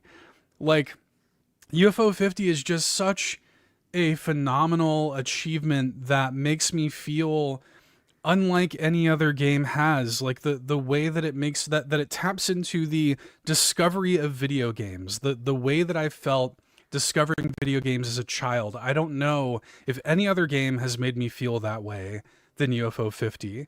The pure craft of it, the fact that they made 50 games that are all excellent, not good, not great, excellent, is insane. I just can't. It's like magic. Like, I can't believe it exists. I can't believe that people made this. I feel fortunate to live in the same timeline as it. It's like, it's one of those games. It's just, as a piece of art, I really do put it on that high of a pedestal. I have over 100 hours, you know, in that game already. I will surely have hundreds more. I've barely scratched the surface of the game, really, and it is just phenomenal. Yeah, Gizmodo shouts out that my number one is in fact 50 games. I did think about going for a bit and like listing my favorites. Like that's what I mean though. Like Party House alone could have been my number one.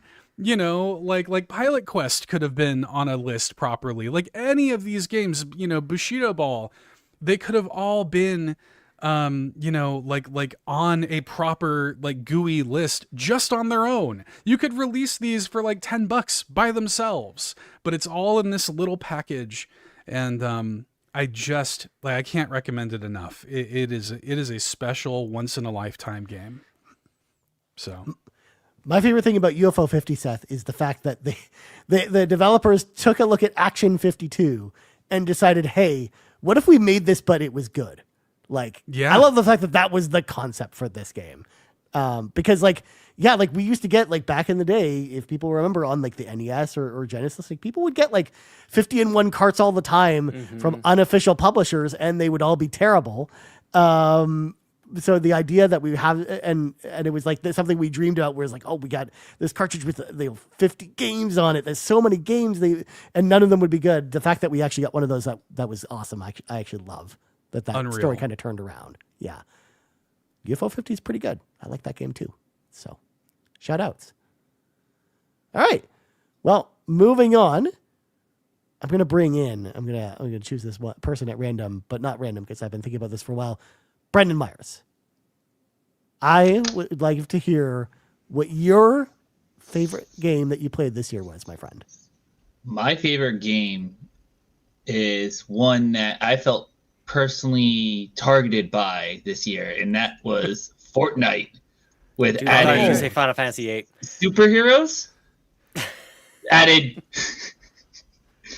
Power Rangers, doing Star Wars, doing the Simpsons. That intro of the Simpsons map just alone would have just stolen my heart. But it did all this stuff, and it just incorporated so well to almost. And then they had this final event where there's literally the Megazord. They're having a huge Homer battling. It's just like King Kong and Godzilla are off to the side battling it out. Yeah, this is literally like my being a kid.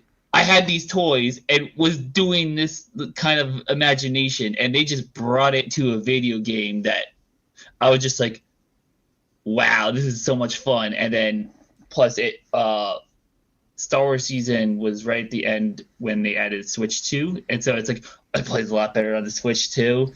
And there was a point where I was playing at work with Amanda, and then I turned on my radio, and it's like, uh-oh, like, there's like a fire drill going on. Like, I gotta go back to work. So I've had so much fun with just, Fortnite was definitely a game that's familiar, but it's never the same. Nice. Good line. Hell yeah. Familiar but never the same. That's no a bar. kidding. What's Yeah. funny about Put it on a Fortnite? t-shirt. What's funny about Fortnite is I actually think you and Seth are closer than you think on your top picks, because Seth's pick is a package of 50 games, and Fortnite is literally its own kind of like Package of it. game library of like 100 plus games in it.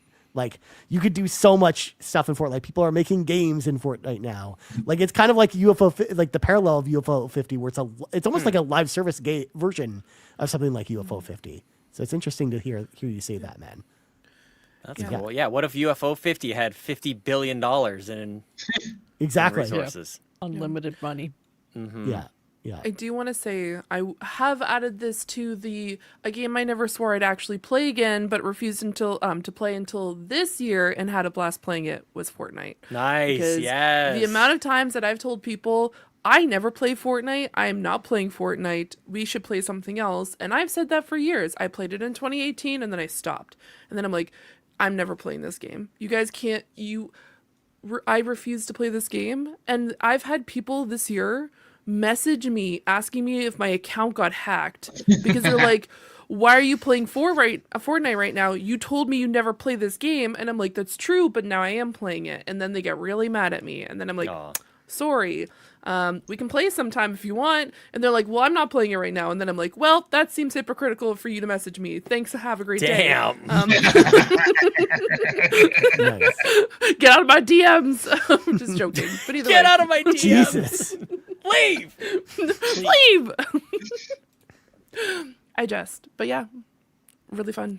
Yeah. Nice. Like I Shout think out a to lot of us got Fortnite. back into Fortnite this year. Like Sean, Yep, you were playing I've it. been I've playing been a little playing bit. it. Like yeah, a lot of people have been playing It's Fortnite. popular in the community. There's often people hanging out in the evenings playing it.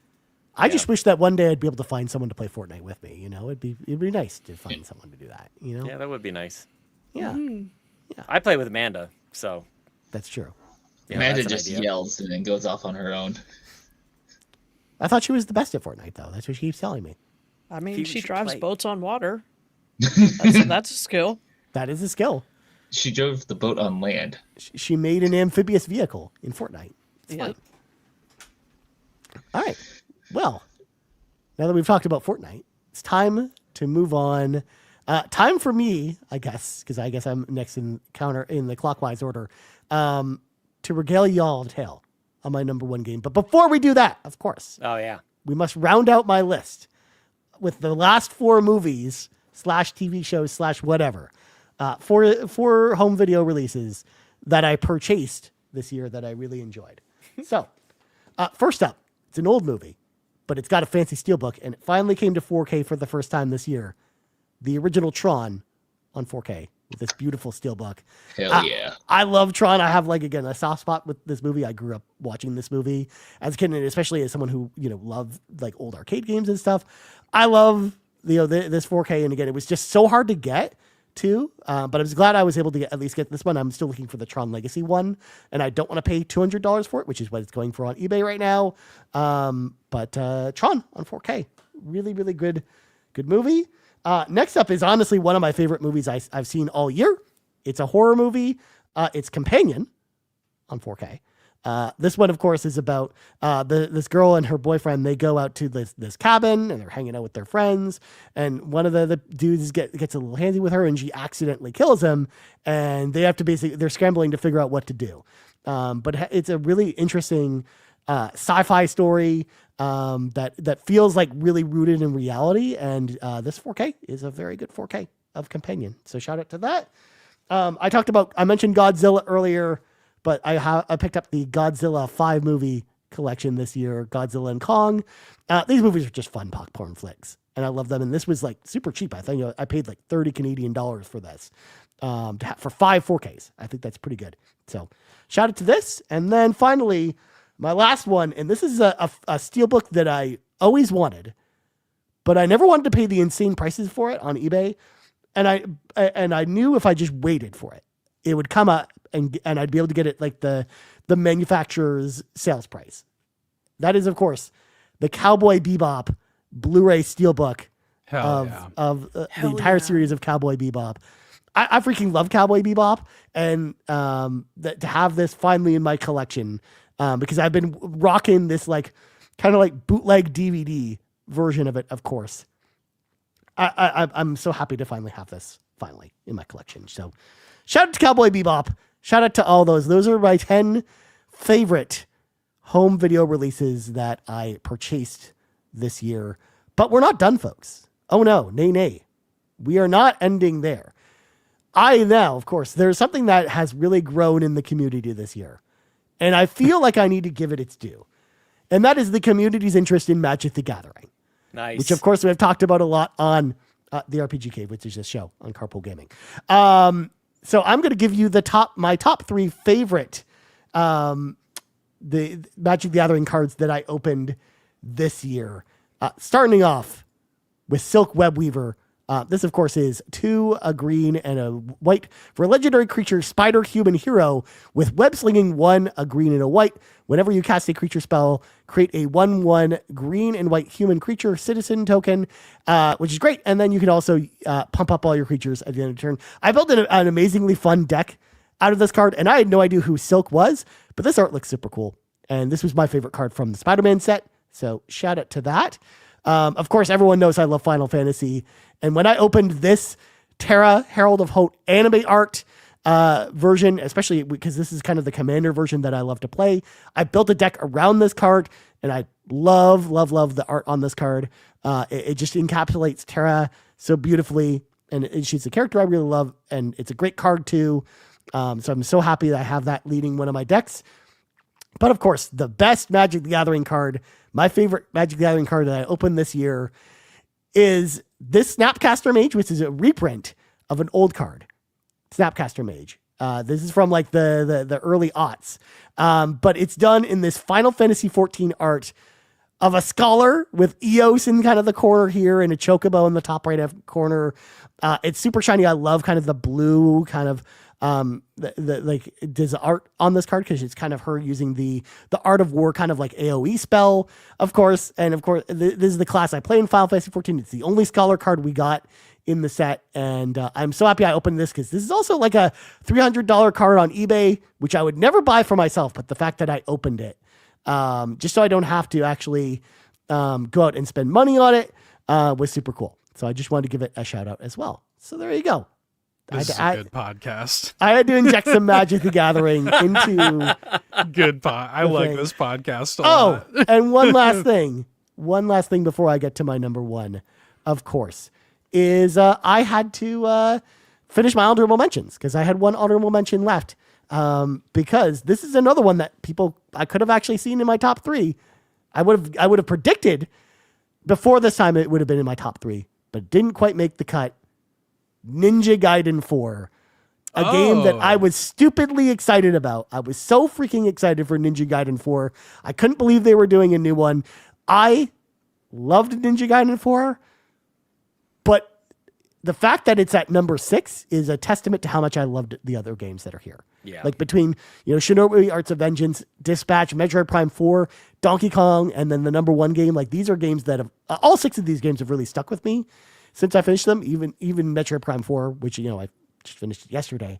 But, and I will still think about these games for a long time. But that's all the more reason why this number 1 is my number 1, because ever since I rolled credits on my number 1. Wait, who guessed for you? Me. Seth. I was about to actually get into it. Okay, sorry. So, sorry. Ever since I rolled credits on my number 1 game, I have not stopped thinking about this game. Like this game is like, I have fan theories going through my brain. I can't stop thinking about the multiple endings for this game and how crazy they are, but also how much they add to the lore. Cause it feels almost like the game is intentionally in a time loop that like these endings kind of fit into it. It's not gross. Which of course Seth guessed my number 1 game was Cyberpunk 2077 and Seth was dead wrong because it is not Cyberpunk's 2077. My number 1 game that I played this year is a game that, thankfully for y'all, I have not been on a podcast about this game. Otherwise, I would have never shut up about this game because it's the only game I finished this year 5 times. Silent Hill F is my number 1 game I played this year. Oh, Silent Hill. Like Silent Hill F is an incredible experience from top to bottom. Like, I'm already a big Silent Hill fan, and I was expecting the game to be pretty good, but I had no idea that I would enjoy Silent Hill F as much as I did. The way that the story plays out, as I kind of mentioned, it's like almost like this time loop that happens where, you know, like you're almost like repeating the same events over and over again, where the characters almost are like trapped in their own minds, and there's all kinds of crazy lore that then connects it to the other Silent Hill games, which I'm also a huge fan of. But just the act of, you know, exploring the environments as Hinako, the puzzle solving, the combat was kind of the weak point of this, but it felt realistic to the character that you were playing, where she's not, you know, a soldier. She's not, you know, trained in the art of war. She's got like melee weapons, and you hope to take down these giant monstrosities with them by clubbing them in the face and hoping it works, and just getting through the game. But the way that that Ryokishi 7 weaves the story together with Silent Hill F just kept me guessing till the very end of the game, with kind of the big reveal towards the end, like the credits, to then when you then get into the other playthroughs and you learn more and more about this small town in like in like 1960s Japan, which is a setting we like never visit in any game, was just such an amazing experience. And I loved it so much. So it's a game that I, again, have not stopped thinking about since I finished it in September. Again, I've played it through it multiple times to see the different endings. Even the joke UFO ending I played through because it was super fun to play through, because that's in every Silent Hill game, is a UFO ending. Sometimes a dog ending where the dog controlled everything. And it's all the dog's fault. But yes, I can't wait to see what the future of Silent Hill is at this point after F, because between this and Silent Hill 2, like, they have been putting out nothing but bangers in Silent Hill and within Silent Hill. And I think I can officially say Konami's back at this point. I love this game. So there you go. Ryan, Silent Hill you F. took me on a journey, Ryan. Yeah. Dude, so let me just say, when I guessed Cyberpunk, I was like, okay, I'm feeling pretty good about that guess. And then later you said, my number one's like a Ryan Turford ass game. And I was like, oh, it's totally Ninja Gaiden 4. And then you brought that as your honorable mention. So I'm like, oh, wait, maybe I'm right. And then the way you were talking about Cyberpunk, I was like, or about Silent Hill, I was like, I'm totally right. Obviously you're well known for being a huge Silent Hill fan. But it totally slipped my mind that I hadn't heard you talk about this game this year. It's an RPG. We don't talk about it on RPG Cave. Yeah, we got to get Right? you on a show that you can talk about non-RPGs. Like, Because so let me tell you what, there's a lot of games I played this year that I don't think I've talked about on any podcast, Yeah, we or gotta fix even that. hardly in the Discord. So And it like, so like when the second you said it, I was like, of course it's Silent Hill. Yeah. yeah. Good nice pick. one. And also nice slaughtering of Seth there. Holy crap. Oh, I've been Public demoralized. main. No Well, kidding. Yeah, It's okay. lit up. It's okay. You were not. Riddled You with were not near. bullets. I said it's okay because you were not nearly off base as Mitch was when he guessed Bravely Default. Because Yeah, Garrett hates that game. Garrett hated that game. Well, he didn't hate it, but didn't love He it. hate finished it. Yeah. That game. The end of that game goes places. But okay. In circles. Well, we only have 2 of y'all left, but if you will allow me, we also have 8 more community suggestions to read through. So I feel like we should get some of these before we close things out here. So starting things off, we got Maddie Beth, who shouts out the Gamer Girl podcast, which, by the way, I see get posted all the time in the community tab. People should go check it out. Go check out the Gamer Girl podcast. It's probably pretty good. Her selections, of course, Phasmophobia, because I had a lot of fun cracking up with my friends while hunting for ghosts. Mario Party 3, because I really enjoyed revisiting a classic and having fun with my friends.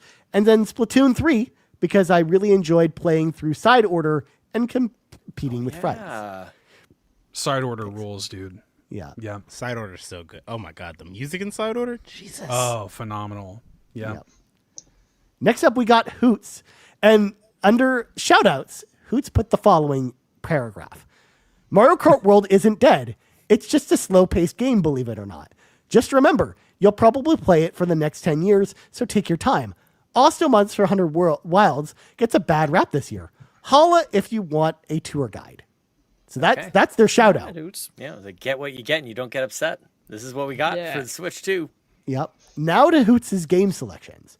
So first one up is Outer Wilds.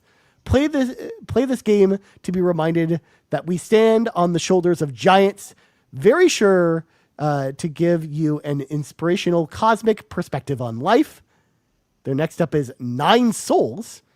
Who needs Silk Song when we have 9 souls? This game hurts so good, incredibly rewarding experience if you have the patience to learn to parry. And their final one is one that's important to this community. It's Xenoblade Chronicles 3. Oh, let's go. It took 4 years, in brackets, 180 plus hours to finish this game, but I'm glad I saw it through to the end, as well as every hero's story vignettes. Remember that life is amazing, even when it sucks. There's always something to celebrate and be grateful for. Oh, hell yeah. Good list. Good list. Very good list. Also, the final 80 hours of that 180 was just the last boss. Pretty much. So That's true. The Endless Now. Yeah, the Endless Now. Yeah. All right. Next up, we got Jade. What's up, Jade? And their picks are Borderlands 4, Nice. Palia, and Little Nightmares 3. There you Nice go. mix there. Yeah. Yeah. Good, concise list. I like it. All right. Next up, we got Kyle, otherwise known as Crocodile in the Discord. And this one's another reader, so stick with me on this one. It's a reader. Well, it's like 4 paragraphs. First up, we got DK Bonanza at number 3. The system seller for the Switch 2 for me. Nintendo always finds a way to make me feel like a kid again, which is so much more welcome in the current landscape of the world. It turns out tearing up at a map, punching everything, and turning into bizarrely caked up animals was just what I needed this summer. There you go. That Kong Bonanza really took you there. Next up is Hades 2, a game I had blinders on for the entirety of the early access period, despite the temptation from all of the glowing reviews. Turns out Supergiant struck gold twice. Incredibly addicting game play loop that riffed with a new twist in the first Hades with somehow hotter gods and goddesses. I've rolled credits. I'm over 50 runs in and still find new things every single run that keeps me playing to this day, which alone is a testament to its brilliance. And then their number one game is Hollow Knight Silk Song. This game is the reason I'd actually want... this game is the reason I actually watched Nintendo Directs, Xbox showcases, etc., in hopes of a fabled release date for this game. Little did I know that Team Cherry were G's working in silence like lasagna, cooking up what turned out to not only meet expectations, but massively exceed them for me. Never have I been so enthralled to repeatedly bash my head against the wall of some of those bosses to experience thrilling victory. My game of the year. Dude, these Like write-ins lasagna. are amazing. Yeah. Oh, dude, we got a lot of really good ones. Silk Song might be the lasagna of video games. I was going to say the exact same thing. Yep. Shout out to the lasagna video games. All right. Next up, we've got Captain Awesome 915, who says Expedition 33, DK Bonanza, and Persona 3 Reload for Nintendo Switch 2 specifically. I will say that Expedition 33 to me was an amazing story, very creative. The combat was challenging and great. It's my game of year and probably my top 5 of all time. It's pretty high praise for Expedition 33. Big words, yeah. Yeah. And then finally, we've got a couple more after this, but I'll save them. Not me trying to figure out what the acronym for game of all time, but it's the GOAT. It's already been done. It's already done. That out. Yeah, you can't do Okay. that. I could have kept that to myself. Next up, this is a good one, y'all. Get ready for this one. I'm so happy that I wish the wheel would have picked this one for someone. Todd Mile_of_Amanda's New Kitten is the name of this. Todd's list. Yes. Get ready for this one. Todd's third favorite game, Quilts and Cats of Calico. Second favorite game, Little Kitty Big City. Nice. Oh, there it is. There it is. That's so funny. Number one game from Todd, Miles_of_Amanda's New Kitten, Cat Quest 3. Oh, That's way better than Stray. That's a way better. Fire Thank cat. God. Stray's actually not. That's not good. You don't want to be Stray Cat. You want to go on a quest. Cat And Quest the- 3 rules, you guys. Hang on. That game is amazing. People should definitely play that. Shout And out the Cat Quest 3. tagline that Todd left us was, because cats rule and dogs drool. Oh, come on. Damn. No, we didn't have to. Thanks, That Todd. rules. Thanks, Amanda's cat, for writing in. Good job, To the Todd. show. Not anymore. Yeah. We have a couple left, but I think I'm going to save these. We're going to save these for last because it's time, Fee. It's time to hear from you. What is your favorite game of the year, and also other things, I guess. Well, before we get to my game of the year, guys, because we have to keep that to the end, I'm going to talk about my top 3 demos of this year because Oh, boy good one. howdy, Let's do go. I like demos, and your girl played some demos this year. The Deweys. The Deweys. Deweys. Another Um, Deweys. We already Yeah. the Discord of our year, and also demos. Yeah. In no particular order, we have Phaeology, which is a narrative game where you play as a professor trying to figure out this kind of like Fae plague that's happening where people are getting infected by maybe some magical beings. And kind of the secret is you are a friend to one of these Fae creatures who actually helps you and like answers some of your questions. Mind you, they do kind of speak in some riddles, but you know what? We still appreciate it. But no, there seems to be some sort of serial killer that's infecting people and then like affecting specific people, and maybe they're all connected in some way. So yeah, really fun demo. I loved it. I was reading a book at the time that was actually also about a Fae plague. What the coincidence? I don't know. Either way, what a fantastic demo that was. That is a hell of a coincidence. Like, jokes aside. It was wild, Seth. It was a wild choice. A demo that I will say, the game is already out for this game. Have I played it yet? No, because I was not in the mental like space for this game, which was Phoenix Springs. Guys, I think about this demo daily. I need to play this game. I own this game. Have I played it? No. But is it an experience? Absolutely. So good. It is a point and click adventure. You're trying to figure out what happened to the main character's brother, and things just kind of like take twists and turns. The atmosphere, the music, the vibes, it's also very kind of quiet in a way. It does get louder in certain sections because you go to a rave at some point. But I'll let you adventure into that game if you want to. The one that I am I played this demo not thinking I was going to enjoy it. Like, I thought I was going to enjoy it, but I didn't know I was going to enjoy it as much, which is Roots Devour, which is a game where you become a eldritch entity after someone has sacrificed you to an eldritch entity. So you kind of take the turn and you're like, you know what? You sacrifice me, I'm going to take you all out. So it's an adventure of you spreading your like evil roots throughout this wood and taking people as like sacrifices. Sean, you might Not actually spreading enjoy this. roots through evil wood. I don't know about that at all. I personally like it's puzzles. You have to like go to specific locations. There's like quest areas.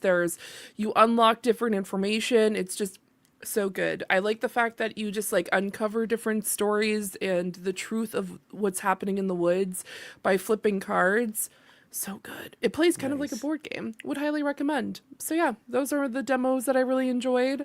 My last honorable mention today, because I've had a few, and like I said, we did also associate it with music. Let's do Broadway a little bit, okay?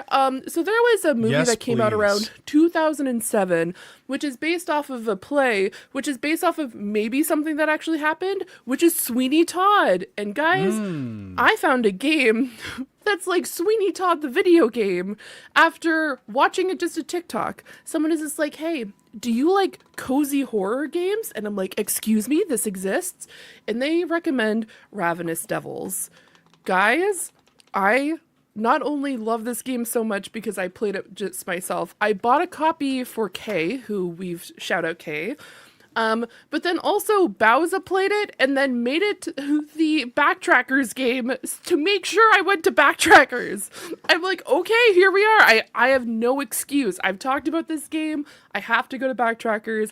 Not saying I wouldn't go to Backtrackers if it wasn't a game I already played, but it does seem to be a coincidence that we've had 2 games this year that I've already played and I got to go to Backtrackers.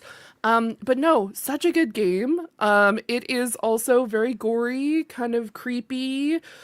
You play as a couple who Sweeney Todd things. If you don't know what Sweeney Todd is, I'm not going to go into too much detail, but there's like maybe they like the gentleman upstairs makes clothing. Fantastic. Where does he get the cloth? Don't worry about it.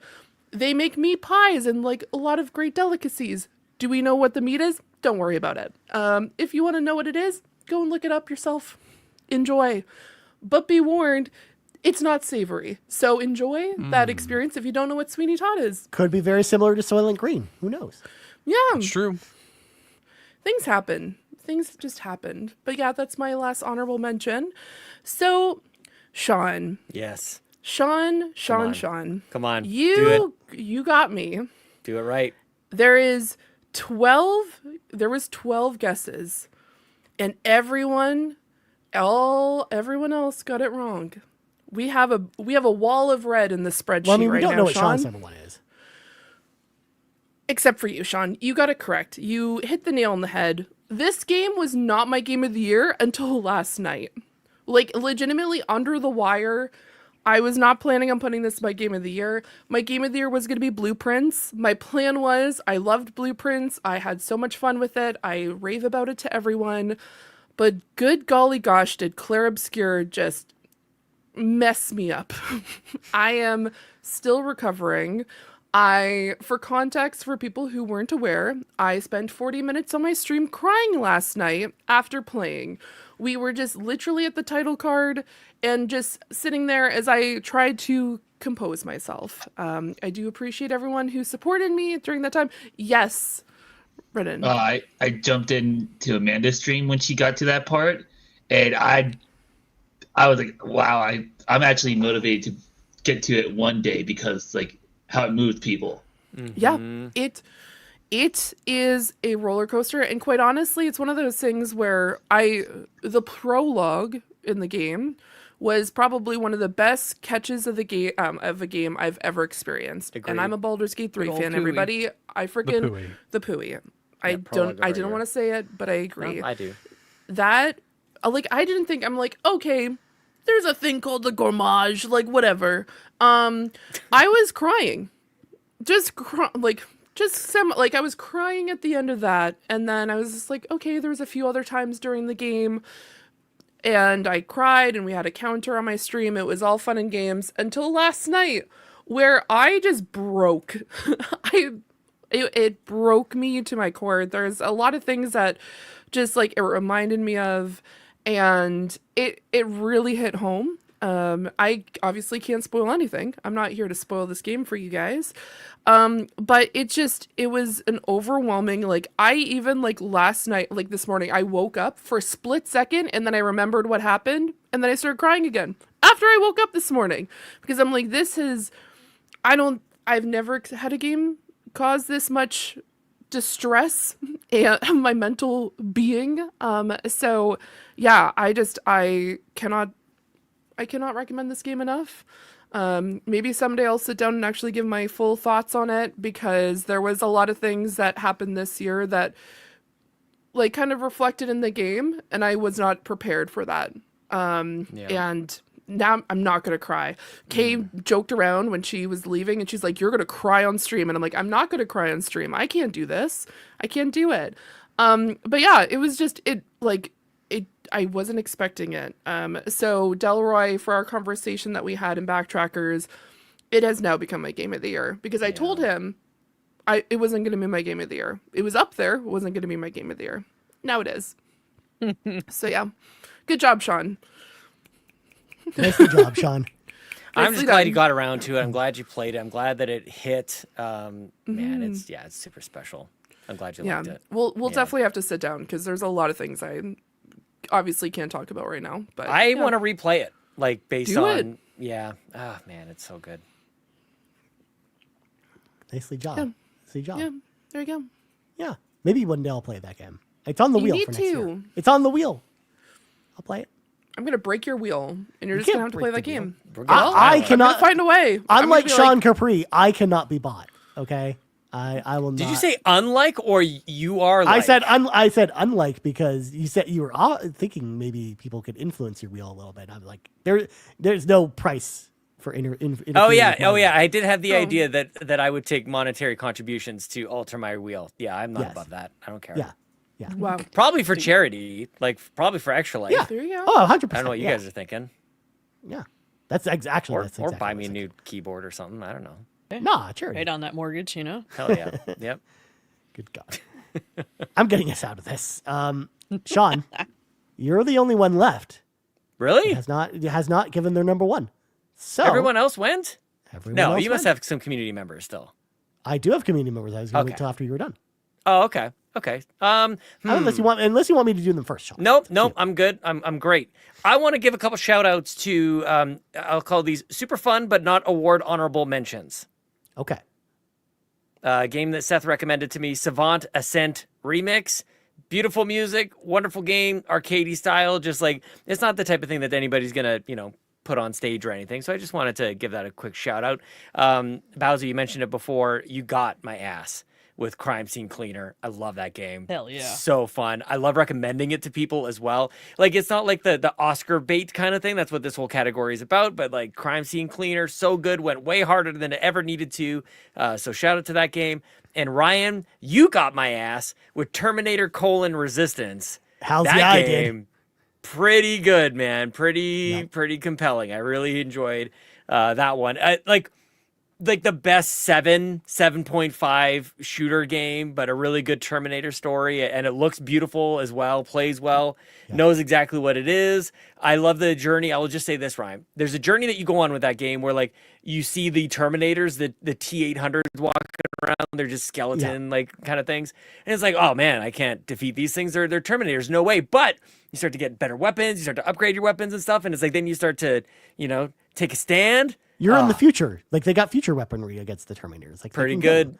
Yep. But they start out as terrifying as a Terminator should. Yeah. But it's a video game. You need to be able to defeat these things. So I just felt like they kind of like they did that pretty well. And the way they worked the lore in from like into the first movie and stuff too, I thought was 100%. Which, by the way, Sean, before you move on, I played T2D today. Oh, nice. I can't wait for you to try that game. Okay. It's pretty good. nice. It's All pretty right. good. Yeah. Okay. Noted for sure. Yes, Gizmodo in the chat noted that Savant Ascent Remix is on Steam for $1.99. That is an easy recommend for sure. A couple quick mentions of the honorable mentions I haven't talked about yet. You guys mentioned before that you really need to scream at me, and I've asked to be screamed at when it's a Sean Capri game. Tell me, don't be gentle about it. Finally, I have played Housemarque's Returnal. Holy crap, you guys. Bowser's just making It's almost like I knew you would like it. Yeah, almost it's like that. really good. I need more. I need like you see what I'm doing? Like my eyebrows are up. I'm talking with my hands and everything. Like grab me through the screen and shake me when a game like Returnal shows up. Really, it's my own fault. I'm sorry. I'm deflecting. It's my own fault. I'll take the L on this one because it's Housemarque. I should know better than this. They never miss. They're always great. Returnal, I played with Gizmodo.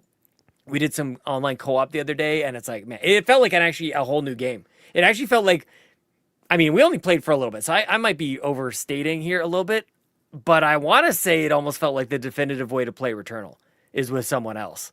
It was pretty good, man. Pretty good. And then also a quick shout out to Luminez Arise. I think we were talking about that 2 or 3 hours ago. Love that game. Beautiful music. Just stunning visuals with this one. If you've never played a Luminez game, I don't imagine there's a better place to jump on board. I really like it. So yeah, that's one that will probably never leave my hard drive. I'll just always have that on, and it's not anything to race through. It's not anything you got to like just get to the credits or anything, but you should just played every couple weeks or a couple times a year kind of deal. So that gets slotted into a special category of games. Like, It's an evergreen game. 100%. Like, I mean, obviously right alongside Tetris Effect Connected. Yep. But we have our Neon Whites, our Furies by the Game Bakers. We have these games that I like to play every single year. And then also while I'm thinking about that, I know we talked about Ark and all these other games. If anybody out there is playing the Division 2, I'm just looking for a reason. Give me a reason, Brendan Myers. Let's play the Division 2 together. Hell yeah. All right. Are we ready for... I think that's all I want to talk about. We're ready. We, of course, know Lockleth guessed your number one game was Chronos the New Dawn, which we know is not correct. Absolutely not. No. Okay. Before I talk about my number one, I would be... Four. What? Chronos it was my doesn't number have 4. No, number 4, Four? exactly. Yeah, number 4. My number 3 was Liza P. My number 2 was Donkey Kong Bonanza. Before I tell you about my number 1, I want to say thank you to Garrett, Fulia, and Amanda. They couldn't be here with us today. They are absolutely amazing human beings. I cannot wait to listen to what Fulia and Amanda have in store for us. They recorded a good, I think, 90-minute session. It was talking 90 about minutes. their favorite game. So please look forward to that. I love each and every single one of you guys, like with my entire fiber of being. I am so lucky to do this alongside you, play games with you and chat with you. And it's wonderful. JB and Brendan Myers, the fact that you guys are here together. I've known you probably the longest. You guys are day one, man, from the Bobby days. Thank you so much for being here, Brendan, for your wonderful support at Extra Life. Just complete. I don't even know what to do with it. JB, your support every single month on Patreon, both of you, your ultimate producers, unreal. What So I about my wanted to say sticker thank you guys. contribution? What?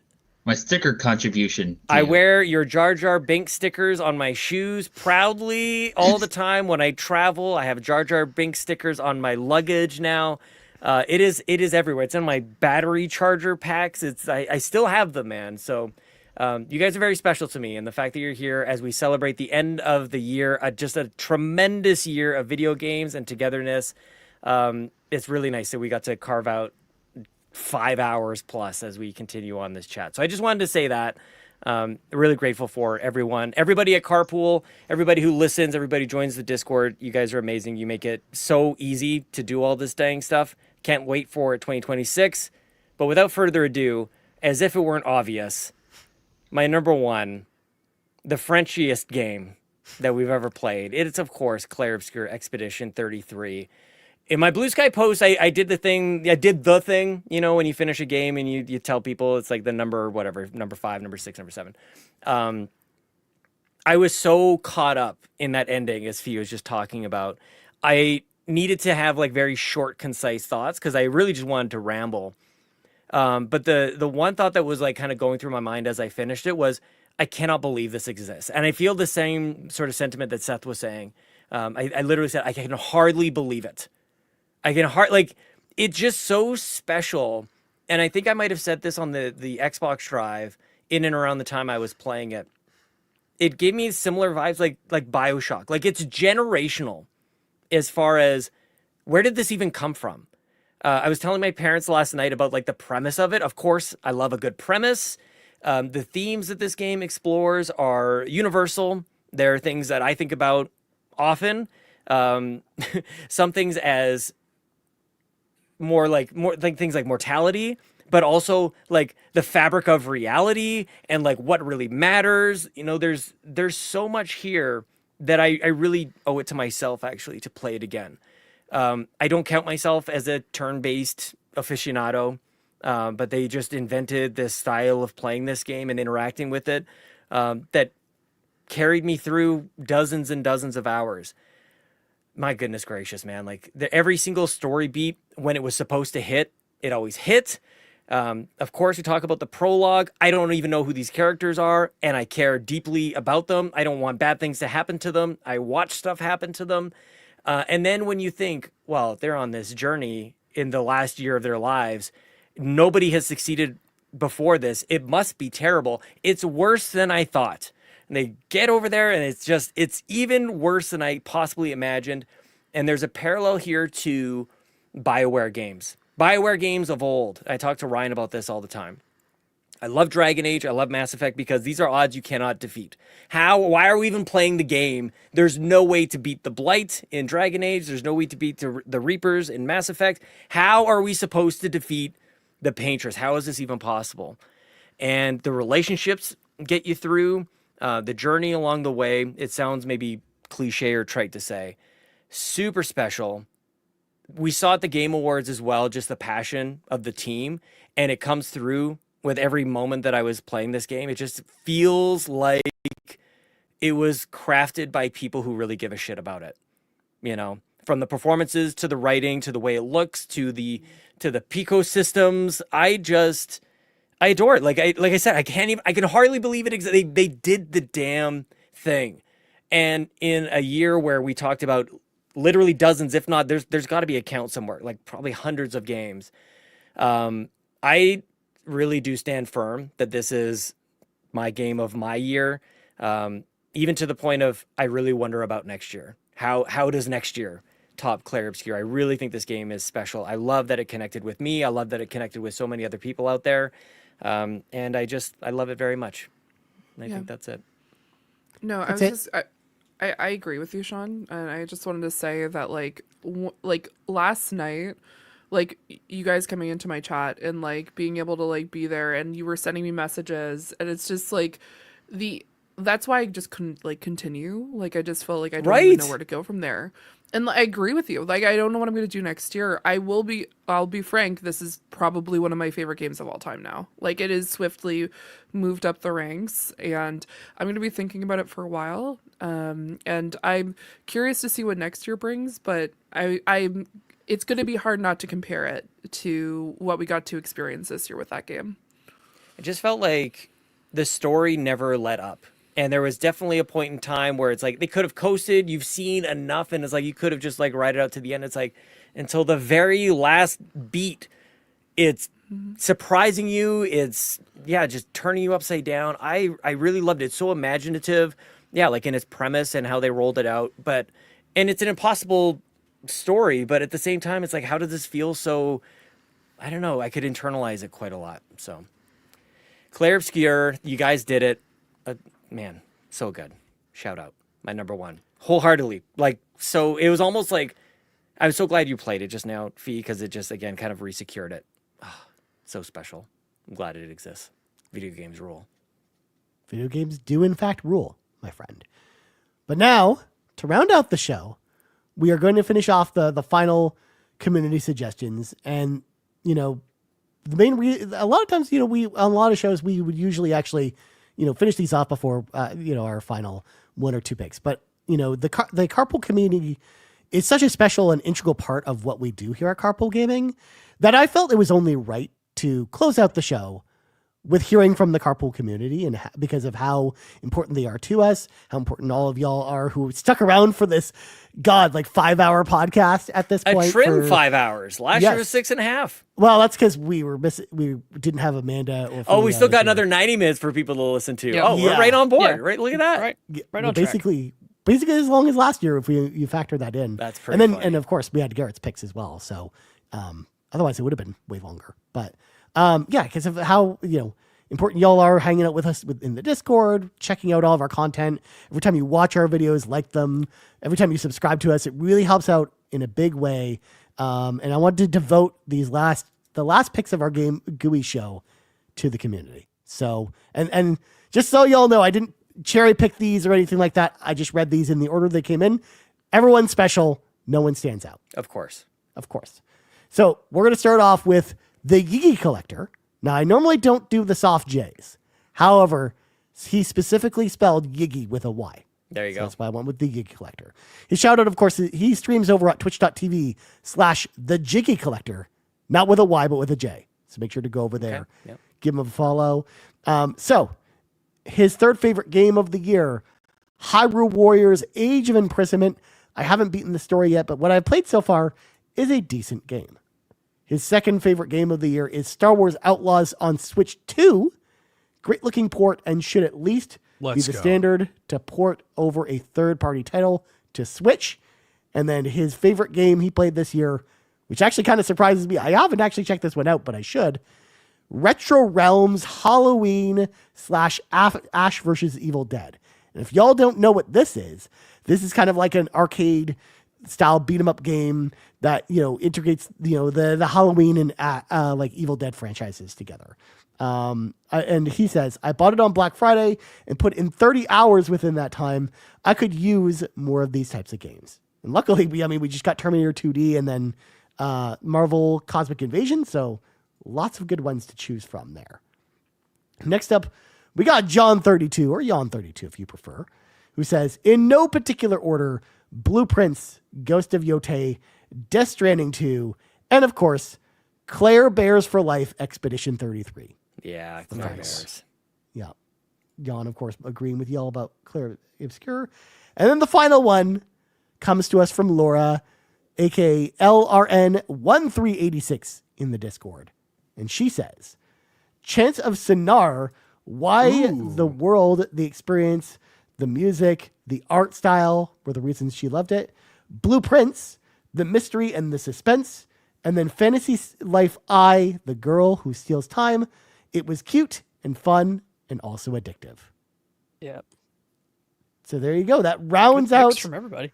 all of our community suggestions. Yeah, like I said, really diverse selection of games, a lot of interesting games. And as you pointed out, Sean, like 2025 was a pretty good year of games. Like there was also a lot of stuff that no one even brought up that was also really good as well. Like there was a lot of stuff released this year. So huge thank you once again, all 28 of you in the community who took your time out of your day to submit via the Google form. Let us know your favorite games. Just know that all of y'all are loved and appreciated by us here on the Carpool team. Also, shout out to Brendan Myers, Yabe, and of course, all of the guests we've had today from across the Carpool community. Huge thank you to Sean for organizing all of this and for bringing everyone in. And now I will throw that to the floor. Whoever wants to speak. I'm not going to call names on this one, but any final words before we kind of wrap things up for the holidays? I'll go. I have some words. I want to thank everybody for sticking with us and supporting us through a very challenging year. On a personal level, it's been a hard year for a lot of people on the team, and you guys have been there every step of the way. I really am thankful for your support, your grace, your patience, and just being there with us. I mean, it really is more meaningful than I can say to feel you guys behind our backs through challenging times. It just a moment like this is kind of a culminating moment that really feels like it's special, and seeing like the people in the community coming through and choosing to spend their time with us here today really kind of brings all of that to the fore. Very, very special, and I really appreciate that. Thank you so much to Tony Baker and Brendan Myers for sponsoring the episode, by the way, with your incredible generosity at Extra Life. Thank you so much for that. And yeah, man, I'm very excited for next year. I also want to shout out, we've mentioned it a couple of times, but Fulia and Amanda did record what is being referred to as the GOOYs, the FAA GOOYs. No.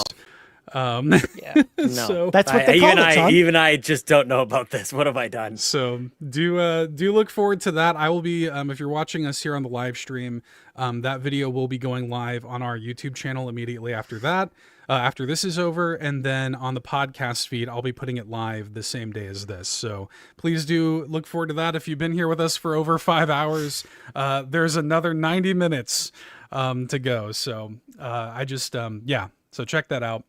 Thanks so much, everybody. Love y'all. Good year.